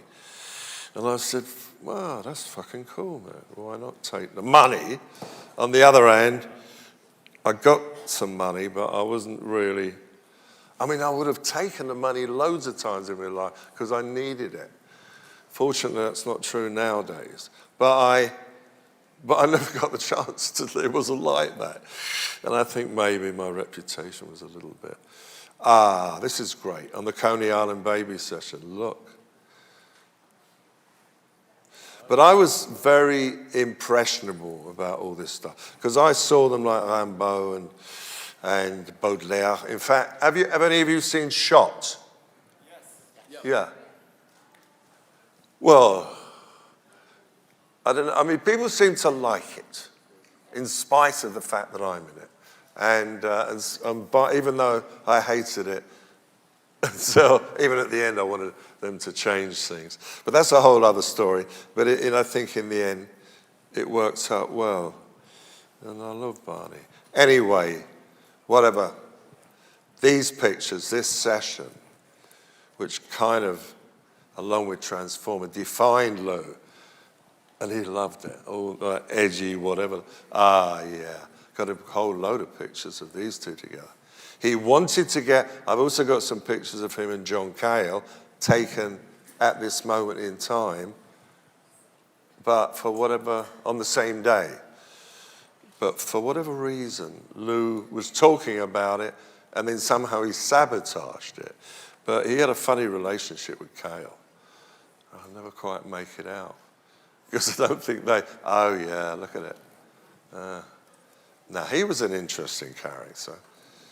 Andy, you go, well, what was he like, Mick? Well, he wasn't Mr. Personality, if you're looking for any of that. He was a very yes-no kind of guy. He wasn't giving away any secrets, you know. But I think you shouldn't give away the secrets. You can still talk a bit more, but that was Andy. I don't know, did he like him? Well, he liked me because of Lou. I don't know if he'd like me otherwise. But I did do this great session, which is coming up a little later with him and Truman Capote for the cover of High Times. At that moment in time, we'll get there. Now, this picture, I was threatened to publish in his lifetime because it's going to fuck up your image. Look, he's got a little puppy, and look, he's buying it. Now, therein lies a whole exaggerated tale.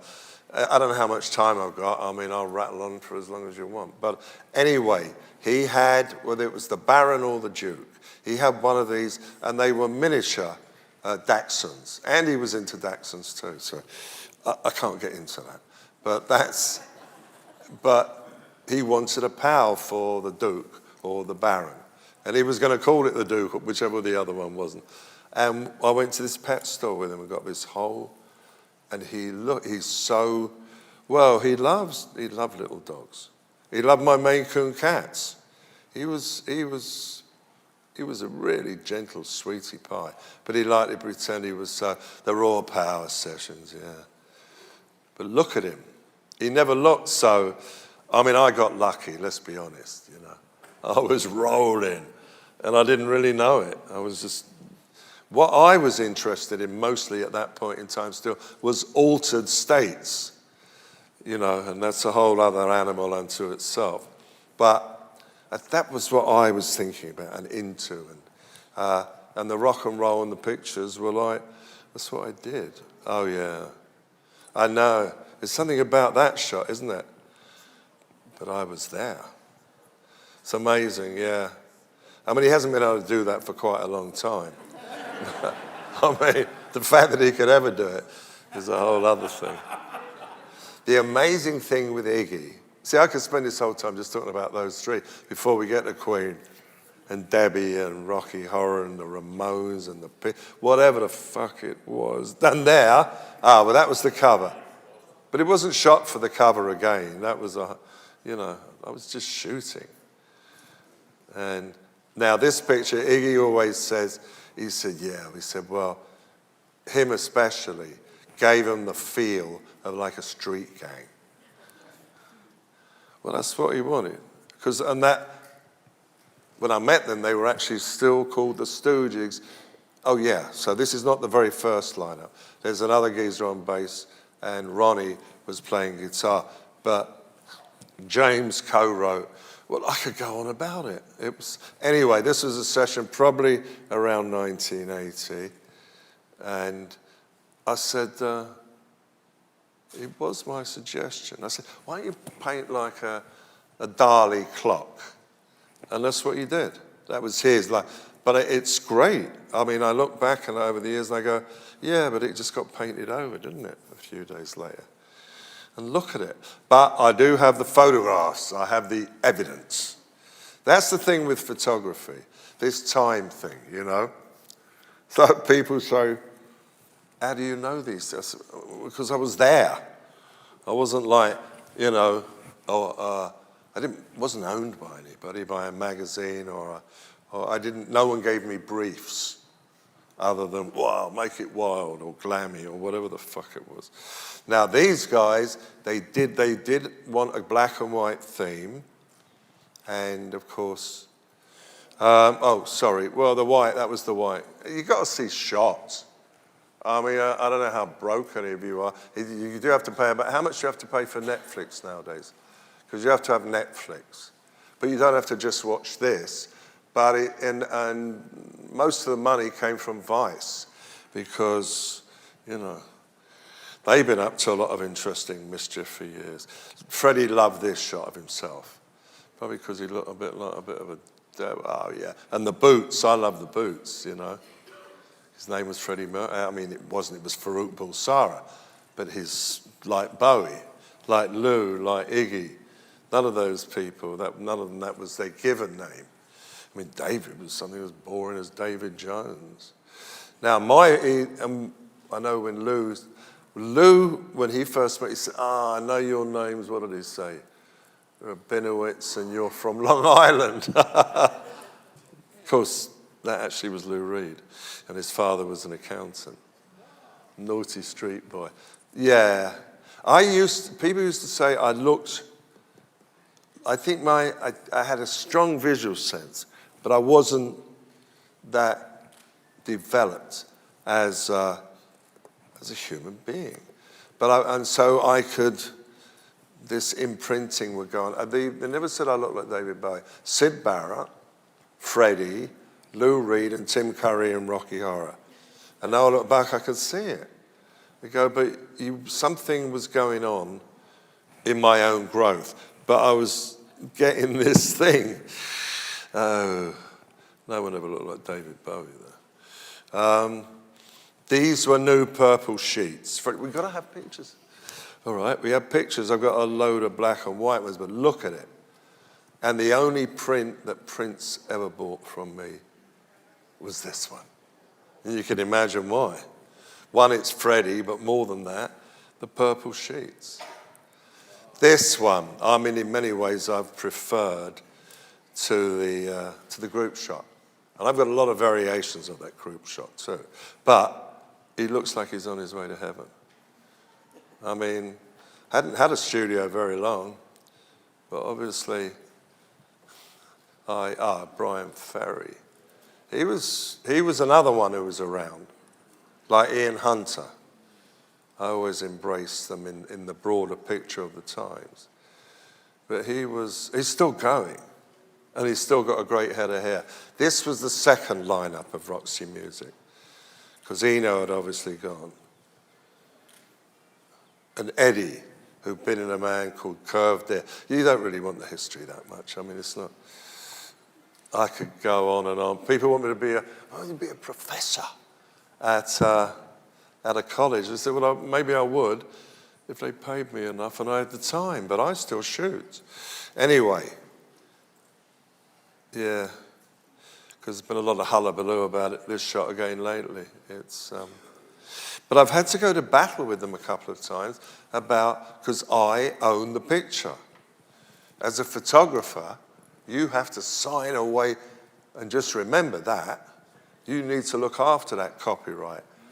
Now, in my case, I didn't really look after it. No one ever thought about it in those days, although it's been heavily copywritten since through books. But your copyrights, that's your fucking pension. You know, you never know. You got a collection of a certain amount. They're not worth that much at the time, but you love taking the pictures. And suddenly, 82 years later, someone offers you a lot of money for it. You go, what did I do to deserve that? Well, you were present and you were active. That's about as far as I'll go. But you don't want to be a rock photographer today. There's all those games go on. You can only have...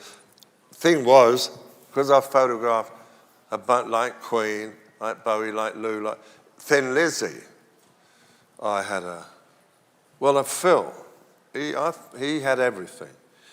I mean, look at him. He looked like Hendrix, and he had long legs. He did. Now, Phil, well, he used to look at my wife. That was all right. She could handle herself. My first wife was Japanese-American. Yeah, look at this. This has rarely been out there. I've got a load of pictures. Now that was Freddie's mirror. And we dragged it up in this elevator. And, well, I had to shoot it because Freddie had bought it. And we can see. But I like it. I think it might be the one in the National Portrait Gallery in London. Yeah, Freddie. He loved it. Yeah, I love this one. Sandra Rhodes, for those who give a bugger. Very talented lady. I think she's still around in London. Oh, yeah, well. I did a lot of performance pictures too, although the pictures, this is a variation. There's another one. Oh, there were more too. So, yes. Oh, came up again. I must really like it. And that again. Whoops. Lindsay Kemp, the mime choreographer who taught Bowie everything about staging and kabuki theatre. And I could go on and on and on. But he was very significant at that moment in time. And the outfit that Tim Curry's wearing in the Rocky Horror Picture Show, that was the lady who was the costume designer for it, had started out working with Lindsay. And that piece is from a production of The Maids by Jean Genet. I mean, I'm probably fucking, well, who cares, right? I do, but you may not. Have you ever seen that super gay film, Chant d'Amour? This 20, 25-minute piece of all these prisoners, and they're all playing with, and they all have fucking big dicks. But it's not pornography. And I don't think there's any actual sodomy in it. I mean, it's not my business, but they, look it up, Chant d'Amour. I mean, he was French. You know what? It's like a song of love. And this was made, I think, in the 50s. Completely like, what was his name? Kenneth, who made some of the early underground, Scorpio Rising, Kenneth Anger. These were very early anyway. Oh, Andrew Logan, and he's still going. What he did twice, every year, at that moment in time, starting then, he would do the alternative Miss World in which men and women competed against each other. And of course, the boys always won. And anyway, this is on a session. One of my assistants must have taken it, but my camera, my session, my copyright. True. Yeah, well, I did all these pictures too. When did I have, and I was doing a load of other stuff too, because none of this was making me much money, but I have them. And there's, I did a beautiful book in Germany. We're talking about another version of it. But anyway, I can only show you the pictures.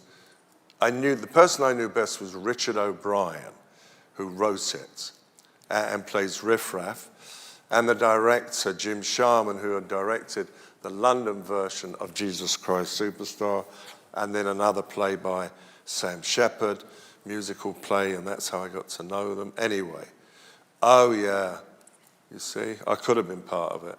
I think that's part of the reason I got on with these people, is because I look like one of them. You know, if I was, photographers I come in all shapes and sizes, but the coincidence of the time, and of course the silly name, Peter Gabriel when he was a flower. Well, he was a bit glam rock, but it was more like glam arty rock. Look at him. I know he loves these pictures, but to be honest with you, they're mostly his idea. Because I don't think I would have said, well, we want to put a sock in over your head and poke out. I mean, that was his, Brian. I always call his, I wish I had a fucking chair and I could talk for the next 6 hours, but I don't think they'll give that to me in case I move in.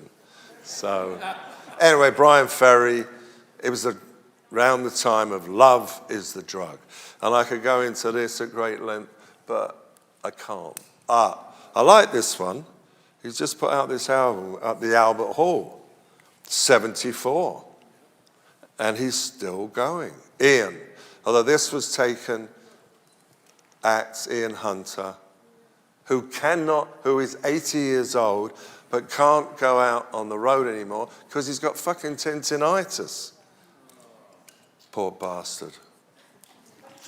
No, I mean, he had his moment. He was significant because he, after all, was Mott the Hooper, sang all the young dudes. Yes, I did slide off it. I've got pictures of Jerry Garcia somewhere too. Slid off the summer of glam, taking pictures of fucking Jerry Garcia. If they'd known, they might have hanged me. No, nobody was that politically correct back then. I mean, and there was so much less media. But Bob Marley, you could get religion. I mean, getting that super elevated feeling. Bob Marley, man, he was, well, I think, and I could stand to be corrected, he actually was the most significant popular culture singer of all times, with all due respect to John Lennon, because he got everywhere. I don't know how David Bowie went down in the jungle, or even the Stones or the Beatles, but Bob Marley, everywhere. Everywhere, totally third world. This is just showing it on the back, without my permission, of a French book about Bob Marley. I think my agent might have to send a couple of friendly lads over to talk to him. Now, I'll tell you another thing, especially in this modern world, the plundering that can go on with you. Obviously, because of the characters and because of the photographs, I'm a target. It's not like, what are you going to do? Well, I'm going to put them away and no one can see them till they pay me money. You go, well, I don't think that's going to work. I think it's already far too late. Ozzy. I mean, I was known for the glammy stuff, but I photographed a lot of people, and he looked so pretty, look. No, well, I know what's her name, his wife, who's everywhere these days. She loves this, because he looks so cute. No, but I could make anybody look a bit puffy and cutie. Well, not really Waylon Jennings, but I would do these outlier gigs. I know, that was lonesome, ornery, and mean. It looks cool, but what I do remember, above all about this session, it was shot in, because he was signed to the same label as Lou and David, RCA, and he was on their label, is he talked to me about that Buddy Holly thing. Because he was Buddy Holly's bass player on that tour, and he was supposed to be on the plane. And there was a reason why, because he talked about it. But anyway, I didn't know that in 1972. And, but that's what I remember, and how he felt, in some way affected by it. And so he became a big country singer, but at that moment, there was a reason why. It was one of the other people, I don't think it was Buddy, needed, maybe it was a tooth thing. Could be, might not be. Was he the one? Oh, he knows more about it than I do. The only interesting thing is that Waylon was telling me all about it. But yeah, okay, all right, then you know. That's 1969. That was when I'm a bit of a hippie then, because everybody I knew. Well, not now. Phil, innit? Yeah. One of the pictures on the back is that, what was that Boys Are Back in Town album? But I did a lot of pictures of Phil on the back of another one. Yeah. Oh, I didn't tell you. No, they had everything. Phil had everything. Everything. But it was the drug, in the end, I know, I didn't see him in his last years because I was in New York. But I had at least 2 back covers with him. He used to like art on the front by this Irish artist.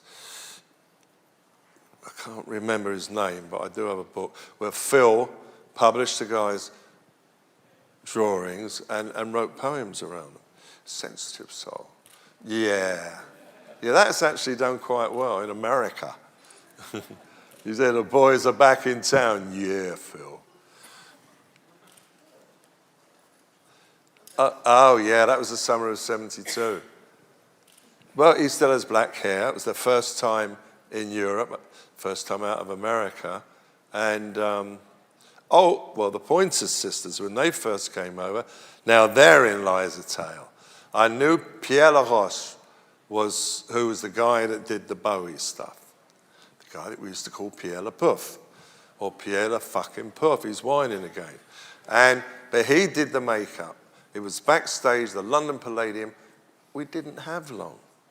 This motherfucker spent so long making them up that I had about 10 minutes to shoot. But the makeup's incredible. Life is fucked up. But look, I look at it and go, yeah, but without the makeup, Mick, who would have cared about your picture? So, it's an opportunist game. Although, frankly, nowadays, what I'm most into, and have been for, is when I have a communication direct. There's nothing wrong, and I did plenty, certainly back in the 70s. And even I had a contract with the W Hotels for a number of years, and part of it was I had to shoot live stuff and portraits of, but there's no trajectory. So what do I do, Mick, to do like you? Take LSD and forget all about it. Do not get serious. One, you'll get fucked over, especially if you're young. And let's be honest, I was young and stupid, especially about money things. Back then it's still like, in the wake of the hippie thing. But the good thing I did was I never signed away any of my rights. So I own and control the copyright to all of this stuff, which means that as long as it's art or editorial, I can do whatever the fuck I want. Not that I'm ever going to show, unfortunate pictures of people. And certainly in galleries and art, and that I can do all that stuff. But if you're going to do merchandising, for instance, then but I have good relationships, especially with the Bowie people. Look, I was Tina Turner. I got tons of pictures of her, but I haven't been sneaking them. And Dolly, it wasn't all like puffs and punks, And Mary Ann, but that was at a Bowie, the Midnight Special. That's right. Oh, very early Sex Pistols. Look. Well, this is before Sid joined the band, and you pause over there to the. Well, you can't see. Yeah. So, Steve is the one I've known longest. And the famous thing with Steve, and I've seen it repeated elsewhere, he said, well, I could play about 2 notes when I picked up the guitar. But he's actually a pretty good guitarist nowadays. Oh, Johnny. That was a High Times cover. One with a bit of art on it. And this would have been 77. So it was quite early. Oh, look. I think that was one of their very first concerts. That would have been... But I think that's as early as 75. The Christmas of 75. Okay, I've done all kinds of stuff, and sometimes it wasn't about photographing the act. So this moment in time. Now, this is 1976, so I'm well ahead of the curve with fucking around with this S&M stuff. On the other hand, it's all very innocent, really. No, I remember the time I had a mate who took me and this very attractive girlfriend at the time to this S&M, where was it? It wasn't far from here. And it was back in those days. But the only thing is when I got in there, I thought, I don't want to fuck any of these women. I like the lady I've come with. So, and they took it all a bit seriously,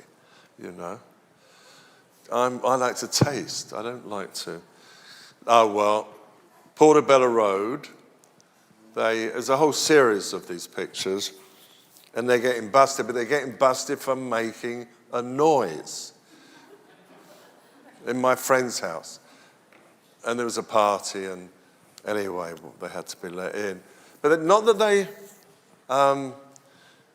were, I think once the cops realised who they were dealing with, they they didn't make any charges. Just please stop making the noise.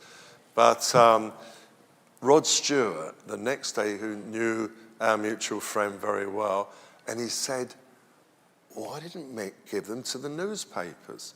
Because he'd gone solo and was losing a bit of his notoriety and starting to develop into this other thing. And he wanted a bit of Mick, and that's Ronnie in between. He wanted a bit of their naughtiness. Anyway, he never got it, and years later before, I would just take pictures and move on. But I do get dragged back into them at times, as if right now, you know. It's I like that one of Mick because he looks like a fucking rooster. Right? He does. Sometimes you get lucky. Ah, Debbie. Well, nobody ever, especially and nowadays, she goes to Jane Fonda's lady, I think, and she looks fantastic. I saw her and I have a few pictures of her in the in-between years. I mean, you can see, like the rest of us, she was getting older, but then when Blondie, we're going to go back, which was over 20 years ago now, then she had to be Blondie again. I don't want her to be older. But she's a bit older, you can see it, but she looks fantastic. I mean, Jane Fonda's 80. So look how good she looks. But these pictures, I can't go back, but they got a lot of interest. But I tell you how that came about, so you know how weird life is. Penthouse magazine, at that time, they had another magazine, a fashion magazine, and this was meant, the pictures, the first two you saw, the blue one and the pink one, they were meant for this, I can't remember what it was called, for this fashion magazine. But as they were about to publish this issue with Debbie, and they were just going inside, they went bust. So they never came out. However, about 20 months later, they showed up, I mean, not that I fought them, on the cover of the blue one, on the cover of Penthouse magazine. And the thing that Debbie and I always liked it, especially back in those days, a lot of naughtiness running about, but she is clothed in black up to her neck. And I threw her the pose. I threw her because it was a Lindsay Kemp pose that I'd learned from David. But she's fat, look. She was already 30 here. Amazing. Oh, now this young lady was a guy called Bleecker Bob. I don't know if you've ever heard of him. He had like an oldie, yeah, you got to be over 90 for that one. You got to be, he had like an oldies store in the West Village. He died a couple of years ago. But he sometimes would bring ladies, for whatever purpose, up to my studio, maybe late of a night, to, I don't know, maybe to burnish his thing or something. I can't even remember why.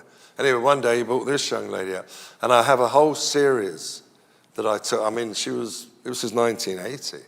She certainly was not known and had only just come to New York. And I've got to find them. They're buried away in one of my boxes. But this was but that wasn't a Mick Rock come on at all. She was already, you know, ready to like exploit that part of her personality. Carly Simon, different animal completely, shot an album cover, completely scared the record label. I've got pictures of her spitting champagne at the camera, ripping up the backdrop. I mean, yes, I did a lot of these rock and roll women too. Susie, great shoot with her.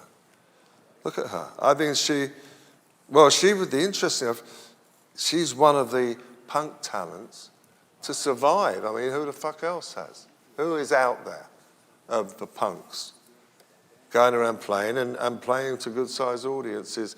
Seems to be mostly in Europe, especially in Germany. So that's Bibi Buell. She was like, I don't know if you know who she is. She's Liv Tyler's mum, because she had been married to Stephen for, was she married? I don't know. Everybody was having affairs. This, Truman and Andy. Now, was for High Times. And the lady there, the art director, Tony Brown, who is also unfortunately deceased by quite a few years, she set this up. She knew Andy, and he had done a previous cover for High Times. And this is when High Times was still a little racy, when you'd have, well, I shot cocaine centerfolds for them. If you see shots, I mean, you're talking a long, I mean, 1979, 80, 81, 82. That's, you know, part of the sins of my youth. But I wasn't the only one. So, it was, anyway, what I liked about this frame, because I've got a whole session, is the Polaroid. And it's one of those really older Polaroids. And he always had a Polaroid around for something. But this was my shoot. Oh, there's a whole story there. The guy with the shades, he was the owner of High Times. He'd been a yippie, made a lot of money on investing in this magazine. Tony Brown, the art director, but Andy. Now, it was a High Times party. Somebody, who was that Aaron Kay, he was a yippie. I mean, I could go, I don't know if you want all this stuff, you know, all this cultural stuff, you know, all the background stuff. I said, no, Mick, could you tell them what camera you shot it on? I can't fucking remember. No, I tell you, all that early, other than those Sid Barrett from the beginning, they were all shot on my first wife. It was her camera, a Nikon mat. And that's what I used throughout, I think maybe right at the end. I've got, it clapped out, but that's, you know, that was sometime probably in the 90s. And anyway, and once I found the Hasselblad, I loved it, and you had the Polaroid back. That was one of the award-winning, and that got a lot of schlock about it because this would have been, I don't know, 78, 79. And the producer was Jimmy Iovine, who, if you look him up, he's a big fucking deal and made fortunes. He was a little guy, and he'd started out working on Imagine, the John Lennon album. Very smart guy. Anyway, two of the Young Rascals and two other characters. But she was the daughter of a friend of mine that was the editor of Club. It was a lady magazine. And people go, oh my God, you know, it was getting a lot of shit about exploitation of children. See, the mum and dad were both there. I mean, and it wasn't, well, look, she just looked, I can't worry about all that shit. I mean, look, she looks so fabulous. Yeah, it was a cover, photo maker. With Dino and Gene from the Young Rascals. They were attempting to come back. Anyway, but it was a nomination for the Grammys that year, one of the 5. And the Ramones. This wasn't actually the cover shot. On the cover, they're just wearing the T-shirts, the colored T-shirts. But I got a phone call from the art director of, what the fuck? Sire Records, yes, for whom I'd already shot Talking Heads, the Dead Boys, some other band, I can't remember what their name was. Anyway, he said, well, Mick, he said, I don't know if you could help me out. I've got the Ramones. We've done a couple of sessions. They hate everything. In principle, they don't like photographers. I haven't got much budget. I've blown it. So I said, oh no. But it was produced by Phil Spector. I thought, fuck it. The Ramones produced by Phil Spector. I want my credit to be on there. So I shot it. And I was warned that if they didn't like what was going on, they would walk out. And, you know, that they were not there to savor me. Anyway, I got the session done, and one of the pictures ended up on the album cover. I just showed them some Polaroids, and they would, well, Marky was a little different. Grunting. Well, Johnny was funny one. Oh, this was the same label. Talking Heads looking like 4-year-olds. Look at it. But how young everybody was. That, he wasn't very old either. That was Spike. I think I shot it for some kind of card company that a friend of mine was running. And they say, and I thought, well, that's so rock and roll. But the tongue was because we were dangling sardines. This is a whole story. Andrew Lou Oldham, the original manager, producer of the Rolling Stones, and he was younger than any of them. He was like, and then Lou Adler, who has produced, including that Tapestry album and the Mamas and the Papas, and Rocky Horror. He was the producer of Rocky Horror. The Dead Boys, yeah. I like that picture. Another one was used on the cover, but this is the one, and that's happened in my life. But, the record labels do what they want. Even Daryl Hall and John Oates, who I did shoot in more recent times, but they were fucking, they were coke to the fucking girls. What are you talking about? But we all were. You think Hall and Oates? Yeah, oh yeah. Oh yeah. No, they were as wild as the rest of us. That wasn't their image though. Johnny Winter, I shot a couple of album covers for him. And I liked him. Well, and he was such an amazing subject to photograph. So, Smutty, he had a band called the Rockettes. I think and he had great tattoos. And he was like a rockabilly band. And, I just like squeezing his nipples. Look at that, and he's got all that beautiful. And this was used, what's the name of the band? A Swedish band who were into the Velvet Underground and whatever, I mean, I like it. It's got a certain aesthetic value to it. It's, this was originally shot for a book cover, and it was still back in those days. It was like, beguiled by film. Most photographers say, what the fuck are you talking about? But anyway, there was still plenty of film around in those days. And I wanted a glammy, punky vibe on it. And that was my Medusa. And that has been well shown at museums. Kate Moss. Did a load of pictures with her. I like this one because it's the Iggy T. And I like the fact I'm tucked in the corner there. And the belt she's wearing was Lou Reed had given me, and he had worn it on the Rock and Roll Animal album. So she had a history there. And then that's right, I did David, Lou, and Iggy. So there was the Lou. This is probably my favorite from the session. But that one's cool too. And that became a book cover of mine, a book called Exposed in more recent years. Oh, look at that. And people like that for some reason or other. Whatever. Joan Jett. Well, that was another occasion when they'd already had about 3 sessions. Kenny Laguna, who's a manager, producer, absolutely mad as a hatter, but very cool. And I knew the lawyer. And that's a whole other story, but I don't need to go there. But he had called me up. He said, they got no time. It's coming out. They're still mixing the album. They can't come before midnight. And I haven't got much money because they blew out the earliest sessions. Oh yeah, let's do it. And it was Joan Jett. And I knew who she was, even though she wasn't that well known at this moment in time. But I would, of course, know exactly who she was. But I was thinking about Elvis Presley this day. Like the jacket, her attitude. Lovely lady. Motley Crue. I was attracted the music's cool, and Nick is very bright, but they came up with a bunch of money and flew me out to LA, and I did, I don't think it's, the other one, there's one, the more famous one is one of them in the bubble bath that came when Dirt came out. That's when that got a lot of hoo-ha. This was my daughter, taken a long time ago.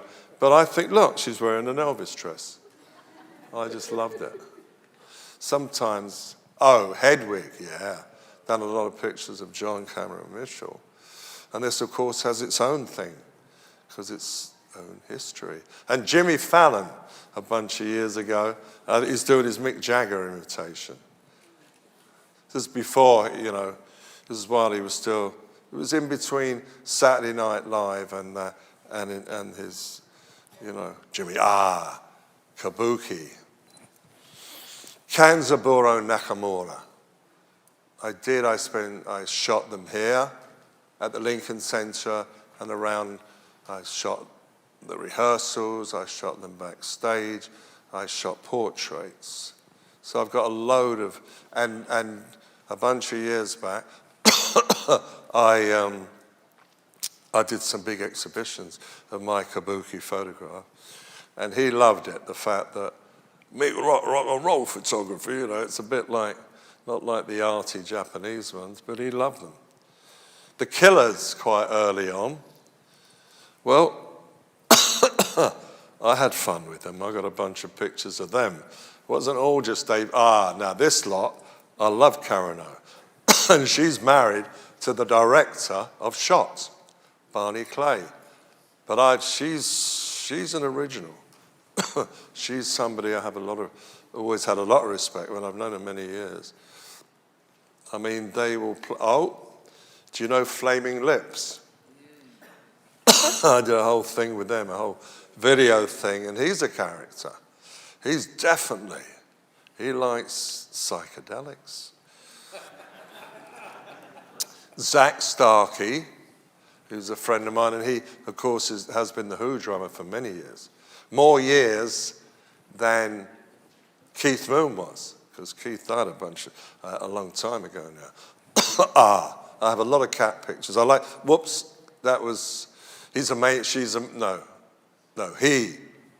was Yum Yum. He was a Maine Coon, and I always have Maine Coons. A very young Joss Stone. And Dave Grohl did pictures of him recently. Look at him. He's very cool. I like Dave, I have to say. I shot a whole load of them recently in LA. I shot Marilyn Manson, my friend Johnny Marr. Did a lot of pictures of him at one point. And there was, at that time, talk about the Smiths getting back together. And it was certainly worth a lot of money in Europe. But Johnny said to me, I don't know if I dare use this word. Maybe I'm taking it a little bit. But I would like to say up front, there is a certain word, which I will spell out, that could get a man killed if he used it in America to a lady. Now in England, it's mostly used between mates. And it has a whole different vibe. But you need to explain that up front before you use the word. C-U-N-T. But you know,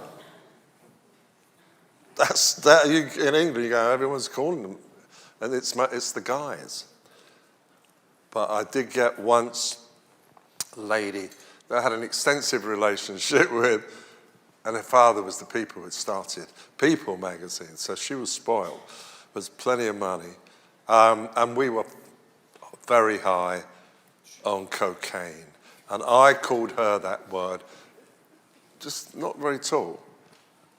And she grabbed this fucking hammer and chased me around the loft, and I hid in the bathroom. and she smacked the fucking door. So there was a permanent hole. There was one of those doors where it wasn't solid all the way through. There was a gap in the middle. Anyway, for the rest of the time we lived together, that was there for me as a reminder. But Johnny Marr, yes, having said that, when I asked him about Morrissey, he said, oh no, that's not going to happen, Mick, because Morrissey is a you-know-what. But I couldn't just come out and say it, you know. I might not have got to the door, or I could have, I mean, me movement and all that nowadays behaves so. Daft Punk, yeah. I know they wanted, the problem was they lived in LA, and then there are a couple of other times, but they, I don't know, it didn't work out. But the coffee. Oh, you don't want it there? The coffee? Yes, David, you're so fabulous. Yes. You want sugar? Yes. Yes. Well, obviously, I can still shoot. These put a lot of pictures. Michael Stipe, beautiful man, brilliant, unbelievable. I know.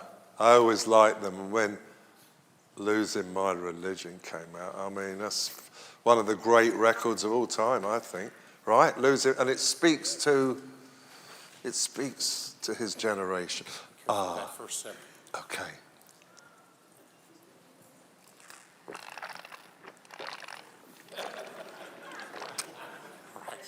David is the MC, by the way, so he doesn't have to do that, but he's very nice.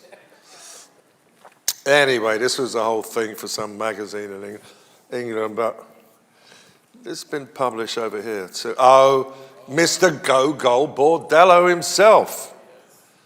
Now, I shot him again recently for something, and he's a character. We had a launch of shots at the Tribeca Film Festival a couple of years ago, and there was like an after party, and he got up and did all of Raw Power. I thought, well, he did such a good job. Snoop, the interesting thing about, is Snoop Dogg is, of all the moderns, other than like, all the new millennium stuff, the prints I've sold most of are of Snoop. Yes, David and Kate Moss, and even a couple of Iggy, but I love it. It's Snoop. He's a crafty bugger, very smart. I could go Sienna Miller. Well, I don't know what to say. She's an actress, and she's not a bad actress, but somehow, whatever, we wanted to do the shoot. I had these T-shirts that have been produced. Alicia Keys, see a thing with her, I had about 15 minutes with her. That was a whole rigmarole. And she had this fucking entourage. They were polite, but they were just getting in the fucking way. And Tommy Lee, I love Tommy Lee. And I've shot, Motley more than once, that's for sure. This one was not quite like the first one, which was 86. I think this one was... Oh, Bono and Lady Gaga. I don't know why he was fucking around with it was his party, but he wanted her there because she'd sung at a concert of his at Carnegie Hall. And I've got a whole series, and he's buggering around with these forks. Right, Dino? Forked by Bono, right? Absolutely. But I like it, and I think it tells a certain tale, and it's those two. I mean, that's not... I like to show the flashy stuff. But you won't know who he is. I just like his name is Michael Clark. And in London in the 80s, he was a big stylist, fashion-y thing.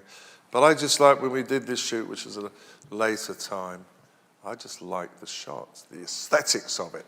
And a younger Pharrell. Very cool guy, very polite. In fact, and very considerate, and very, and he's done and his talent is unbelievable. Of course, she died, unfortunately. Bob Geldof's daughter. But I did some great pictures of her, and I really liked them. And I remember having dinner with her one night, and we talked about a lot of stuff. And believe you me, I don't hit on young ladies. Well, 30 years ago, but not nowadays. And she said to me at one point, talking about Bob, she said, my father is a very strange man. But I didn't, people say all kind of things to me. And, but I didn't get into it, because it's interesting, but it's none of my fucking business, However, she was a sweet thing. And so was he. His name was Kabuki. I've had a lot of these, and he's still quite young here. That's why you haven't got the rough that comes. But I'm especially these cats, Maine Coons. I mean, I've had, the Prodigy. Of course, I don't think I had, and then he died. Nothing to do with me, old chap. Well, I like them as of course, the blonde one on the right was really the mastermind. What's his name up front? He was that. He was the front man.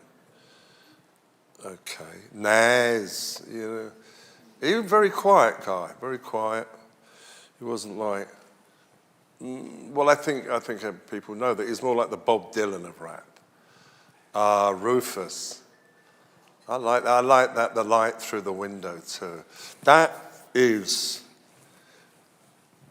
to my way of thinking, the prettiest light there is. That shot of picture of David looking in the mirror, that was shot by daylight through the window.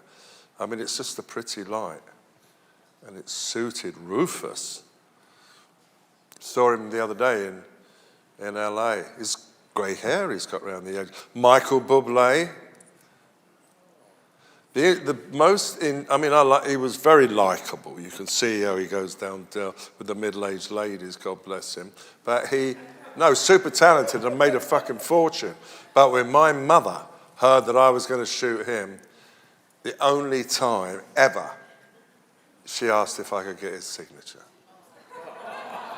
Yeah, but he was happy to give it. I mean, it's his audience. So I don't know.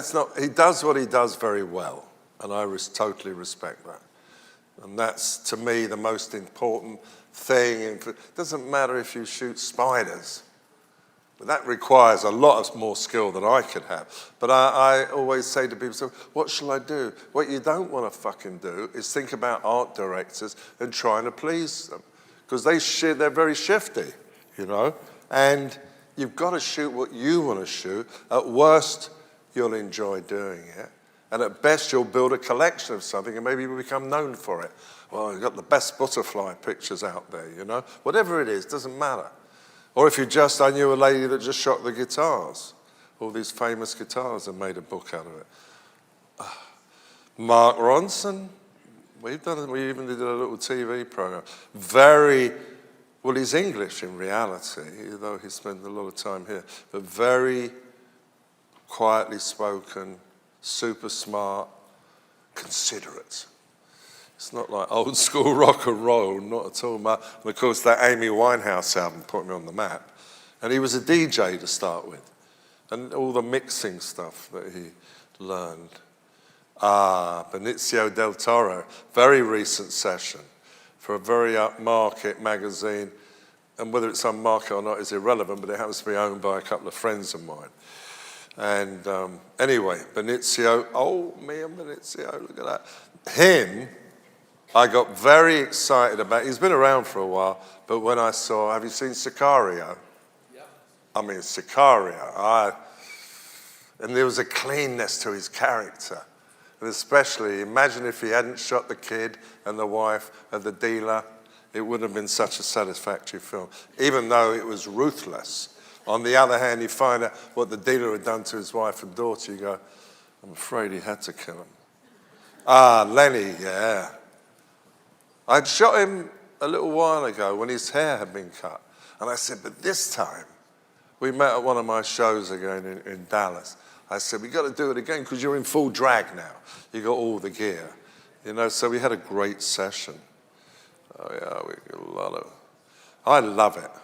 The thing about all the things I do, including this, my favorite thing above all to do is take pictures. But I like to do this one-on-one thing, move the energy around, explore things, and shoot different things, I'm not, and really there's not, who needs Mick Rock taking party pictures? I take them on this. I don't go out with a camera. I take them on like everybody else. And that's all you're going to get, because I need another cup of coffee. However, well, I hope it was an entertaining way to pass a bit of time. But if you've got a couple of questions, have we got time for a couple? We got time for some questions? Let's do, we're a little into overtime. How about, 3 questions. 3 questions. 3 questions. Okay, let me get a microphone. I'll tell you one thing I'm going to do. Where am I going to do it? As a gesture. to the event. I brought along 8x10 prints of 4 of my images that instead of you paying a fucking fortune for them, you can get for $100 today. All right?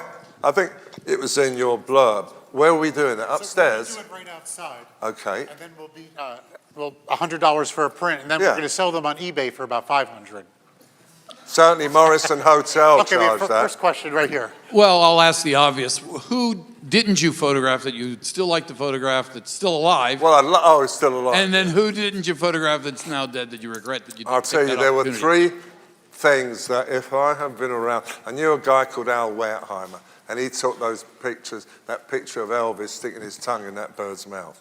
That I like his. I wish I could have been Al, but I wasn't old enough. Also, Keith Richards around the time of Altamont, which I barely picked up a camera, and I hadn't even been to America in '69, so I couldn't have done it. However, those 2 especially, at those particular, but Bob Dylan, blonde on blonde period, but all that fucking hair and, and looking like, because he was a speed freak in those days, and he looks like one. And he, the scarves and the funny little suits. So those I would have mostly. I'm not sure today. I mean, I want to shoot I like people with an edge on them. Like your Joaquin Phoenix. We'll see. Because he might be, but I do know his sister, Rain, well. So we'll see. But I've been suggesting him to a couple of magazines. Well, he's got the right edge. And I mean, whatever, I haven't seen Parasite, so I'm not going to know nothing about it, other than the fact my daughter liked it, who knows better about these things than I do anyway. But Joker, unbelievable. That was like taking drugs. I mean, that was such an unbelievable thing. Now, he's going to wheel me outside before... One more question from this gentleman. Okay. Well, I'm no lady. I'm very, I think you need to allow a lady to ask me something. Have you ever taken any pictures with the Osborne family? With who? The Osbornes. Ozzy Osbourne and his family? It's Ozzy's family. Oh, I've taken pictures of Ozzy, and I've taken pictures of... what's her name? His daughter. But she, Kelly, exactly. At one point, they were going to turn her into a rock and roller, and I did a whole load of things for Sony. And I have a whole load of video. But those 2, Kelly was the first one to say, that's my favorite picture of my dad, of Ozzy looking a bit queer, I mean, instead of eating bats. So what else? But I'm going to go there and they can chat. Mick will just be right outside signing prints and getting questions. So Mick, thank you very much. Awesome, sir. That was great. Thank you.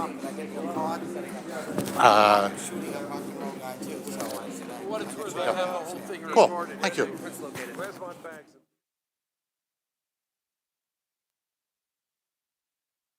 Rock, thank you so much. She's out there. She's got your prints and all set up. What it's worth, I have the whole thing recorded. Okay. Yeah, we got it all. We're all recorded. Yeah. Okay, everyone. We're going to be introducing Anabel Dflux, who is going to talk to you about fantasy portraiture and is also on does amazing rock and roll photography as well. Before I introduce Anabel, I just want to share with you guys on video so that it's officially well known. Okay, right now we're going to go into a quick little segment. This is me saving my job so I can come in tomorrow morning. This was from Mick after I asked him during the presentation to kind of keep it a little clean word-wise. He says, hey David, thanks for the email. No problem with keeping my mouth squeaky clean. I'll swallow a big bar of soap beforehand. So that's my CYA for my job. Thank you very much. And we'll have Anabel up in a second. Thank you. Did you guys like that? Yeah. Yeah.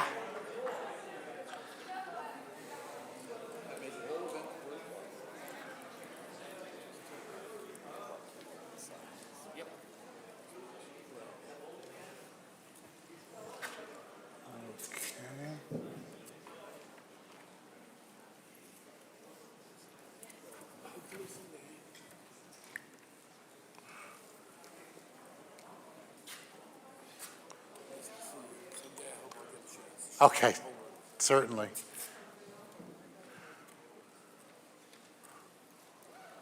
Okay. All right, where's, oh, Anabel, sorry, the roof got a little thinned out there. Okay, so we want to showcase here, obviously, legendary talent and also new talent. And Sigma has been fortunate enough to hook us up with Anabel Dflux. Anabel flew in all the way from Los Angeles. She's got a young, fresh perspective, is an absolutely lovely photographer. I want to keep an eye on her career as she moves forward. Just a quick little story. We had something, some oddness in common.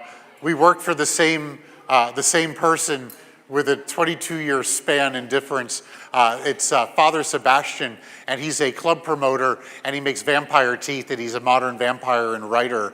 I know that sounds a little weird, but bear with me. But Anabel sent me the presentation, and I was like, oh, wow, there's vampires in there.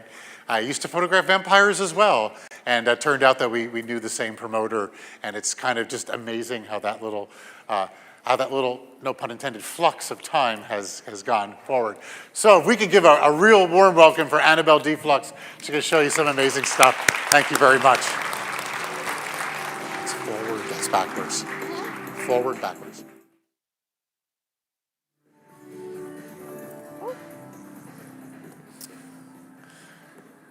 Hello, everyone, and thank you so much for coming and listening to my presentation, and thank you for the very, very warm welcome, David. So as he mentioned, I am Anabel Dflux. I am a photographer from the sunny state of California and also a proud Sigma ambassador. So living in California and working in the entertainment industry, it's of no wonder that a lot of my photography has taken a bit of a fantasy edge to it. I mean, you're working with personalities and characters that you get to bring to life on screen. And to talk to you a little bit about fantasy photography, a lot of people, when they think of fantasy, they immediately assume that you're going to have to do a lot of post-production work and a lot of retouching on it, which is one way to do it, absolutely, an understandable way to do it. But I feel that for my work, personally, it's taking a little bit away from what photography actually is. I mean, it's taking a photograph and turning it into a little bit of a digital illustration when you're concerning fantasy topics. And my big kind of philosophy on doing photography is to try and keep it as close to actual photography as possible. As such, a lot of my fantasy work really does involve in-camera productions rather than relying so heavily on photo manipulation tactics. And as you can see here, this is a wonderful photograph of a good friend of mine named Gaia Patra, in which a lot of the fantasy work really is completely in-camera production. This was shot with the brand new Sigma FP, smallest full-frame mirrorless camera, and the new Sigma 50mm 1.4 L-mount art lens. And the thing about a lot of fantasy photography is that I feel like the equipment that you use really is something that alters the perception of the image that you are creating. And a tactic that I actually took from the way that films are created is shallow depth of field to showcase something that's a bit more surrealistic and mystical. I mean, if you watch movies, whenever they try and portray a dream-like state, they're usually using very shallow depths of field, and I really favor using depths of field along the likes of f1.2, f1.4, you know, extremely wide apertures that some people tend to shy away from, but I find that the creaminess of the background and the way that it really helps fade everything away aids to the perception of that image being a bit more fantasy in nature. And a lot of that has to do with the fact that, you know, the human eye just cannot see, you know, shallow depths of field the way that the lens can capture it. I mean, when we look at something, we don't see it that way. So it automatically adds a bit of a fantasy element to it.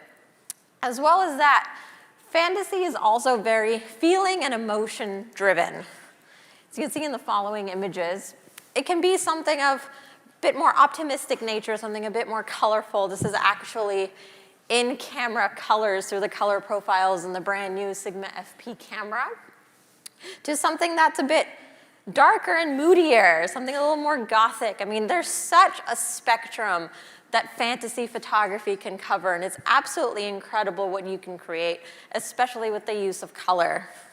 You can even go as dark as this, and your location is also a very big factor when creating fantasy photography, because you want to immerse your client in the world that they have created in their mind. And as photographers, we have the ability to take what's in their mind and putting it straight onto film. So to start, with fantasy photography, lighting really does set the mood. And the thing that I find that separates kind of the hobbyist and amateur photographer from the professional photographer is their grasp on lighting. I mean, the whole idea about being a photographer to your client is to try and create images that the client cannot essentially make themselves. You don't want to create images that the client can very easily just take a cell phone snap and be like, well, why do I need you? And the whole point of that is that as photographers, our grasp of lighting, how to control lighting, and even just utilizing good lighting really does make a huge difference. And in the spectrum of fantasy photography, lighting can really take your work and elevate it to a whole new level. So to view this image in totality, this is actually a musician named Fira, and her work tends to be very fantasy-oriented, especially with the subject matter of her songs, but there's a very science fiction edge to it as well. Especially with some of the lyricism in the newer music that's coming out. And as such, the lighting that I used, I actually decided to turn it into a part of the background in the frame itself to add a bit of that science fiction edge to it, because yes, she's in a gothic ball gown, but the lights in the back really kind of give maybe even a Star Trek reminiscence to it. And just adding a little bit of a fog machine already just took this kind of plain studio shot and elevated it into something that's entirely different. And the fact that when your client views the final result of the image, they look at it and they're like, cannot believe that standing in this black box produced this. You just completely transport them into something that's a whole new world. And to continue forth, sometimes essentially my favorite lighting arrangement that I use for so many different things, because it's something that a lot of my clients don't usually know how to do themselves, is what I call the triangle arrangement. The light that's in front, often that look is also called the butterfly arrangement. What this is just 3 studio lights, the simplest setup in the world. You have one light directly in front of your client, which is right in front, softbox held overhead, angled down towards them, and then 2 lights standing right in the back. And those 2 lights in this particular image I angled towards the client. Sometimes you'll angle them to the back in order to provide a lot of separation between your subject and the back wall. Well, to add something maybe a little bit more interesting, a little bit more eye-catching, and to make sure that the background is not terribly overwhelming to your subject, I actually turned those lights and angled them off to the side. However, because we are showcasing vampires and something that's a little bit more gothic, a little bit of a darker edge, I made an executive decision to actually gel one of those side lights in red just to add a little bit of color to it, and this also allows you to tie the colors in the background to the colors of the subject and making sure that the audience's eye actually travels around the frame. Because as a graphic design professor once told me many years ago, if the audience is looking at only one point of your image, you've kind of failed as an image maker, because you want the audience's eye to consistently travel around the frame and look at all of the elements and details in your shot. However, that little piece of red isn't always necessary. There was a couple of subjects in our little vampire shoot that, honestly, they took such a character and such a personality in and of themselves that I decided that just showcasing them and their extravagant wardrobe was really all that was necessary for this particular look. And again, this is a lighting arrangement that so many people I photograph, when they see me do it, they're just looking at the final result of the images and going, wow, this is something I've not seen before. Even though the average photographer might look at it and be like, okay, I kind of know this lighting arrangement, but using it more and more in my work has really, really pushed clients to start coming to me and being like, I can't do this myself. You need to do this for me. And to add, a big part of fantasy photography is also the color. I mean, all of the elements that I'm talking to you about are all elements that kind of come together to create the final image.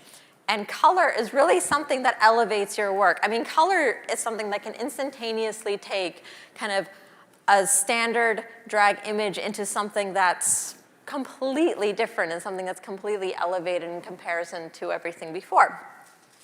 So color is probably the one thing that in post-processing I will probably dig into and start modifying.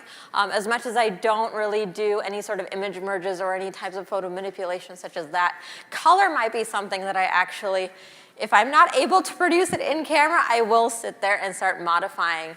In this particular image that you see here, there was a process called split toning. And what split toning is that you're essentially coloring your shadows and your highlights independently from one another.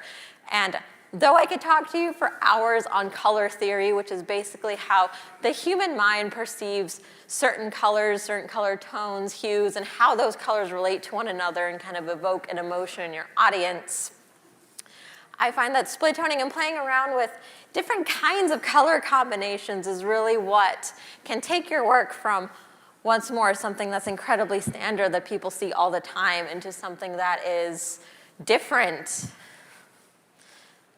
So the different ways you can use color, although this image on the screen is not necessarily fantasy per se, it's kind of a good middle ground between the client that wants something that has a little bit more of an edge to it and wants something that's a little bit different but are not yet ready to commit to something that is essentially full costume or fully taken out of the aspect of the real world. And a good way to do that is, again, just to use color. So this is also a triangle arrangement. It is the same arrangement of lights as before with the vampire shots, with one light in the front and two lights in the back. And also to touch on that, I use continuous light personally, but you can actually achieve this with strobes as well. But my continuous lighting setup is a big octagon softbox in the front that is aimed directly down at the client's face with two rectangular boxes in the back. And in this particular shot, instead of turning them towards my client at an angle like was seen in the vampire shots, we actually took these lights and put them right in the back. It actually produces a bit of an effect like these purple lights behind me, because this wall was actually white. And when I gelled it purple and turned those lights to the back, the entire color changed. This is actually a really easy way to turn your backdrops into a new color if you don't have the opportunity or the chance or maybe the financial means of purchasing a multitude of backdrops. I've even done this on black walls, and it's perfectly fine. It will deeply saturate your wall depending on the intensity of your gels. And once more, to elevate this shot just a little bit from what it was before by turning the purple lights onto the back. And you can actually see a little bit of the purple lights falling onto the subject as well. It added a bit of an edge to this shot in comparison to what it would have otherwise been had I made all the lights white. And the light in front of her was still kept white because I wanted to make sure that her skin tone was as true to the makeup that she did on herself. However, with a tiny bit of color retouching, I actually used split toning to make her face a little bit more aqua in color because I felt like that balanced the purple a lot nicer than it would have otherwise. However, you don't have to use color as intensely as the shot before. This look would have been, just kind of an avant-garde fashion look otherwise, but by adding green, we added a bit of an alien fantasy element to it. And all I did here was, once again, my favorite triangle arrangement with the three lights. The two lights in the back were angled towards my subject, and the two lights in the back were gelled green, with the light in the front gelled white, because I really do love just little specks of color because it adds a little bit more interest to it. It's also a great way to, once again, bridge the gap between a client who wants something that's a little edgier and a little different but is not yet ready to commit to something that is essentially full costuming or full fantasy look. It's also a good way to take any kind of, a bit of a average styling and turning it into something that's a little bit more intense and a little bit more interesting. However, if you do have a client that is willing to commit to something that is really intensely colored, you can do a full wash which is essentially gelling all the lights into a solid color and just washing over it. I also do concert photography, which is why I find it funny that I really enjoy the red light, because as a concert photographer, red light in shows is probably the worst lighting arrangement to photograph ever. But when you're in a studio and you're able to control the red light and the intensity of it and where it's placed, it's a lot of fun to work with. And it also adds a very unique mood to an image. Again, although this image is not necessarily fantasy per se in the traditional sense, it does have a little bit of a surrealistic element to it, which already takes it away from, you know, your traditional standard photographs. And of course, this one probably does not need a huge amount of explanation, but costuming really drives the point in fantasy photography, because right off the bat, if you see someone walking around in a costume like this, you're already like, they're probably a part of a different world. They're probably stepping out of, I don't know, Narnia or some sort of fantasy realm right off the bat. But really, costuming is not just the clothing that your subject is wearing. It is also the hair, it is the makeup, it is the full ambiance, it is the location. I mean, the location really is such an important element when you're trying to create a whole new world for your clients. For example, we were walking around in a park and she was dressed like this, and the looks that we got were absolutely marvelous, especially in Los Angeles, where you would think that people would be kind of used to this, but they were still turning in their heads and being like, what is happening over here? But anyways, as we were walking around this park trying to find the perfect spot for this particular look, because I had actually chosen this location based on the crown look that she had prior to this, we were wandering around and we found this tree that was just mimicking the horns of her headpiece so perfectly. And the tree, even of itself, looked like something that did not necessarily belong on Earth. I mean, you could photograph it in a million different ways, and it looks like something that came out of a storybook. So I just plumped her in front of it, and I was like, this really adds to this particular shot and really drives the point of this shot, even more so than her costuming at times. I mean, it really elevates the image, and compositionally, it really draws your eyes upwards and adds a lot of room to this particular shot, so it doesn't feel very claustrophobic with tight crops. I also really, really love sheer, especially any sort of like transparent sheer see-through fabric. I absolutely love it, because you have to remember that the image is static. Photographs do not have movement in them innately, so you have to be the one to create movement for your image. You want the audience member to look at that shot and kind of feel the energy of it and feel what that next motion would be. And as such, I had my lovely model guy grab the edges of her dress and pull them up, because it really does add something a little more to this shot. And as such, I decided to pick a more essentially empty and spacious location, because at the same token, you don't want your background or the location you choose to take away from some of the details of your shot.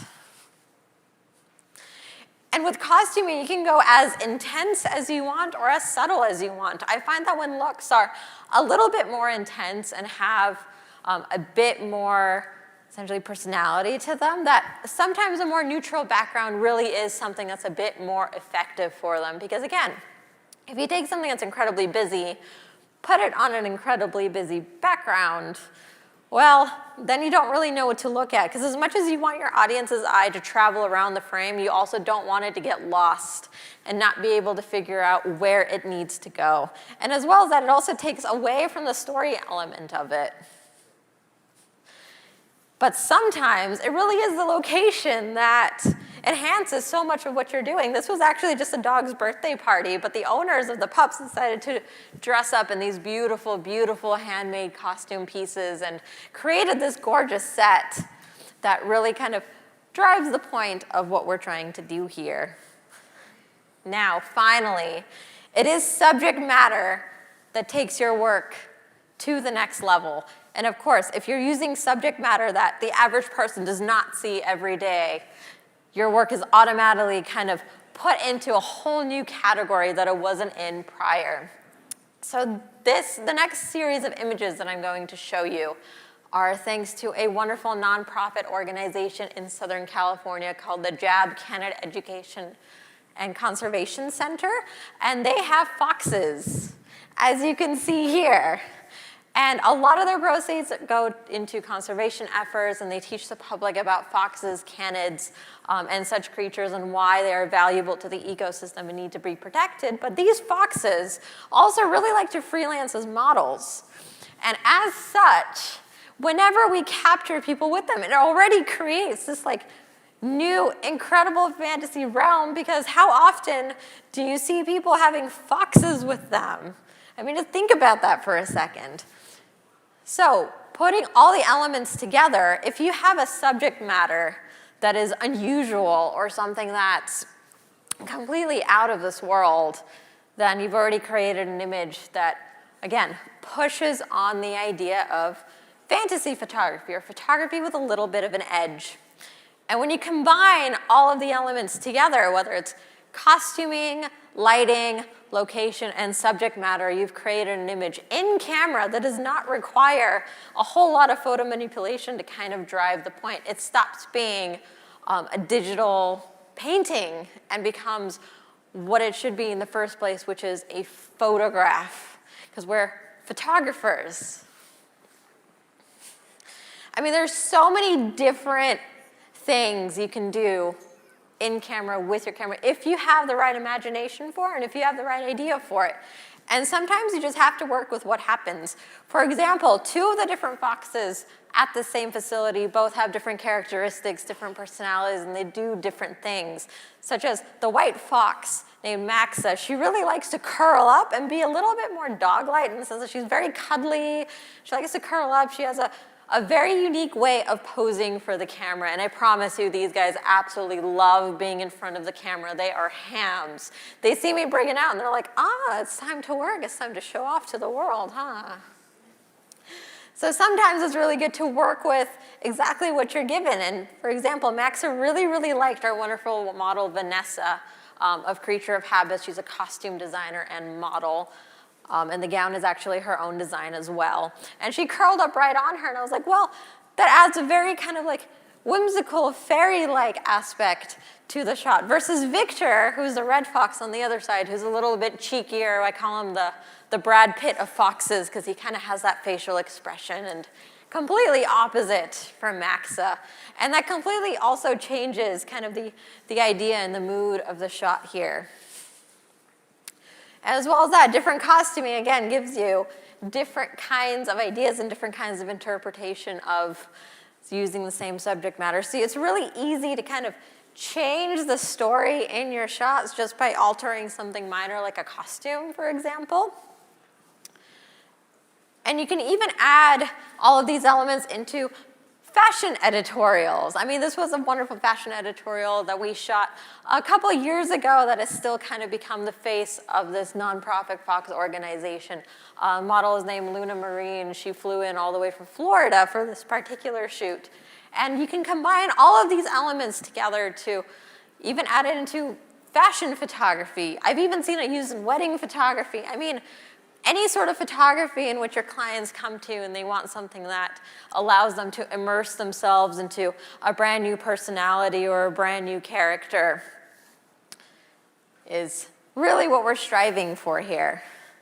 And on our final slide, which combines every single element I've talked about here, which is the beautiful sheer fabric that I am incredibly obsessed with, because you are able to drape it over absolutely anything. The costume that really drives the point, the model who got into the character of this particular image, the subject matter, which is unusual, and then of course the beautiful lighting and the use of color here with the really, really deep blues and the really orange greens is really what essentially turns out to be your final conclusion image. Thank you so much. And I know we have plenty of time for questions here. Does anyone have any questions for me? Did I cover every, there we go. I do them several times a month, actually. So I do have a pretty varied span of work. I work a lot in entertainment, I work in music, I work in commercial, and they tend to take all of these images from my portfolio and seeing the fantasy edge to it and want that added to their shots because it allows their work to be standing out from everyone else's.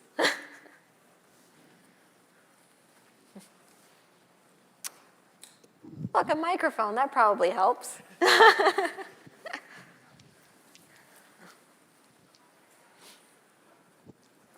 Beautiful work, Anabel. Thank you. Obviously, you have a really good imagination, but when you, I guess, come up with the concept, how do you find the costume or like just the elements? How does that come together? It really depends on what my client wants, because I feel like a lot of these pieces are collaborative efforts. Sometimes I have clients who come to me who already have a very distinct idea in their mind. They're like, I want this and this and this. Find this for me. And then at that point, you kind of turn to the wonderful power of social media, and you're able to find a whole variety of incredible artists, whether they're local to you or not, that are willing to have some of their work featured in these beautiful images. Otherwise, sometimes I have clients who actually do all of this stuff themselves. They are the costume designer. They are the hair and makeup person. And other times, it's, hey, do you want to do something cool? Let's just get together and use some very simple elements and bring it all together, such as the red shot was actually shot in my garage late at night one day. My friend who was featured in that image, she was kind of staying over, and we were just chit-chatting back and forth and go, why don't we do something weird and cool? We just got into the garage, and it got the red lights, and we had a little piece of plastic that she was holding in front of her face, and that's how that ended up happening. The shot with the green rim was kind of similar to that. She had the costuming down, but we couldn't quite figure out what we should do to kind of push it into a new direction. And I was like, why don't we just gel it green? Because green was a color that was kind of unusual at the time. So we're like, there we go. Yeah. Hi. Oh, sorry. Hi, I love your pictures, by the way. They're great. Thank you. So I know you mentioned the type of lighting setup you use in studio, but what is your preferred lighting setup when doing outdoor photos? I use no artificial light outdoors. Yeah, I'm a very big using the natural light that is there. Nope. Yep, I placed her under a tree. You can use reflectors. I just don't tend to with animals like this because they can be afraid of it. It's also, the foxes are located essentially at the top of a mountain in the middle of nowhere. So it's a bit bulky for me to carry everything over there, especially because it does get very windy and the weather can be kind of tumultuous. Half the shots were actually shot in the rain. You actually just couldn't tell because you couldn't see the droplets, but Hi. Hi. When meeting with a client for the first time, how do you determine what lighting, what mood and what feel to go for with the setup? And what happens, or why do you work through conflicts with creative direction with a client? For example, they want to do something this way, but you feel it won't highlight them, or it's not very flattering. So to touch on your last point very quickly of they want to do it this way, but I know it's not going to be flattering, I usually kind of stand in the middle and go, okay, let's divide your time. Let's do half the time the way you want to do it and half the time the way that I want to do it, and then we can see in the end which one turns out better. Because you can sit there and you can try and explain to them how, I get what you're trying to go for, but that may not necessarily come out in camera properly, but they won't really understand it unless they're the photographers and they're actually able to see it. And some clients do come to you because they know that you are a professional and you will not steer them wrong, while other ones really are actually there, I feel like, for more of an educational purpose. Like they're like, no, let's do this, and then we'll see why it doesn't work, which is why I like to divide my time between half of it being their way and half of it being my way, and then everyone kind of walks away happy, because you never know. Sometimes, as a photographer, we also get lost in the fact that they give us an idea and we go, I don't know, no, that's not possible, because I can't imagine it being possible. But then you actually try it and you're like, you know what? Maybe I was wrong and it is actually possible. So that's why it's a good thing to kind of divide it into as to how to figure this out and get the creative direction, that's very much in your client consultation, how you do your workflow. I always step into client consultations and just let the client talk. I understand that the client can't always explain things to me in technical terms and photography terms, so I just let them talk and tell me what they're seeing, and then it's my job as a professional photographer to take their words and translate it into the image that's in their head. And I feel like a lot of that is kind of years of practice as well. It's kind of, okay, client might be telling me this, but really what they mean is this. And then you kind of work together and create that. In terms of creative direction, you also have to manage expectations as a huge part of photography, is to make sure that your client understands what is realistically possible for whether it be their budget or the location they picked out or the time constraints. You have to be able to manage expectations, and although their idea might be up here and their budget might be down here, you try and meet somewhere around here where you're like, you know, I get what you're trying to achieve here. This is how we can do it. No problem.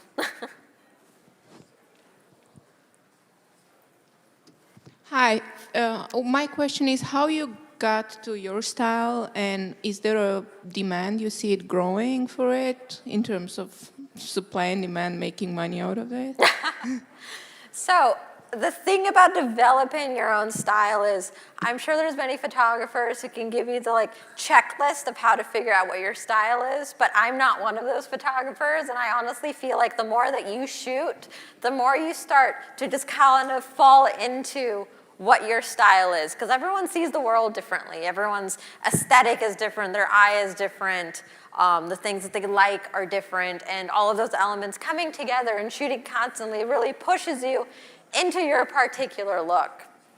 In terms of whether or not there's a demand for this, I live in the entertainment capital of the world, and there is such a demand for this over there because it's Hollywood, it's movie magic. Everyone wants to be that character that they fantasize in their head, and they realize that in a picture, it's possible to do that. They don't have to be actors in order to get that. They don't have to be professional models. You just have to have a photographer who is able to capture that idea and kind of bring their character to life, whether it be through lighting and location, et cetera, et cetera. So it really does depend, I would say, in the industry that you work in, the demographic that your clients fall into, the location that you live in. As well as that, again, I work a lot with musicians. I work a lot with incredibly creative people, and all of them are instantly like, well, you know, I create a persona for my work. If I'm a musician, I'm creating a persona that performs on stage. And as such, they're like, well, we want more of a fantasy edge to it because this persona that we've created is a fantasy, essentially. Anyone else have a question?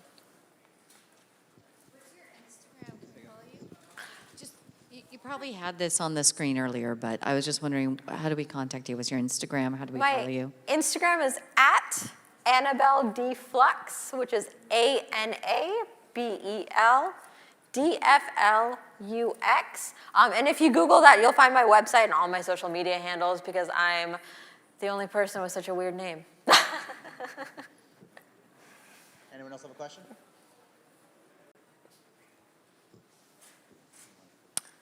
Then I think we're all good. Thank you guys so much for listening and spending your time here.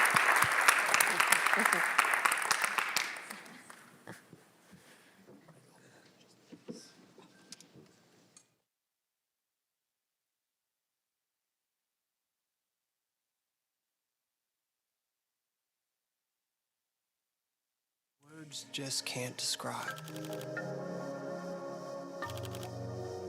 But 61 majestic megapixels describes it excellently. So do excellence. The world is waiting for your perspective.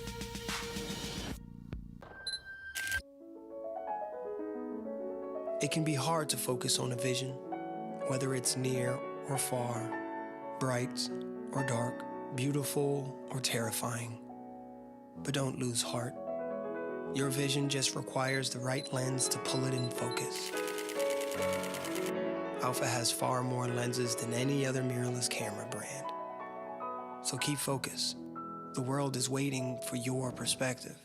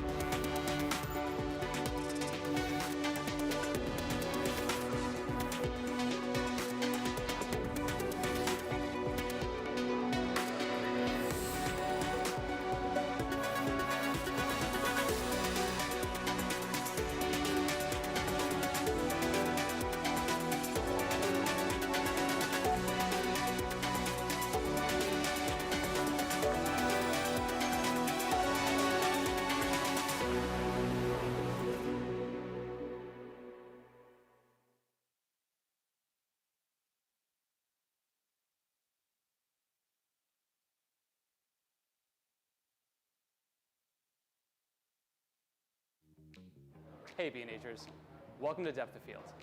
This wedding, portrait, and events photography conference brings together photographers and filmmakers from all over the world. It also hosts the Depth of Field Challenge, a fun way to get involved with the show and win some awesome prizes. How do you take part in the Depth of Field Challenge? First, grab the golden ticket out of your swag bag. Don't lose it. You'll need to get it punched at each station. Once you have it, you'll need to complete 4 tasks so you can submit your photo into the competition. Task 1 is to visit 3 camera manufacturer booths. Don't forget to get your ticket punched. Task 2 is to create an image right here at the Depth of Field conference. You can also check out the studio experience room for some inspiration too. Yep, work it. Task 3 is to visit the workflow experience room, where you can edit and print your work. And finally, task 4 is to share your experience on social media with the hashtag BHDOF. That's it, though. If you do want some bonus points, have your portfolio reviewed by one of our experts. After submitting your work, a panel of experts will crown the Depth of Field champion, who will take home big prizes and a classic green B&H vest. Have fun and good luck. This is our green vest. This is our conveyor belt. This is one of our photo experts. This is a brief history of B&H. The year was 1973. The Mets went to the World Series. The first cell phone call was made. And Bleemy and Herman opened a specialty photography shop at 17 Warren Street, New York City. They had a simple philosophy. Be honest, treat people right, and they will come back. Thanks, Irving. Also, free candy. And it worked. Over the next 20 years, we expanded and moved to West 17th Street, then 34th Street and 9th Avenue, and added more products. Lighting, binoculars, telescopes, audio, video, tripods, computers, printers, mobile, televisions, projectors, drones, and even more free candy. Now it's 3 stories and over 400,000 products and over 1,000 employees. We take millions of orders online and ship to 179 countries and counting. You can talk to us in person, on the phone, B&H, how can I help you? or online. Check out our checkout baskets. Also check out our checkout numbers. Also check out the flare on Marae's vest. And everyone's favorite part, our conveyor belt. The benefit of the conveyor belt is you don't have to worry about the product or schlep it around anymore until checkout. Nice. These are the owners. They still come to work every day. They're around here somewhere. Anyway, this is Jeanette. Oh, sorry, she's busy. This is our warehouse. This is Yakov and Levy fighting over lighting kits. B&H is not a chain. B&H is open every day, except Saturdays, of course. Now you know almost the whole story. We are B&H. This is a story about a magical place where everything's amazing, especially the people. We can tell you everything there is to know about over 400,000 different pieces of gear. Tell them, Lenny. We have a 17 millimeter, 24 millimeter, 45 millimeter. He does this all day. We'll help you find the right thing, which is often not the most expensive. The A9 is great, but I think the 6500 is better for what you need. That's pretty rare. And just like you, we love to explore and share our passion, because we're creators as well. Israel and Jake like to make videos for the web. Oh, I love it when he does this. Oh, by the way, if you can't meet us in person, you can always chat with us online. Think of us as collaborators, production partners, problem solvers. This is Greg. He's made 5 gold records. You can play your voice high. And here's Jay, the king of the candids. Wait, I'm not ready, Jay. Sometimes we geek out and help each other, but mostly we're here to help you. Like Lenny, who's still going, because there's a lot to say when you're making some pretty important decisions. So now you've met 16 of over 1,000 employees. 16 reasons our customers like to do business with people, not algorithms. We are B&H. At B&H, we found a way for you to save the tax. Have to have the latest Sony camera and save the tax? You got it. Need the new MacBook Pro? It's yours. How about a supersonic high-def telescope? We got you. Meet Paybu. You pay the tax, we pay you back, just like that. B&H.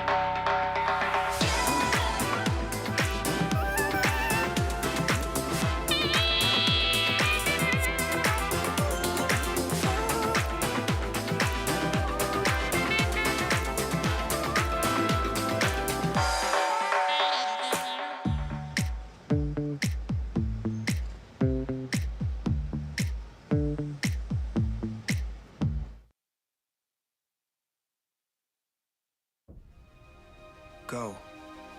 Go because you have to go. Go because it's pouring out from every scene and dream and every thought that seems to come back to the one thing that rips you out of bed at night.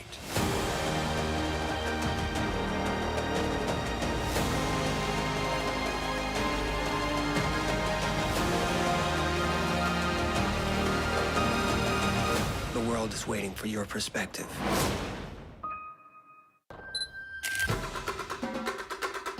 Sometimes your shot moves so fast, your eyes can't keep up.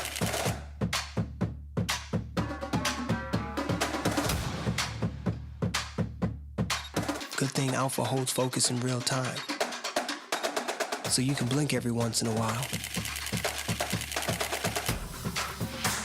Keep up. The world is waiting for your perspective.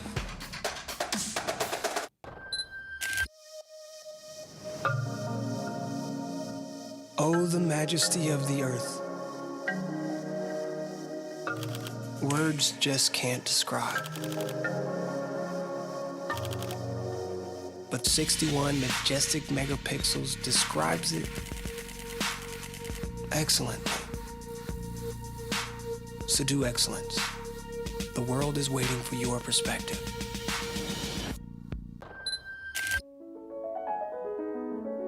It can be hard to focus on a vision, whether it's near or far, bright or dark, beautiful or terrifying. But don't lose heart. Your vision just requires the right lens to pull it in focus. Alpha has far more lenses than any other mirrorless camera brand. So keep focus. The world is waiting for your perspective.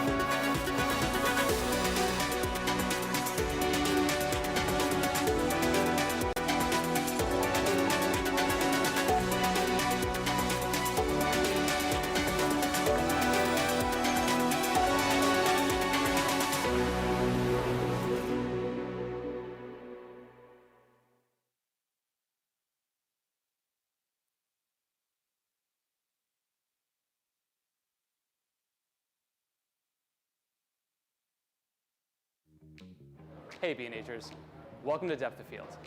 This wedding, portrait, and events photography conference brings together photographers and filmmakers from all over the world. It also hosts the Depth of Field Challenge, a fun way to get involved with the show and win some awesome prizes. How do you take part in the Depth of Field Challenge? First, grab the golden ticket out of your swag bag. Don't lose it. You'll need to get it punched at each station. Once you have it, you'll need to complete 4 tasks so you can submit your photo into the competition. Task 1 is to visit 3 camera manufacturer booths. Don't forget to get your ticket punched. Task 2 is to create an image right here at the Depth of Field conference.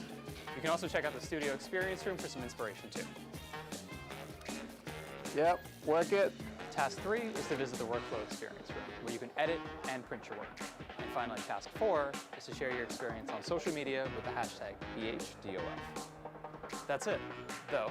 If you do want some bonus points, have your portfolio reviewed by one of our experts. After submitting your work, a panel of experts will crown the Depth of Field champion, who will take home big prizes and a classic green B&H vest. Have fun and good luck. This is our green vest. This is our conveyor belt. This is one of our photo experts. This is a brief history of B&H. The year was 1973. The Mets went to the World Series. The first cell phone call was made. And Bleemy and Herman opened a specialty photography shop at 17 Warren Street, New York City. They had a simple philosophy. Be honest, treat people right, and they will come back. Thanks, Irving. Also, free candy. And it worked. Over the next 20 years, we expanded and moved to West 17th Street, then 34th Street and 9th Avenue, and added more products. Lighting, binoculars, telescopes, audio, video, tripods, computers, printers, mobile, televisions, projectors, drones, and even more free candy. Now it's 3 stories and over 400,000 products and over 1,000 employees. We take millions of orders online and ship to 179 countries and counting. You can talk to us in person, on the phone, B&H, how can I help you? or online. Check out our checkout baskets. Also check out our checkout numbers. Also check out the flare on Marae's vest.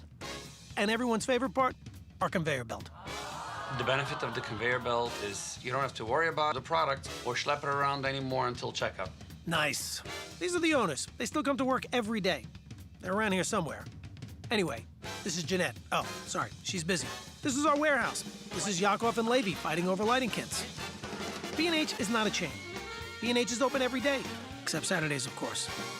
Now you know almost the whole story. We are B&H. This is a story about a magical place where everything's amazing, especially the people. We can tell you everything there is to know about over 400,000 different pieces of gear. Tell them, Lenny. We have a 17 millimeter, 24 millimeter, 45 millimeter. He does this all day. We'll help you find the right thing, which is often not the most expensive. The A9 is great, but I think the 6500 is better for what you need. That's pretty rare. And just like you, we love to explore and share our passion, because we're creators as well. Israel and Jake like to make videos for the web. Oh, I love it when he does this. Oh, by the way, if you can't meet us in person, you can always chat with us online. Think of us as collaborators, production partners, problem solvers. This is Greg. He's made 5 gold records. You can play your voice high. And here's Jay, the king of the candidates. Wait, I'm not ready, Jay. Sometimes we geek out and help each other, but mostly we're here to help you. Like Lenny, who's still going, because there's a lot to say when you're making some pretty important decisions. So now you've met 16 of over 1,000 employees. 16 reasons our customers like to do business with people, not algorithms. We are B&H. At B&H, we found a way for you to save the tax. Have to have the latest Sony camera and save the tax? You got it. Need the new MacBook Pro? It's yours. How about a supersonic high-def telescope? We got you. Need Paybu? You pay the tax, we pay you back, just like that. B&H.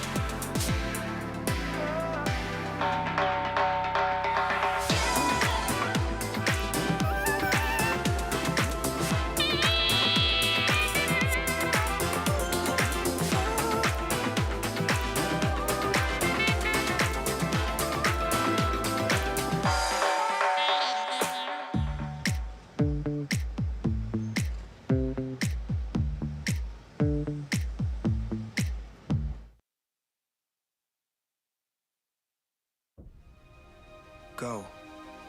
Go because you have to go. Go because it's pouring out from every scene and dream and every thought that seems to come back to the one thing that rips you out of bed at night.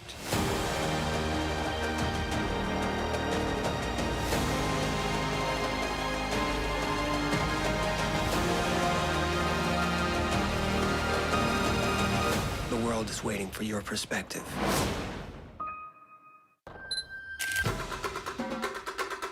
Sometimes your shot moves so fast, your eyes can't keep up.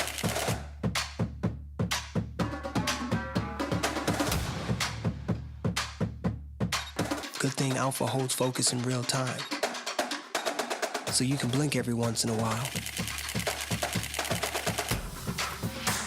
Keep up. The world is waiting for your perspective.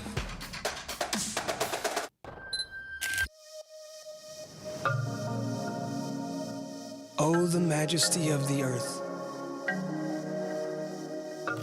Words just can't describe.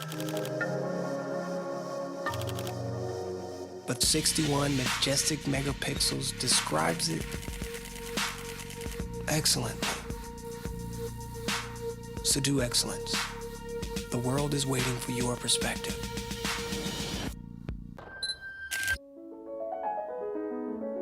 It can be hard to focus on a vision, whether it's near or far, bright or dark, beautiful or terrifying. But don't lose heart. Your vision just requires the right lens to pull it in focus. Alpha has far more lenses than any other mirrorless camera brand. So keep focus. The world is waiting for your perspective.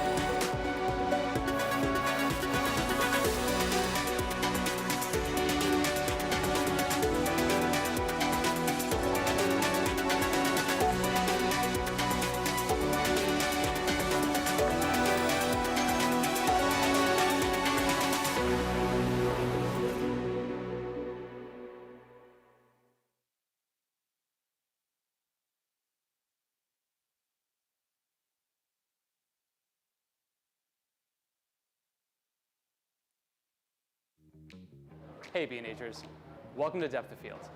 This wedding, portrait, and events photography conference brings together photographers and filmmakers from all over the world. It also hosts the Depth of Field Challenge, a fun way to get involved with the show and win some awesome prizes. How do you take part in the Depth of Field Challenge? First, grab the golden ticket out of your swag bag. Don't lose it. You'll need to get it punched at each station. Once you have it, you'll need to complete 4 tasks so you can submit your photo into the competition. Task 1 is to visit 3 camera manufacturer booths. Don't forget to get your ticket punched. Task 2 is to create an image right here at the Depth of Field conference. You can also check out the studio experience room for some inspiration too. Yep, work it. Task 3 is to visit the workflow experience room, where you can edit and print your work.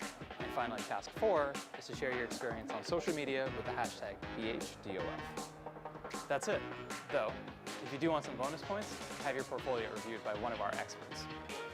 After submitting your work, a panel of experts will crown the Depth of Field champion, who will take home big prizes and a classic green B&H vest. Have fun and good luck. This is our green vest. This is our conveyor belt. This is one of our photo experts. This is a brief history of B&H. The year was 1973. The Mets went to the World Series. The first cell phone call. That's interesting. We've picked out our winners, and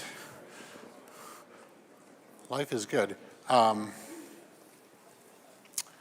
on one second. Let's see if we can do this without. So guys, keep the. I'm going to switch the monitor. We don't want anything shown on the. Cool. Keep the B&H logo up. Thank you.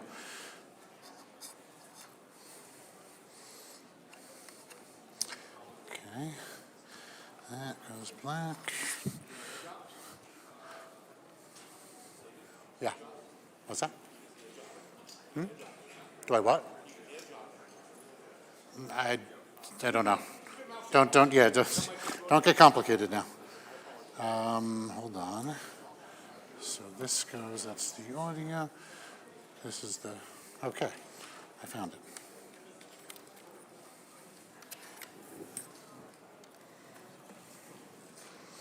In the past, we've done this, oh, beautiful, yeah, please hang it up.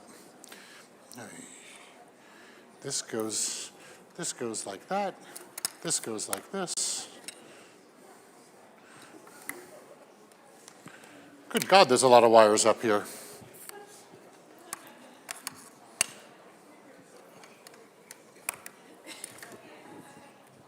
Okay, can I have a tech guy come down? I'm about to make a critical mistake. So, if we can get this MacBook locked into the screen, that would be great. Alrighty, so in case Apple Computer was listening, David here.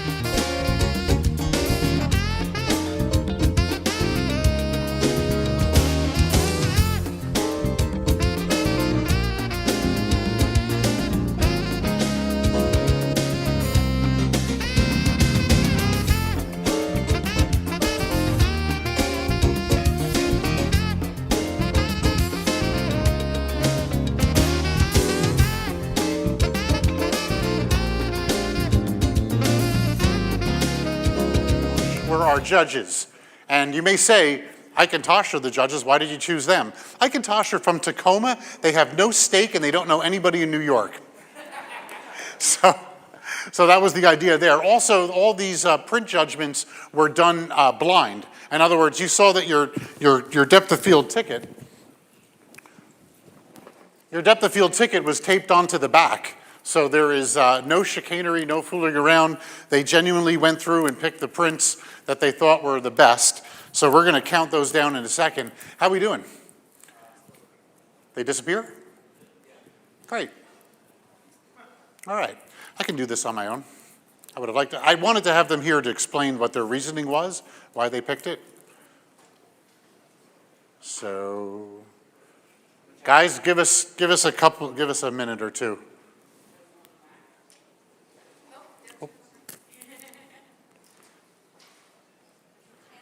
Alrighty. How about that Mick Rock, huh? Woohoo!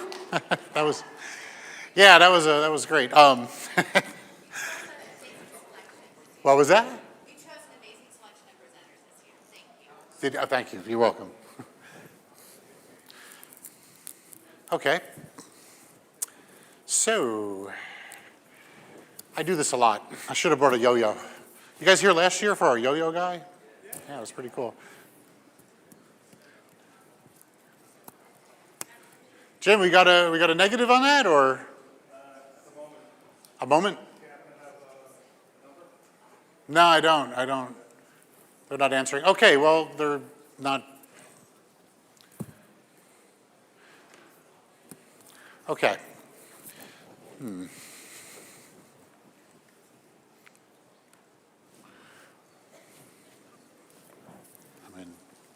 Oh, it's not in. So, it's not all the right cables that we need. Yeah. But I got it. Okay. No worries. All right, guys, give us 1 second. I just want to track down Ike and Tosh. They've got their kids here. I know they were going a little crazy there.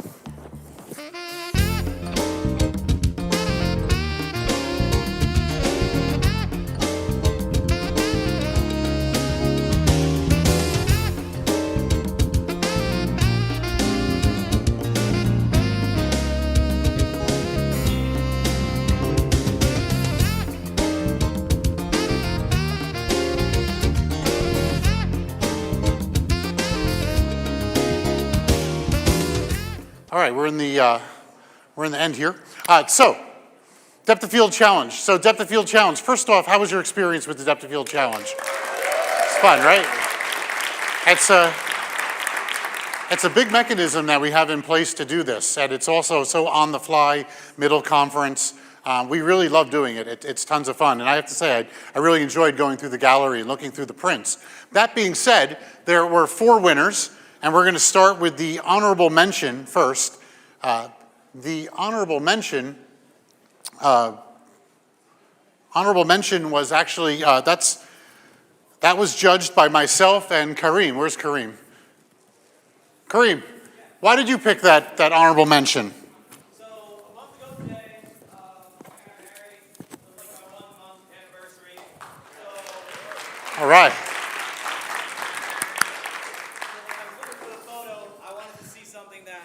Captured love and do I need a mic? I just wanted to see something that captured love and just like, you know, the essence of love and marriage and all that good stuff. So that's why I picked the honorable mention. Can we also talk about who photographed your wedding a month ago? Oh yeah, so Petronella, she did my wedding a month ago. She was an amazing photographer. I actually found her here last year when she did Depth of Field, and that's why I saw her work and I was like, I need her. She gives good energy. She was like with my wife now, like the whole day. She made sure she was good. She had to use the restroom. She helped us to the bathroom. We lift the dress up, help her. She needs something to eat. She was there for us. She just did a lot for us, and like that's why you pay these people the big bucks. Yes, you can go and pay someone, you know, $1,200 to shoot your wedding, but they're not going to be there every step of the way for you, you know. And Petronella, yeah, speaker here last year. She's here doing portfolio reviews. So I didn't know you met her here, actually. Yeah, last year. That's pretty good because, you know, there was quite a few wedding photographers in the house. And you chose Petronella. That's pretty impressive. She just had the sparkle. I don't know. Okay, so this was your pick, actually. Yes, that's it. So, Osiris Rosa. Is Osiris Rosa in the house? That's for a $500 B&H gift card. Okay. We're going to put that one on the side for Osiris. By the way, I love that name. It is a good name. Osiris, yeah, it's like that's the Egyptian god of the underworld, right? Right up my alley. Let's go. Okay, so that's the $500 gift card. Okay, so third place. Third place was picked by Ike of Ike and Tosh. And forgive me, these photographs, I took an iPhone photograph of the actual print. Can anyone tell me if I had a real camera, what I could have used to get rid of that reflection? All right, you already won something, but I heard polarizer from you, and that's okay. Yeah, you're a winner, so you shouldn't. Okay, so polarizer was the answer, and this is a $50 gift card. And by the way, guys, I just want to say, how do you get rid of reflections? I expected like 40 people to go circular polarizer. Okay, so okay, you guys are all Photoshop. You're like, okay, so that. So this print is a low-key print. It's a beautiful print, but it's very shiny and it's a little reflective. So just imagine it without those reflections. And the third place winner is Walter Van Olsen from... Let's give it up for Walter. Pretty good. So congratulations. Here's your $1,000 B&H gift card. That's nice of you. That is pretty good. And you're like an insider because you run Mystic Seminars. Mystic Seminars. Interesting. And this was blind, by the way. The card was behind it, so no one knew that you were like somebody. Well, I'm not anybody. I'm just one of the attendees here. I just wanted to get a different photo, and I had to retake it because we have to cover up certain parts of the body. But I wanted to show off the abs, so I did a light from above. So we got shadow, and then I just want a little more directional light from the left to the right. So hopefully it looks nice. That's a beautiful print, yeah. It's quite nice. You want to probably grab it. You know, coincidentally, if I took off my shirt, I have abs like that. Underneath the fat, right? Underneath the fat, yes. Thank you very much, Walter. Congratulations, right on. All right. Okay, so second place was judged by Tosh alone. And you guys ready? All right. Who's here? Oh, you're here, okay. All right. We found them. We found them, and we have Courage. Hi, Courage. Okay, so this is second place, and Steven Sanchez, second place, is up. So this was your pick. Yeah, I really, when I looked at all of the pictures, I just could not stop thinking about this one. I loved the lighting and the emotion, and you know when you see a picture, you can't stop thinking about it, you keep going back to it? That's how I felt about this one, and so I was just like, this must be the pick for me. And I just love the lighting, I love the composition, and I love that there's a story. It's like, is she going to a train? Is she just showing up to the New Yorker to get her room? Not really sure. But I just love that there's like a whole story in the image. So that's why I chose it. Cool. I got Steven on the phone here because he left. Oh, you got it like that, huh? Please leave your message for There we go. So Steven, that was you won. So Steven Sanchez won the $1,500 gift card. Okay, pretty good. Congratulations, Steven. Actually, I know Steven, like personally, so you can give me the gift card. I'll make sure it gets sent. This is called the Tacoma hustle. Subtly different. The New York hustle is kind of the same thing, but there's usually a... It's my guy, yeah? Yeah. Oh, hold on a second. Hold on. Hey, this is Steven. He's on speakerphone. Hey, Steven. Yes. Tell him we good friends and that like I can get your gift card to you. I said, tell him that me and you are best friends and I'll get your gift card to you. Wait, who's this? Ike. Oh, man, what's up, Ike? What's going on? Hey, Steven. Steven, we just wanted to call and tell you that you won second place in the Depth of Field Challenge, and you have a $1,500 gift card to B&H coming your way. Woo! They're cheering for you, Steven.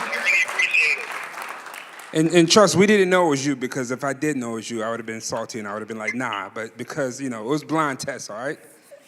Oh, you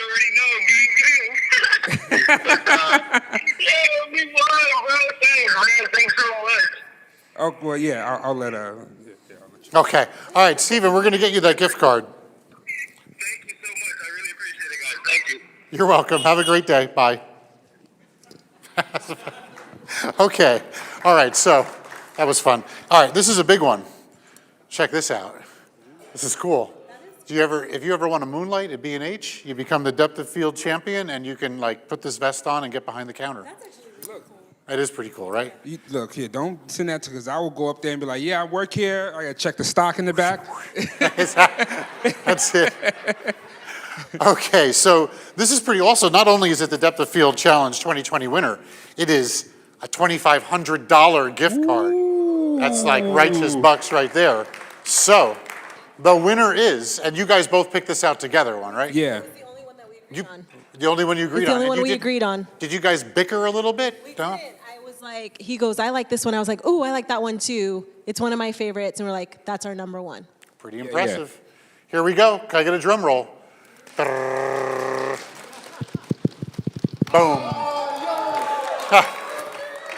Oh, congratulations!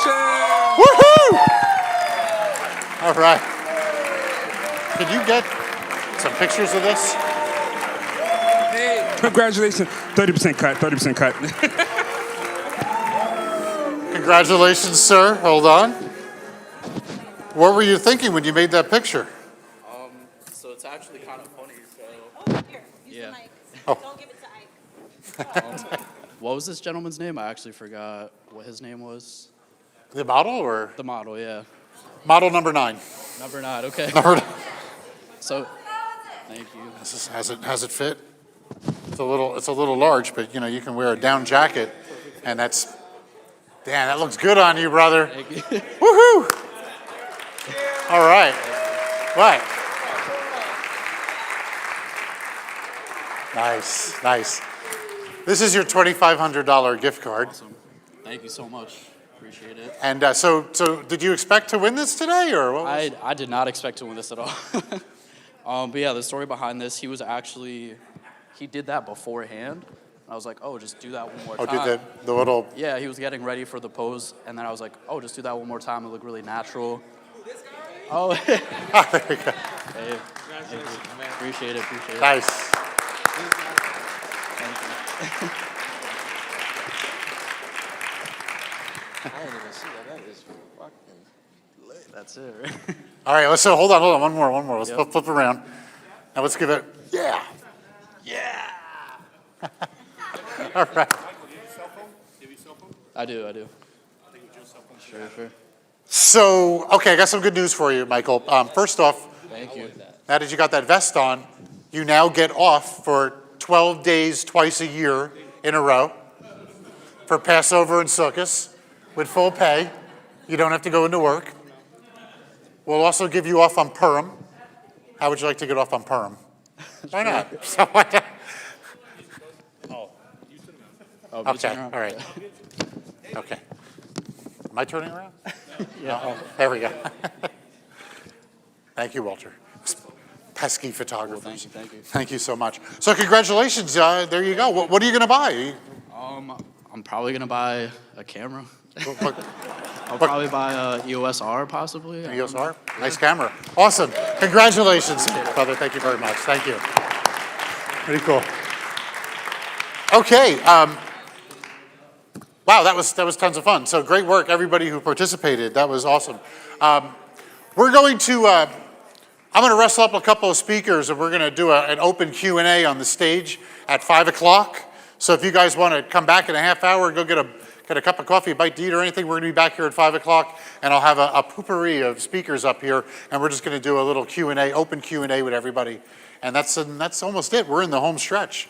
We did the Depth of Field Challenge, and we did it. We survived. Thank you, everyone. See you back at 5 o'clock.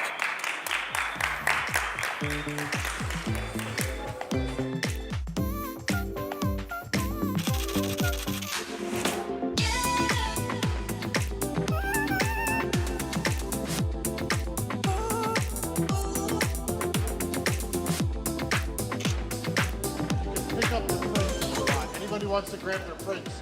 Feel free to grab your prints. Okay, thanks.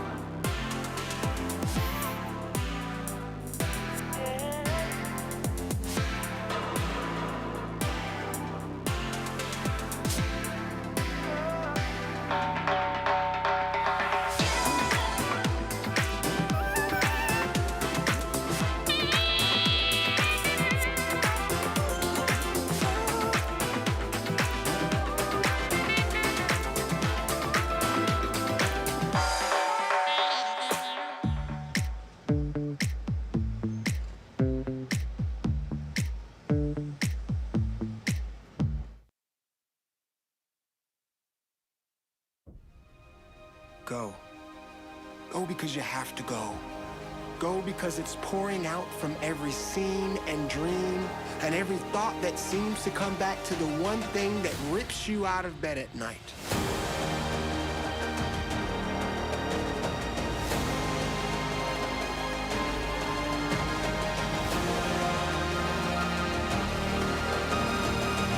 The world is waiting for your perspective.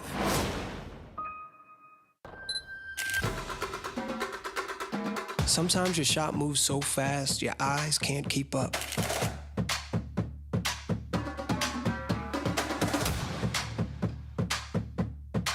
Good thing Alpha holds focus in real time, so you can blink every once in a while. Keep up. The world is waiting for your perspective.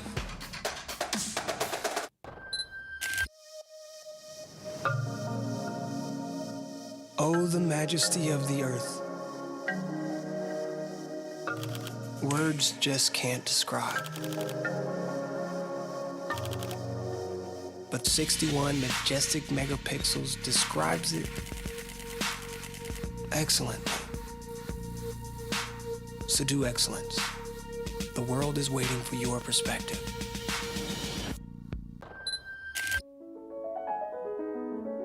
It can be hard to focus on a vision, whether it's near or far, bright or dark, beautiful or terrifying. But don't lose heart. Your vision just requires the right lens to pull it in focus. Alpha has far more lenses than any other mirrorless camera brand. So keep focus. The world is waiting for your perspective.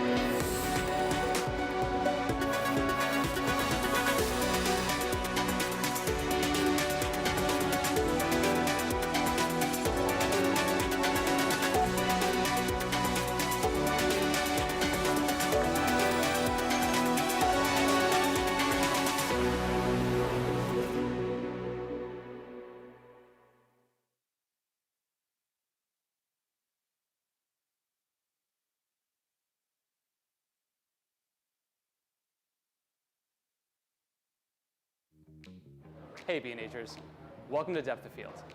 This wedding, portrait, and events photography conference brings together photographers and filmmakers from all over the world. It also hosts the Depth of Field Challenge, a fun way to get involved with the show and win some awesome prizes. How do you take part in the Depth of Field Challenge? First, grab the golden ticket out of your swag bag. Don't lose it. You'll need to get it punched at each station. Once you have it, you'll need to complete 4 tasks so you can submit your photo into the competition. Task 1 is to visit 3 camera manufacturer booths. Don't forget to get your ticket punched. Task 2 is to create an image right here at the Depth of Field conference. You can also check out the studio experience room for some inspiration too. Yep, work it. Task 3 is to visit the workflow experience room, where you can edit and print your work. And finally, task 4 is to share your experience on social media with the hashtag BHDOF. That's it. Though, if you do want some bonus points, have your portfolio reviewed by one of our experts. After submitting your work, a panel of experts will crown the Depth of Field champion, who'll take home big prizes and a classic green B&H vest.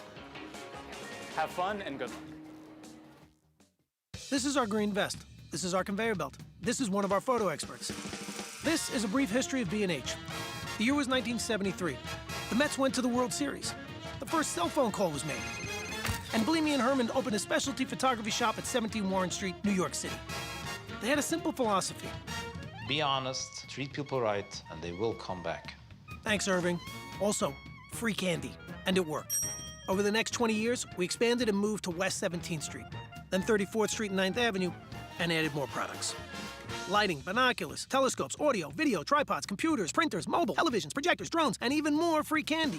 Now it's 3 stories and over 400,000 products and over 1,000 employees. We take millions of orders online and ship to 179 countries and counting. You can talk to us in person, on the phone, B&H, how can I help you? or online. Check out our checkout baskets. Also check out our checkout numbers. Also check out the flare on Marae's vest. And everyone's favorite part, our conveyor belt. The benefit of the conveyor belt is you don't have to worry about the product or schlep it around anymore until checkout. Nice. These are the owners. They still come to work every day. They're around here somewhere. Anyway, this is Jeanette. Oh, sorry, she's busy. This is our warehouse. This is Yakov and Levy fighting over lighting kits. B&H is not a chain. B&H is open every day, except Saturdays, of course. Now you know almost the whole story. We are B&H. This is a story about a magical place where everything's amazing, especially the people. We can tell you everything there is to know about over 400,000 different pieces of gear. Tell them, Lenny. We have a 17 millimeter, 24 millimeter, 45 millimeter. He does this all day. We'll help you find the right thing, which is often not the most expensive. The A9 is great, but I think the 6500 is better for what you need. That's pretty rare. And just like you, we love to explore and share our passion, because we're creators as well. Israel and Jake like to make videos for the web. Oh, I love it when he does this. Oh, by the way, if you can't meet us in person, you can always chat with us online. Think of us as collaborators, production partners, problem solvers. This is Greg. He's made 5 gold records. You can play your voice high. And here's Jay, the king of the candids. Wait, I'm not ready, Jay. Sometimes we geek out and help each other, but mostly we're here to help you. Like Lenny, who's still going, because there's a lot to say when you're making some pretty important decisions. So now you've met 16 of over 1,000 employees. 16 reasons our customers like to do business with people, not algorithms.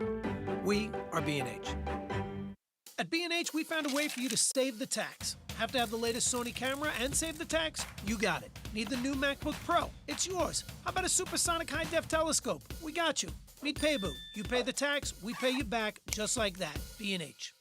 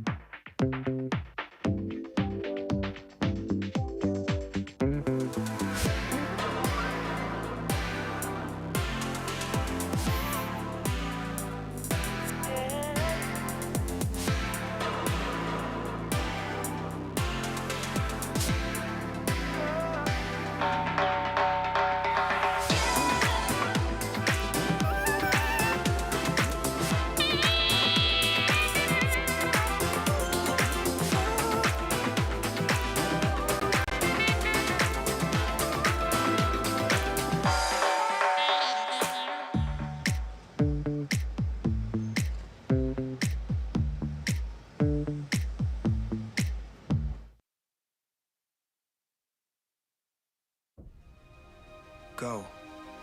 Go because you have to go. Go because it's pouring out from every scene and dream and every thought that seems to come back to the one thing that rips you out of bed at night.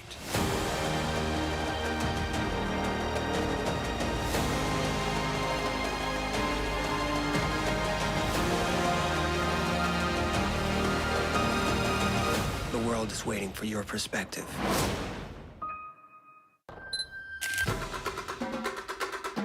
Sometimes your shot moves so fast, your eyes can't keep up.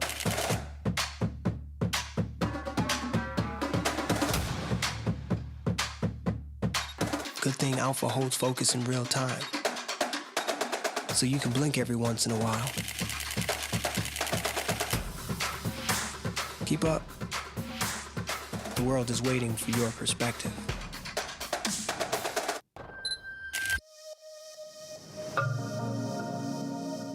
Oh, the majesty of the earth. Words just can't describe.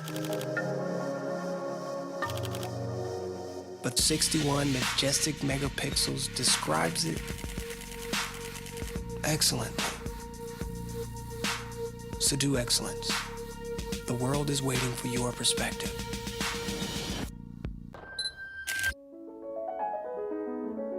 It can be hard to focus on a vision, whether it's near or far, bright or dark, beautiful or terrifying. But don't lose heart. Your vision just requires the right lens to pull it in focus. Alpha has far more lenses than any other mirrorless camera brand. So keep focus. The world is waiting for your perspective.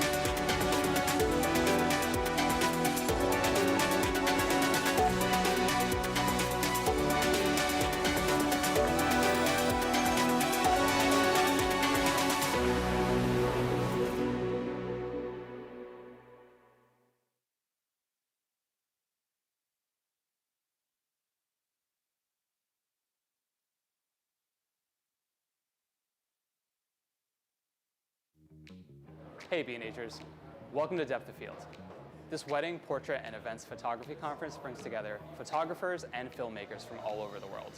It also hosts the Depth of Field Challenge, a fun way to get involved with the show and win some awesome prizes. How do you take part in the Depth of Field Challenge? First, grab the golden ticket out of your swag bag. Don't lose it. You'll need to get it punched at each station. Once you have it, you'll need to complete 4 tasks, so you can submit your photo into the competition. Task 1 is to visit 3 camera manufacturer booths. Don't forget to get your ticket punched. Task 2 is to create an image right here at the Depth of Field conference. You can also check out the studio experience room for some inspiration too. Yep, work it. Task 3 is to visit the workflow experience room, where you can edit and print your work. And finally, task 4 is to share your experience on social media with the hashtag BHDOF. That's it, though. If you do want some bonus points, have your portfolio reviewed by one of our experts. After submitting your work, a panel of experts will crown the Depth of Field champion, who'll take home big prizes and a classic green B&H vest. Have fun and good luck. This is our green vest. This is our conveyor belt. This is one of our photo experts. This is a brief history of B&H. The year was 1973. The Mets went to the World Series. The first cell phone call was made. And Bleamy and Herman opened a specialty photography shop at 17 Warren Street, New York City. They had a simple philosophy. Be honest, treat people right, and they will come back. Thanks, Irving. Also, free candy. And it worked. Over the next 20 years, we expanded and moved to West 17th Street, then 34th Street and 9th Avenue, and added more products.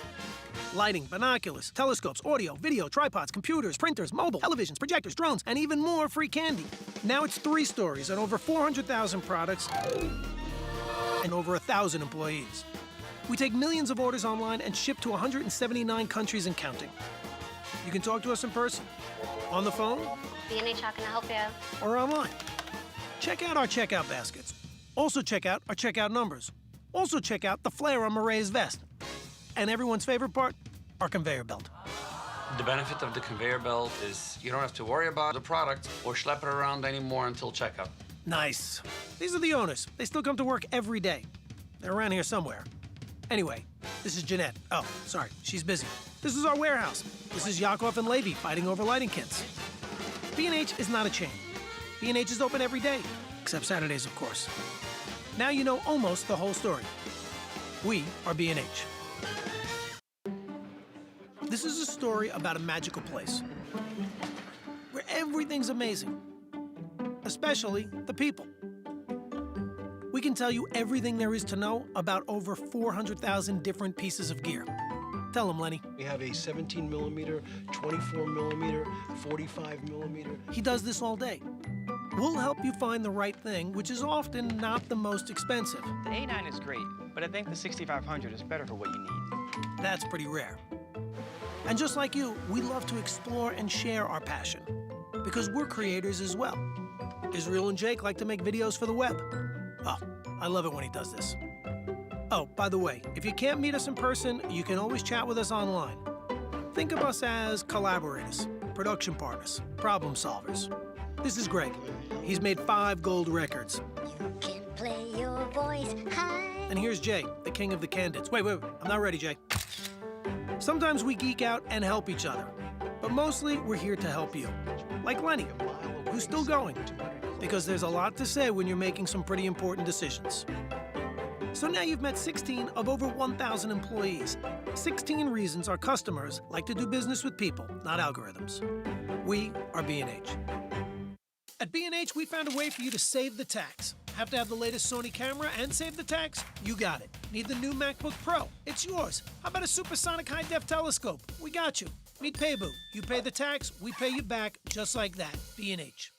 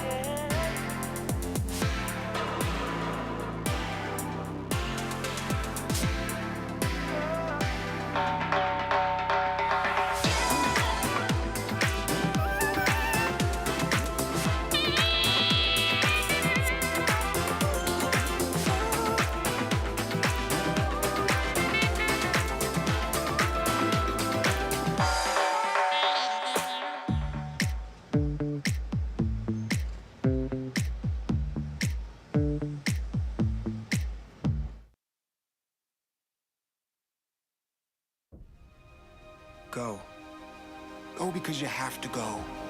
Go because it's pouring out from every scene and dream and every thought that seems to come back to the one thing that rips you out of bed at night.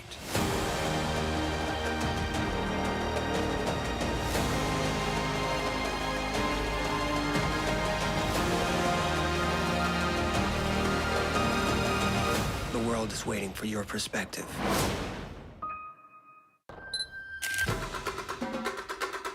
Sometimes your shot moves so fast, your eyes can't keep up.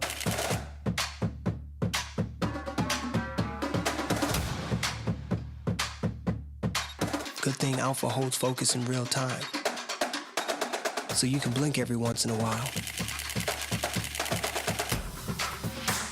Keep up. The world is waiting for your perspective.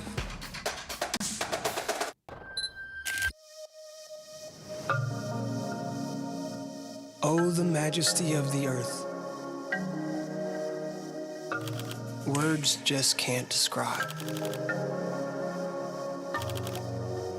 But 61 majestic megapixels describes it excellently. So do excellence. The world is waiting for your perspective.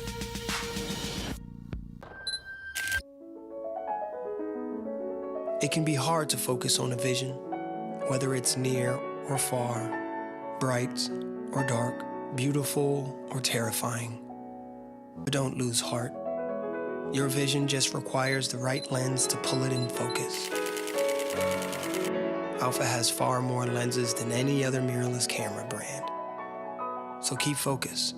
The world is waiting for your perspective. 15-minute Q&A. With Peter Hurley. We don't need any, just the logo, the spinning logo up. And I don't even know who's gonna come. This is like the end of the day, so. And we'll just, I guess we could just mic, we'll get him, mic him up. What's that? Mick, no, not Mick Rock. This is Peter Hurley.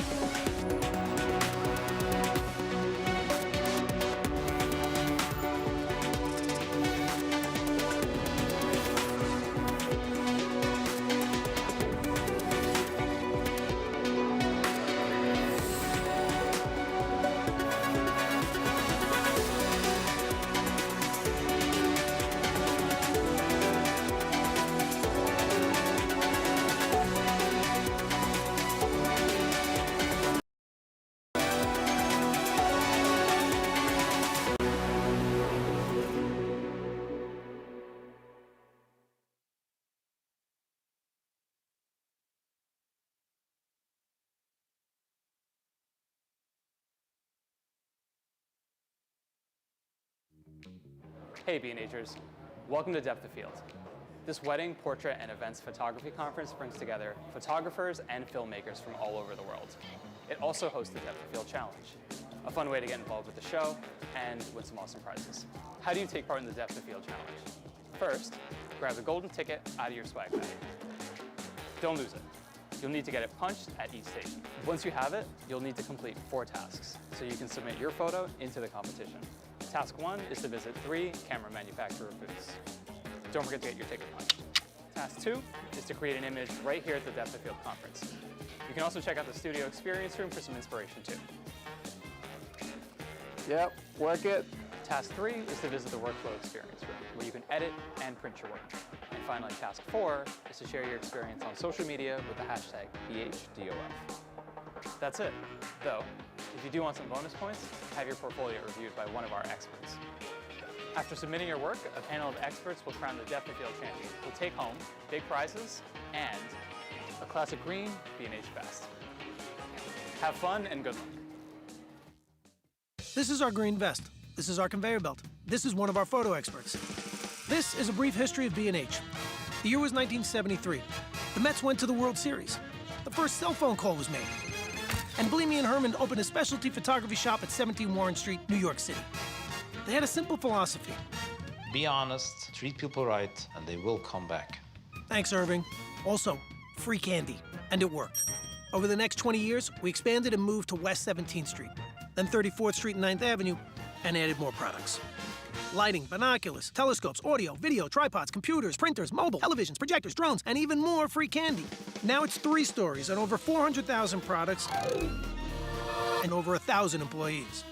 We take millions of orders online and ship to 179 countries and counting. You can talk to us in person, on the phone, B&H, how can I help you? or online. Check out our checkout baskets. Also check out our checkout numbers. Also check out the flare on Marae's vest. And everyone's favorite part, our conveyor belt. The benefit of the conveyor belt is you don't have to worry about the product or schlep it around anymore until checkout. Nice. These are the owners. They still come to work every day. They're around here somewhere. Anyway, this is Jeanette. Oh, sorry, she's busy. This is our warehouse. This is Yakov and Levy fighting over lighting kits. B&H is not a chain. B&H is open every day, except Saturdays, of course. Now you know almost the whole story. We are B&H. This is a story about a magical place where everything's amazing, especially the people. We can tell you everything there is to know about over 400,000 different pieces of gear. Tell them, Lenny. We have a 17 millimeter, 24 millimeter, 45 millimeter. He does this all day. We'll help you find the right thing, which is often not the most expensive. The A9 is great, but I think the 6500 is better for what you need. That's pretty rare. All right, so we're going to do an open Q&A with Peter Hurley, because it's only fitting since he started off the day, we'll end the day with Peter. Thanks, Skip, we only need one. Peter's getting mic'd up, so let me ask you guys over there, move towards the middle, come on in. This is an intimate affair, come a little closer. Why not?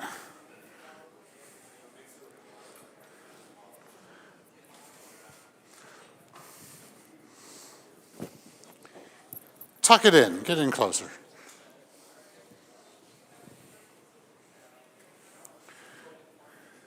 Any of you guys into headshot photography? Yeah? A little bit? All right. Wow, I can't believe we're at the end. It's been a roller coaster ride.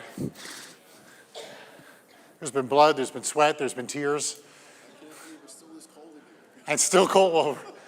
You know, I used to run the event space in the B&H Superstore, and it was historically always very cold, and no matter what our building would do about it, it was like always cold. So everyone always complained about it, and I would pass it to maintenance, and they never could do anything for it. So I used to tell people that much like a refrigerator, B&H cares for its customers. In a refrigerator, we want you to live a long time. So we, you know, if you leave a milk out of the refrigerator, it spoils very quickly, so we keep you nice and cool. All right, so Peter's gonna come down in a second. I'll tell one more funny story about cold. I complained so much that the maintenance department put a thermostat in the room. So I'm constantly fiddling with the thermostat. I'm like, it's not doing anything. And the maintenance guy goes, oh, it's not connected to anything. So I was like, I just couldn't even sometimes, that's the... Yeah, but if you're cold, placebo, yeah, it doesn't know. If you're cold, you're cold. If you're sweating, you're sweating. All right, Peter, how's it going? I'm good. You're cold. We're talking about cold. Okay, so we got a microphone here from, where's our microphone? Now he stepped away. Peter, there you are. You got a mic? You sure we don't have one at the podium? I got one here. Okay, so here we are with Peter Hurley. We started off the day with Peter, the headshot king, who's actually... How many of you guys were in on my thing? Did you like it? Cool, awesome. You know, Peter, what you've done is actually quite important in the evolution of professional photography, because you took, you know what, really people did not talk about headshots before you. It was like given, it was like, oh, headshot, like you do a headshot because you take that job, but you redefined it, which is headshot redefined. He started that. He came up with that name. I had, do you know Richard Corman? Richard Corman was the guy who shot Madonna when she first came out, and he's got an exhibition uptown. Anyway, he called me one day out of the blue, and he said, look, I was doing headshots back in the day. He said, I just had to call you. You don't know who I am. I'm, nobody to you, but I'm a photographer. And then he ended up coming over to my studio and giving me this book of Madonna and signing and everything. It was amazing. I was like, wow. But he said to me, which was like validation for me, he said, you made headshots cool. I was like, I like that. That's cool. But to be able to put somebody in front of your camera and get paid for a headshot, it's so simple. My recipe, it's like, and people were like, "Do you get bored?" And I was like, I mean, I guess I got burnt out a little bit at one point, and I realized I wasn't focusing on the person. They were like, "You got the same light, the same background, everything's the same. What's different?" The person. So then I started to focus on the people, and then I didn't get bored anymore. It was like Rich that came up here this morning. I eyeballed him. I was like, that guy's cool looking. Let's get him. And then it became all about him instead of me worrying about, I mean, it's always interesting to do it in front of a big crowd because you're like, all right, I got to perform. I got to bring somebody up that's got an interesting look and is interesting. That was a beautiful picture that you created. You did great. Portrait on the stage. Yeah. But that's the fun, dealing with the person. People are ingenious and very interesting people, and your job is to kind of bring that out and have fun while you're doing it and make them feel comfortable and all that. So we got a microphone. Does anyone have a question for Peter? Really, no questions? This is a Q&A. The way it works is... Well, if you do such a good job at a presentation, there isn't a Q&A because you answered all the questions. Yeah. One of the things that they've talked about over the conference is having something outside of photography that kind of keeps your interest and keeps your mind creative. So I was wondering, when you made the switch full-time over to photography, what was the thing that kept your interest now instead of photography kind of being the side hustle and not your main gig as sailing? Well, I think it's true. You have to have passions in life, right? So the thing is that photography for me is a passion and it's also a job. So it kind of goes hand in hand. People that are working their 9 to 5s and then pick up a camera on the weekends or after work or whatever, it's still a hobby until they make it a job. So I need something outside photography because it is my full-time job. It's funny. I race sailboats and I still race sailboats. I love racing sailboats, and I go off and I go sailing. And my sailing friends never see me with a camera. They don't know. Like, they know I'm a photographer, but they don't see me with a camera because when that time's done, I'm not. I always felt badly that I don't bring my camera with me when I go sailing, but I was like, no, this is my thing. That's my thing over there, and this is my thing over here. So every once in a while, when those paths collide, it's interesting. It's fun. I like it, but it doesn't happen that often. But when a sailor, or I got to shoot some of the most famous sailors in the world, and that was cool. So that was like, wow, it kind of blew me away. But most of the time, yeah, sailing is it for me, and it takes me away from the studio. I'm going to Australia for the month of March to race sailboats, and I'm doing 2 workshops in Australia. I'm going to Australia, and I'm doing 2 workshops down there while I'm sailing in between. So I'll get a little bit of work done and a lot more play than work, I guess. So let me ask you a question. You're on the open seas. You're doing the sailing. You said they're not used to you with cameras. Do you take any photographs besides headshots? Do you ever you see a beautiful sunset and the waves and the graduated neutral density filter, and it's all coming together? No. No? I have too many files to deal with already. I don't want to take any more. Like when you're on vacation I don't with know the what to family, do. No, I don't. I mean, maybe if I'm with the family, maybe. Yeah. I'm not happy about it. Like anytime I spent time with Bruce Weber, he always had a camera around his neck. So I was always thinking, like, what's wrong with me? Like, why am I leaving the camera in the studio all the time?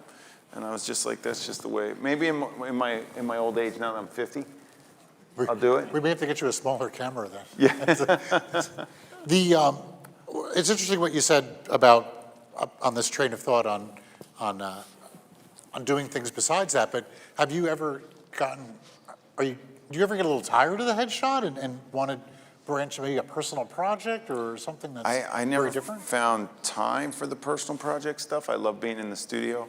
I think since I diversified my work into teaching as well, that it made the headshot so important for me. So I get rusty if I don't shoot. So I like shooting, and I feel like if I'm not playing the game, then how am I going to teach it? So I feel like a student of the game as well. I'm learning just like you guys. Like, I don't think there's an end to this rope. You know, it's just, you just keep learning. So if I'm not shooting, I don't feel, it's amazing how I feel like I get rusty after not shooting. If I don't shoot for a week or two, when I get back in there, I'm like, oh, here we go again. This is like, all right, I'm getting on the bike again. Here we go. How about the transition from Hasselblad to Canon? Because you're an explorer of light now. It's been for over a year, right?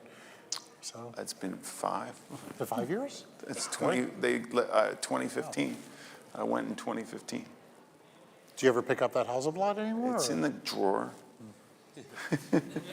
Did you find when you switched to a more nimble, I mean, look, Hasselblads are beautiful, nimble they are not. Something in that super focusing system that Canon has, was that a bit of a game changer? Or? Yeah, it's different. My transition was from Hasselblad to Phase. Okay. I went to Phase 1, and then Canon was coming out with the 5DSR, and they asked me to launch it because it was a medium format shooter, and they said, hey, we got a 50 megapixel camera. You want to play with it? What do you think? And I was like, whoa, this is a different ball game.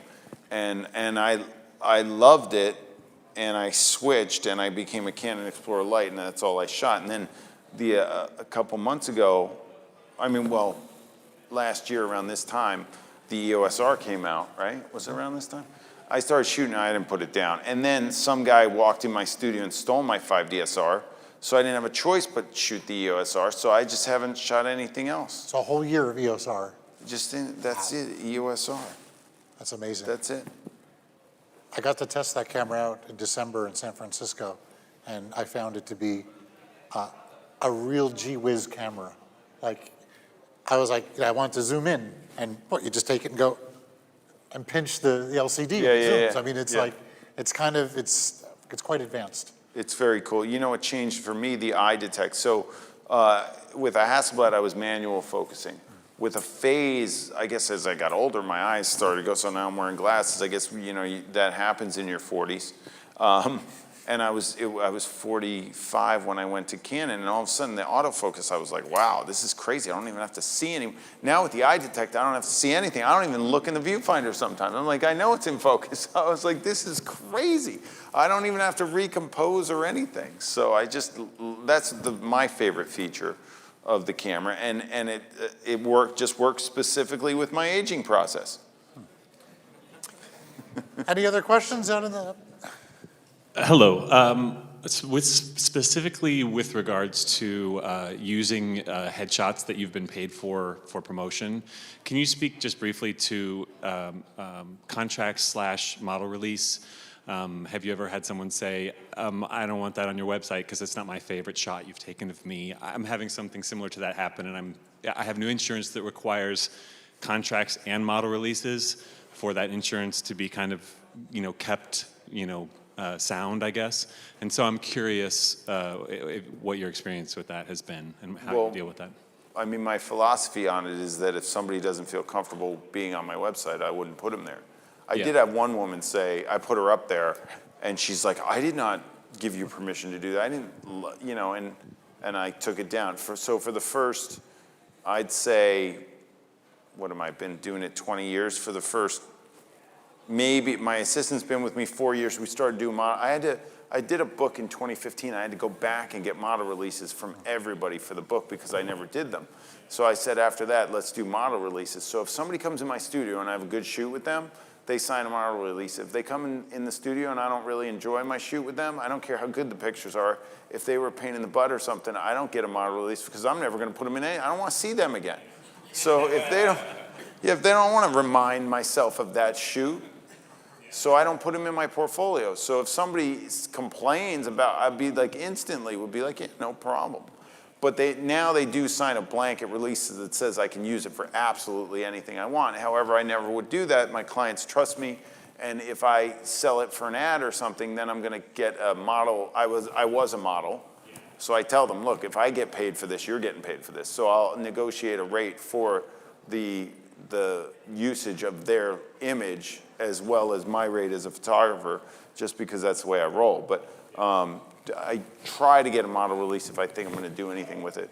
I just got an email today about a client that wants like a copyright over the images and then a usage statement and everything. And I'm like, no, well, that's a totally new negotiated rate then. Like if they want to own the images, we're talking like tripling what it would cost for me to shoot it in the first place. I mean, and that's just protecting myself, I guess, or just saying, hey, I probably won't do anything with those images, and you could probably use them for anything, and you're not going to put like an executive in an ad for this company. Then I mean, I just don't think it's going to happen. So I shouldn't worry about anything, but just the point of them wanting to own something that I created as art, I'm like, you're going to have to pay for that. That's how I make my living. Do you use a digital app-based release, or do you use a paper release? Paper. All right. I heard the apps don't hold up in court. Really? But I don't know. The only thing I like about the app is that you can integrate the picture with it. Like I've got piles of releases with names. I hate that. don't remember who they were, like what. Yeah, I have the same situation. I mean, I have the date they signed it, so that's usually the date of the shoot, but I still have to keep paper. I don't keep paper on anything, so maybe I should go to another way. We just haven't done. What I should do is incorporate it into, I don't do contracts either.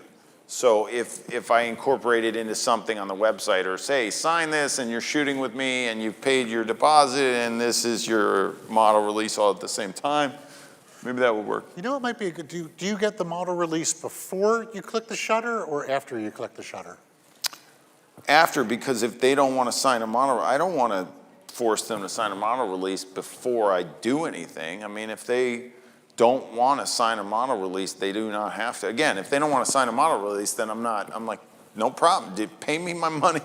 Go about your merry way. I'm not going to use your image for anything. No problem. I don't have a problem with that. I'm getting paid. You know what? Moving forward, maybe like when you do your photo shoot and then they sign the release, maybe take a picture of the release in the same sequence with their Oh yeah, headshots. you just throw it in the file with it. Yeah. There you go. That's probably the best thing to do. That's good, yeah. That's what I should do. Look at that. Making progress at Depth of Field 2020. You said you don't use a contract. What would be the pros and cons of that? I mean, I don't know because I never used one. Some clients ask for them and then I say, just write up whatever you want and I'll sign it. I mean, I'll read it and then if I don't like it, I say, change that line, change this here.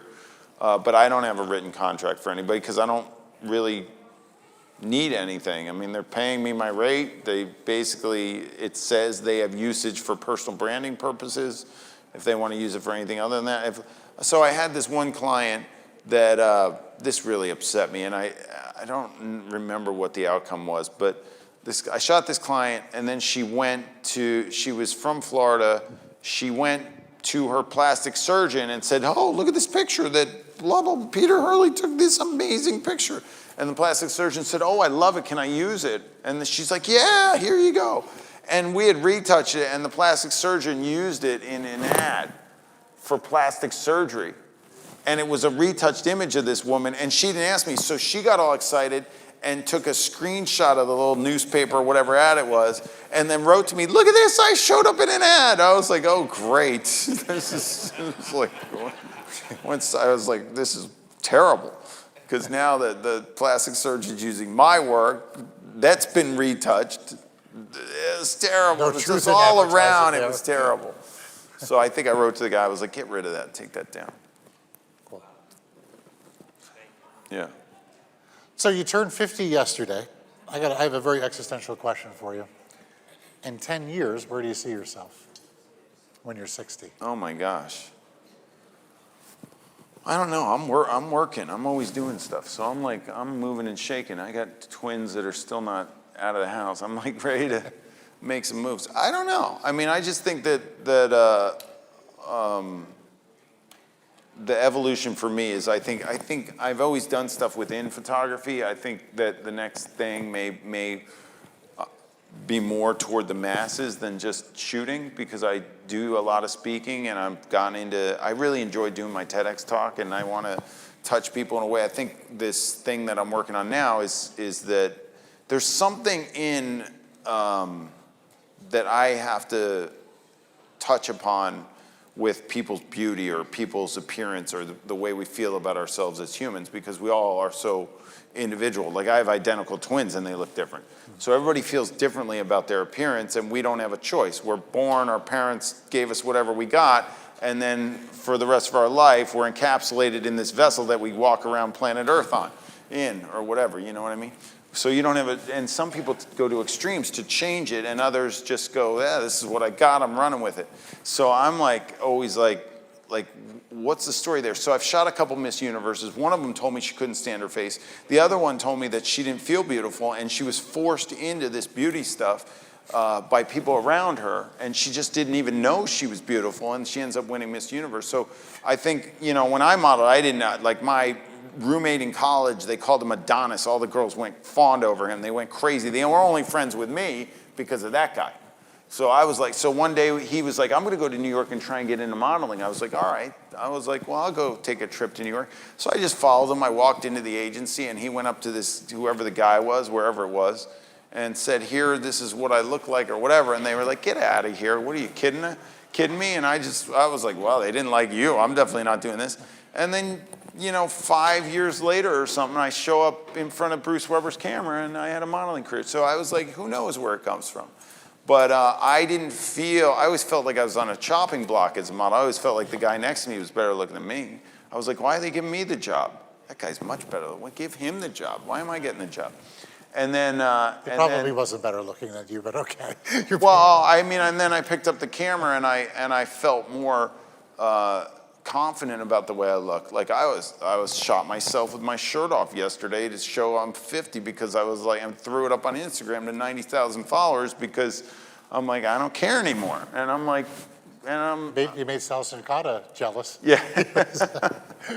And I still work out. I just feel like, growing into your own skin, there's something behind that, because everybody that I shoot has an issue with it. Like everybody, there's something.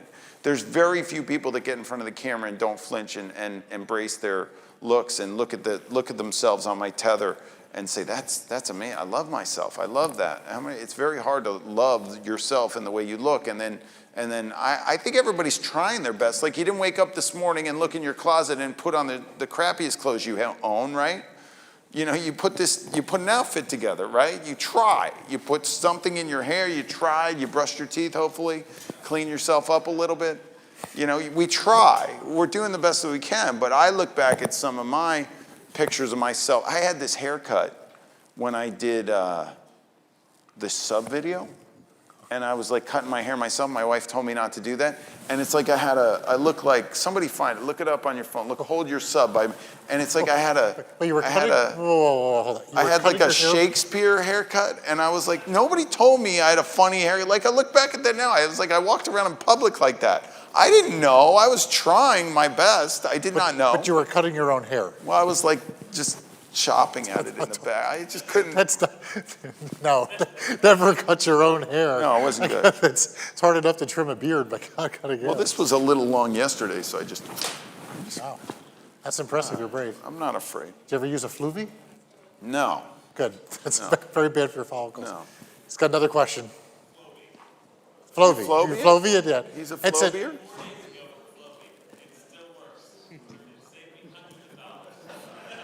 I had a friend I grew up with, and he was using the Flovey, and I swear that he had the worst haircut of everyone I knew. And then he went bald, because I think the Flovey just sucked the hair out of his head. And it was just And then he went and he got hair plugs, which kind of made the cost of the fluvy that he was saving, whatever. Anyway, so, all right, so in 10 years, you really... Did I get the question? I apologize. I kind of went off track. Yeah, I don't. I mean, come on, that's a tough one. In 10 years, where am I going to be? I don't know. I'm going to try and be a world champion sailor. I'm going to be still taking pictures. I'm probably going to be in the same studio. I don't know. I'm probably going to have 10 other businesses that I'm working. That'll be photography based? Maybe. Some yes, some no. Tell me I'm very entrepreneurial, so I'm trying different things. Now, Vegas, Headshot Mania? Mania is taking place in Vegas. Vegas. Which hotel? Sahara, next week. Wow. Next week, headshotmania.com. It's a biannual conference at the moment, so I did it, I did it 2 years ago, and then we took a year off, and then I was like, this is too much work for 1 year. I was like, I can't do this every year. I don't know how you do this. You do this. Do it 3 a year. You're doing 3 of these? So we're gonna announce it. I tell you, I'm gonna make a little announcement now. That is, I think we can go public with it. Optic West is gonna take place in San Francisco on March 22nd and 23rd. We haven't built the website yet, but we're gonna do that by this weekend. And so Optic West will be March, and then we'll be back here in the New Yorker for Optic on June 7th to the 11th.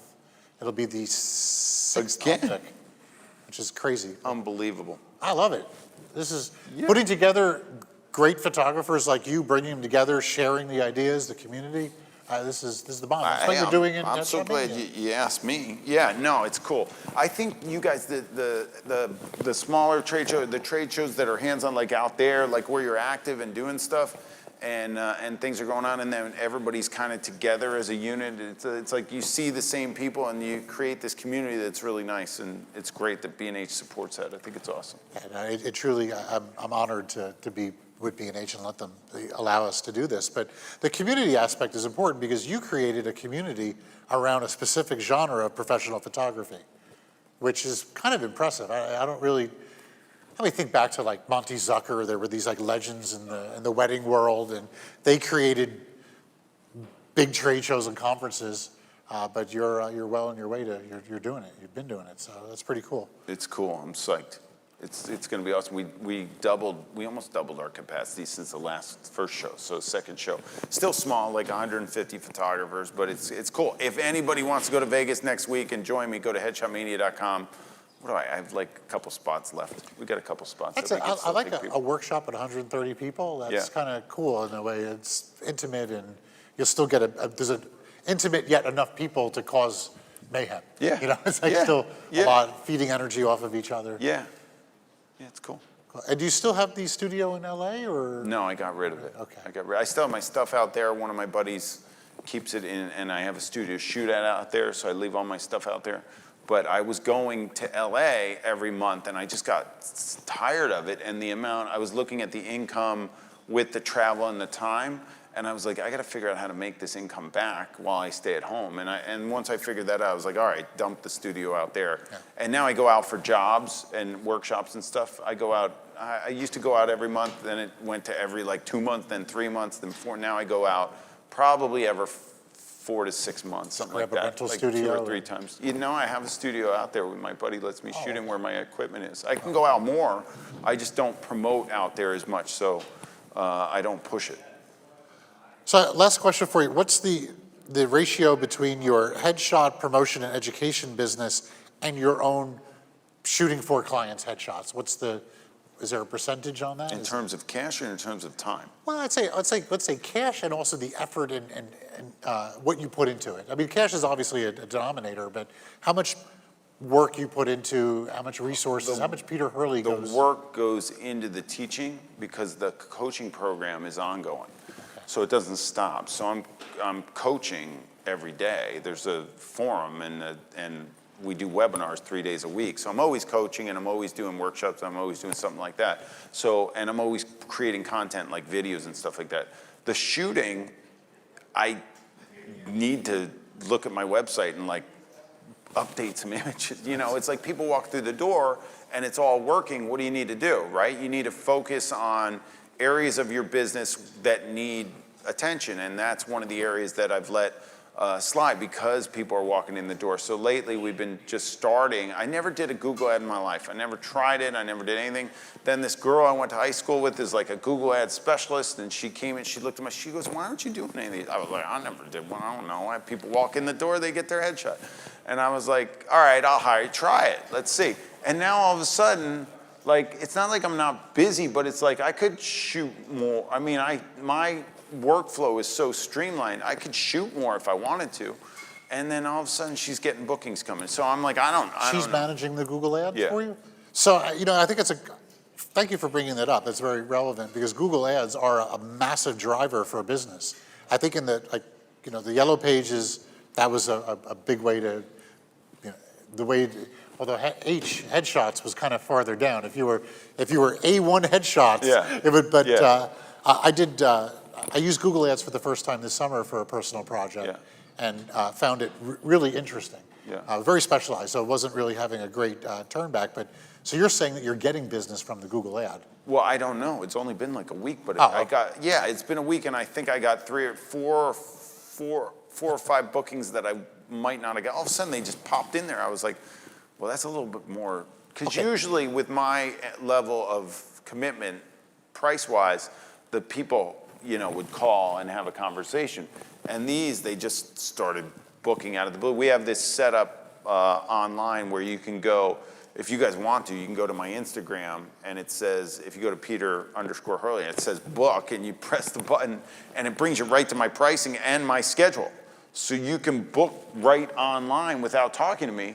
And all of a sudden, I get an email. I actually get an alert from the app. I use Acuity scheduling. I don't know if you guys are aware. And then, boom, it comes up. I'm like, whoa, I just booked somebody. So we do this thing in the headshot crew, and one of my guys does this thing called Headshot Hot Sauce on. He has a headshot sales and marketing thing, and he's speaking, him and these guys, these two Mike guys, that Mike Sansoni and Mike Schacht are two of my guys that do headshot sales and marketing, because I never got into it because I never knew how to. I was like, I did all my marketing in 2002, 2003, 2004. So for me to teach marketing today would not be the same for me as it would be for you guys that are starting out, because I already have the engine in place, right? It just kind of works. So these guys do it, and they have this thing called unassisted booking, which is setting up a scheduler where all of a sudden somebody just books. I mean, it's like, wow, somebody wants me.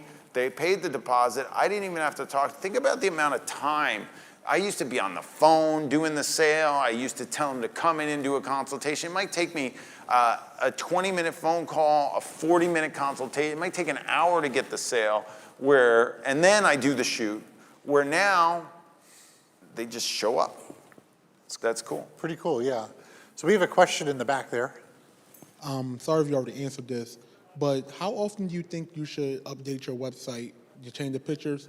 And also, do you should take the old ones down, or you should leave them up?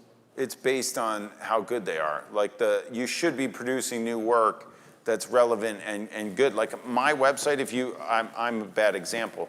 I love my work. If it goes up on my website, it's usually really good. That doesn't mean I'm not producing good work these days. It just means I'm busy and I'm not going to put new stuff out in there. But you need to look at the strength of your portfolio, and you might want an outside eye because a lot of us don't see what other people see. And then you want to you need a flow of your portfolio. First of all, it's got to be consistent so that if I'm going to hire you, I know what I'm getting. And then I always did it this way, where I would put what I believed were my strongest shots in the front of the portfolio. The middle would be shots that are still portfolio worthy, but not quite as strong. And then I'd finish strong in the end. So the first shot and the last shot are really strong, and then in the middle might be the ones that I'd start replacing somewhere. It would either be that, or it'd be based on the look. So let's say the background changed. I'd keep all the shots in one background. Like I use neutrals, so I use black, white, and gray. So I might start off white, go into gray, and go into black, something like that. Or you might have one portfolio that's all black and white. You might have one portfolio that's all color. You might have one that's portraits, one that's headshots. You might have one that's artists and musicians, one that's actors, one that's corporate. I mean, one that's family. It just depends what you're doing. Would you say on your headshot or your website should be specific to the business you're in and not show anything else besides Event, you want to specialize once you get busy, but I think as a photographer, when I started, I took if somebody was going to pay me to press the button, I'm taking the money. I mean, but showcasing I mean, the not work. anymore, but that's what I did, you know? Showcasing the work. Do you strictly stick with the headshot genre, or do you put in like headshots, bridal, bar mitzvah? Would you do something along those lines, or stick to? It depends what your income's like. Like if you're making money off shooting, I shot weddings when I started. I don't remember if I ever put a wedding on my website. I think it was word of mouth. People just hired. But I don't have anything like that on my site now. Like you wouldn't. It's just not my thing. I want to do portraits. I want to do environmental portraits. I want to do headshots and things of that nature. So put what you want to do. But if you're really good at shooting dogs and you get paid for it, and so I've seen dog photography on there. I've seen a trend in the past, like maybe year or two, and it seems like the heavy-duty website has kind of been put in the back, and the Instagram is put in the front. I'm seeing people now without websites, but with beautiful Instagrams. I mean, what's a website's job is to make sure that you can contact the person, so they can direct message you on Instagram. They can see the work. Obviously, the rate cards and all that are dug in deeper. But the website, I don't know if it's as important as it was. It's a lot of work to put a website together. I think, I think there's a lot of these templates out there that work really well. Okay. And plus that helps with SEO. There's things where you can pay a monthly fee and have a service do it for you. Or Google Ads. or Google Ads. You can't or whatever. Google Ad an Instagram, though. But you know what I mean? It's like a coin. They have these templates and you put your shots in and they look beautiful. I have my web guy, does mine himself, so it's not a template. But, if you were just getting started, you could always find I think a lot of the headshot crew people use Squarespace and stuff like that. So I think you need, even if you have an Instagram, you're going to have that link go back to your presence somewhere online. And you probably should have a website, and it should be a little bit more robust than what you're going. I mean, on Instagram, I do something that I call, I was shooting for GoDaddy, and I had one of the heads of their company he said, do you know what this word professional is? And I was like, what's that? He's like, personal and professional put together, professional. I was like, okay, sounds good to me. What's that mean? It just means that like what's happening is that clients are getting involved and meshed into your life. So what I do is I put sailing, I put my family, and people think I'm crazy to put my family. So I was like, I have some creepy stuff happen with somebody took my profile, made a profile taking like me and put it as their profile picture on Instagram and then a bunch of my pictures. But then they went into my daughter's profiles, pulled pictures and put that. That bothered me. That really bothered me. So instantly I just put a story out on Instagram and the whole internet went crazy and went after this guy and they pulled him down. But I usually don't worry about that stuff and I put them out there and. What location were they in? Just curious. What? Your doppelganger. I don't remember. I don't remember where they were. It was on Instagram. But I do put personal stuff. So, and I'm a little bit different because my Instagram is catering to, I run the headshot crew. There's 16,000 photographers on it. So I'm catering to photographers a lot. I don't, to be honest, I don't get much photography work through Instagram. I get people signing up for my coaching and my workshops. And so I put a lot of, people love behind the scenes stuff. Like if you guys are shooting, post behind the scenes stuff. BTS. People love that. I think I got more likes on BTS stuff than anything else. I was like, what is this all about? I put a perfectly good shot of my work up there and it gets less likes than I was out on the street with a shooting with I stuck a pro photo in I had an umbrella, it was raining. I put I think I had the pro photo in the backpack while I was shooting some guy. And it had more likes than anything I ever shot. I was like, what is this? It's just me on the street just because I got a pro photo sticking out of my head. People went nuts. That's a little scary because Albert Watson last year said that. He can post a beautiful picture and get like 2,000, 3,000 likes. Gigi Hadid posts a picture of shoes she's contemplating at shoots and it gets 2 million likes. Yeah. He's like, what? Like, what's the... Yeah. But fashion and Instagram. Yeah, I mean, it's all followers and stuff. I did a thing with Khloe Kardashian, and she posted a picture of me on her Instagram. That was huge. Yeah, and I was like, I got 30,000 more. I don't know. It was crazy. It was crazy. Did you shoot Chloe? Is that a? No, I did a job with her. She was really cool. Oh, right on. Yeah. Nice. I didn't get to shoot her. I was speaking with her. She was hosting an event, and I was one of the speakers on the panel. Oh, cool. It was very cool. So you weren't going to be launching Keeping Up with the Hurleys or anything? No. Okay. No. All right, so any other questions? Or, oh, she's got a question for us. Oh, hold on. We got a mic. Hi, I'm working on my website. Peter, do you have any recommendations for About Me that's not typical or? I think I was talking to a guy who was doing some specific things about branding, and I was looking at, he read my bio, and I write all my accolades, and yes, I did this, I did that, I did the other thing, and he said to me, look, people reading your site, yeah, they know you're good and stuff, but what is it in it for them?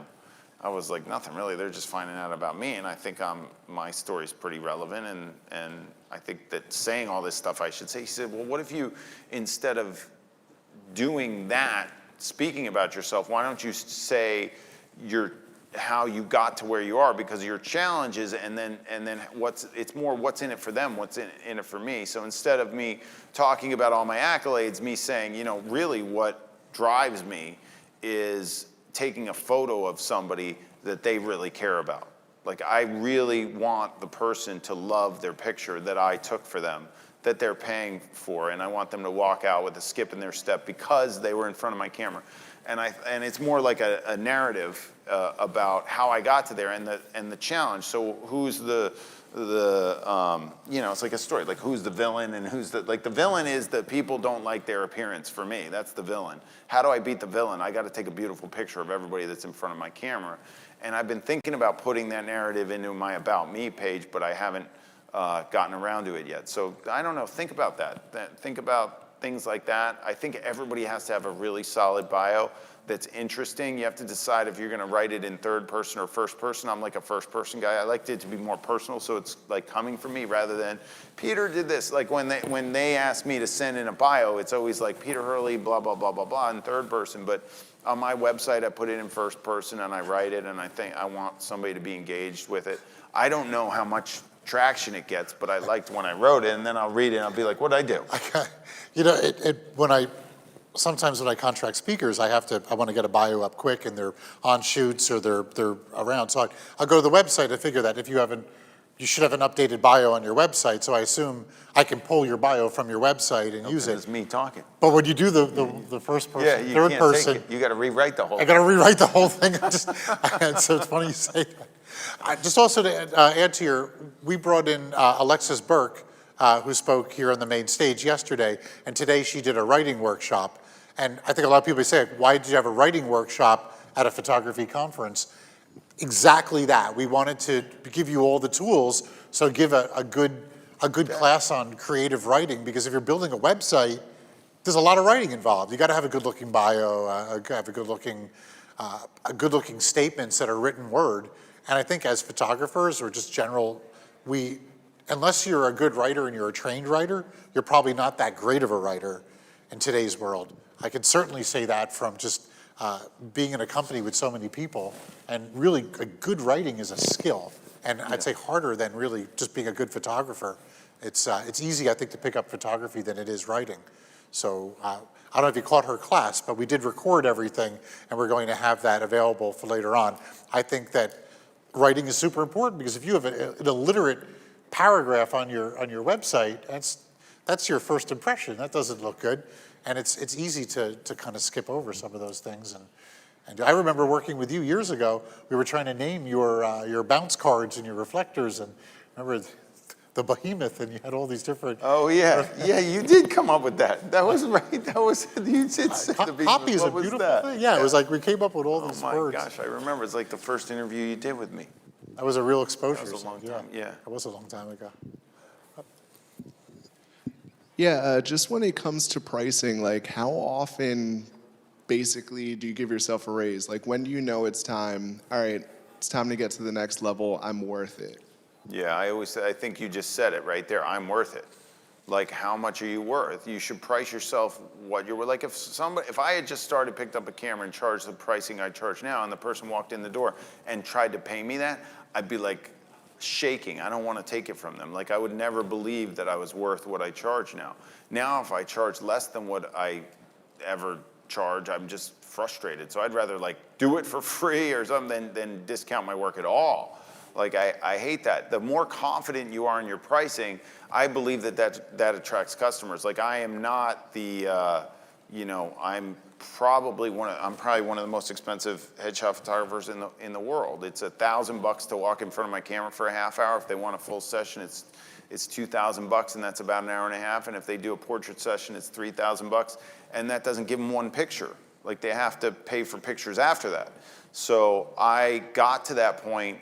I remember, well, here's the story. I was building my business, and I started charging. When I first ran an ad, it was $315 in Backstage. And I thought, well, if I charge $250 for a headshot, if I get 2 people to pay for it, if I get 1, at least I didn't lose that much money. And maybe I'll get 3 people, who knows? And it was weekly, $315. It was a lot at the time for me. But I ran it in the first week. I might have gotten 1. I might have gotten 2 the second week, none the third week, who knows? But I ran it for a year. And every month I was busy, I raised it $25 or $50. So it gets up to like $550. And at this point, I was getting attention from everybody. And one of the top casting directors in the city was sending me all these people. And I do these consultations with them. So this girl came in, and it's very intuitive when you meet somebody. You know whether they're not going to book you or not, and you know if you're comfortable with your pricing. So I was $550 at the time, I think. And I was trying to sell her on shooting with me, and I just felt like she's not going to book me. So she left, and the casting director called me about something else. I don't remember what it was. And I said, hey, you sent in so-and-so.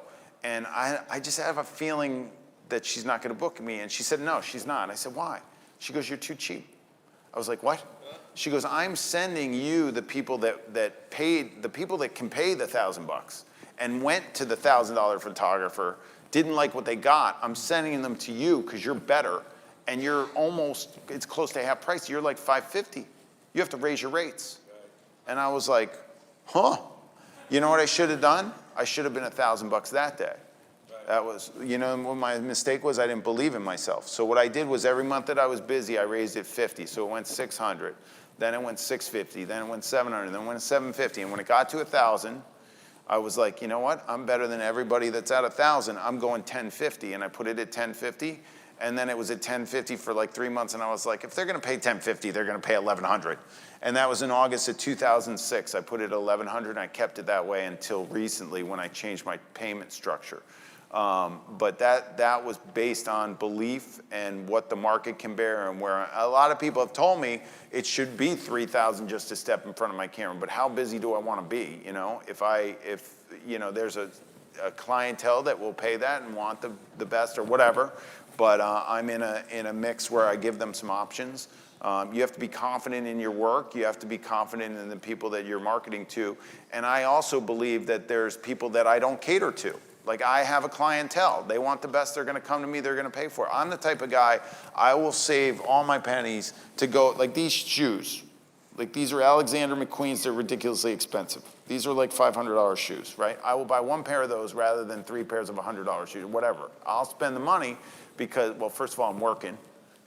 I like my fashion. I need my fashion. But anyway, so I feel worth it. But that's the point, is that I'm going to go out and buy the best, what I believe is the best, and save that money for that. There's those people that want the best and are willing to pay for it. I work hard for what I make. I want to walk into a store and buy whatever I want. I want the best. I don't want to go down to Canal Street and buy the fake Alexander McQueen's. I want to walk into the store, Bergdorf's, and buy these suckers. That's the way I am. So those people are out there. They're in every city. They're in every town. They want the best. They're working hard at what they're doing. They want to pay you for what you deserve, and those are the clients you want to find. And the photographers that complain about not having people in front of the camera are looking for the wrong people, is what I believe. Yeah, I just want to add to that. My daddy says, good things are not cheap, cheap things are not good. But I want to also bring Fred Marcus. Fred Marcus Studio is a very successful large studio in New York City. It's 3 generations. Fred Marcus started it. Andy Marcus is the is now the father, and now his son, Brian Marcus, is taking over. But Andy Marcus said that his father, Fred Marcus, said to him, "I'd rather shoot one wedding for $100,000 than 10 weddings for $10,000. Now, granted, a wedding for $100,000, this is a very high end, but Fred Marcus' studio, Andy Marcus did shoot, I think, Trump's third wedding or something. So that's the level that we're talking about. But your time, what's your time worth? The effort you're going to put into it when you build your pay schedule. I think it might depend. If you were living in Ohio and your cost of living was much less and your clientele probably had a lot less money, then you adjust to that. Yeah, but if you're good, you're good. If you're living in Ohio and you're good, how long does it take you to get anywhere in the country? You jump on a plane, you go.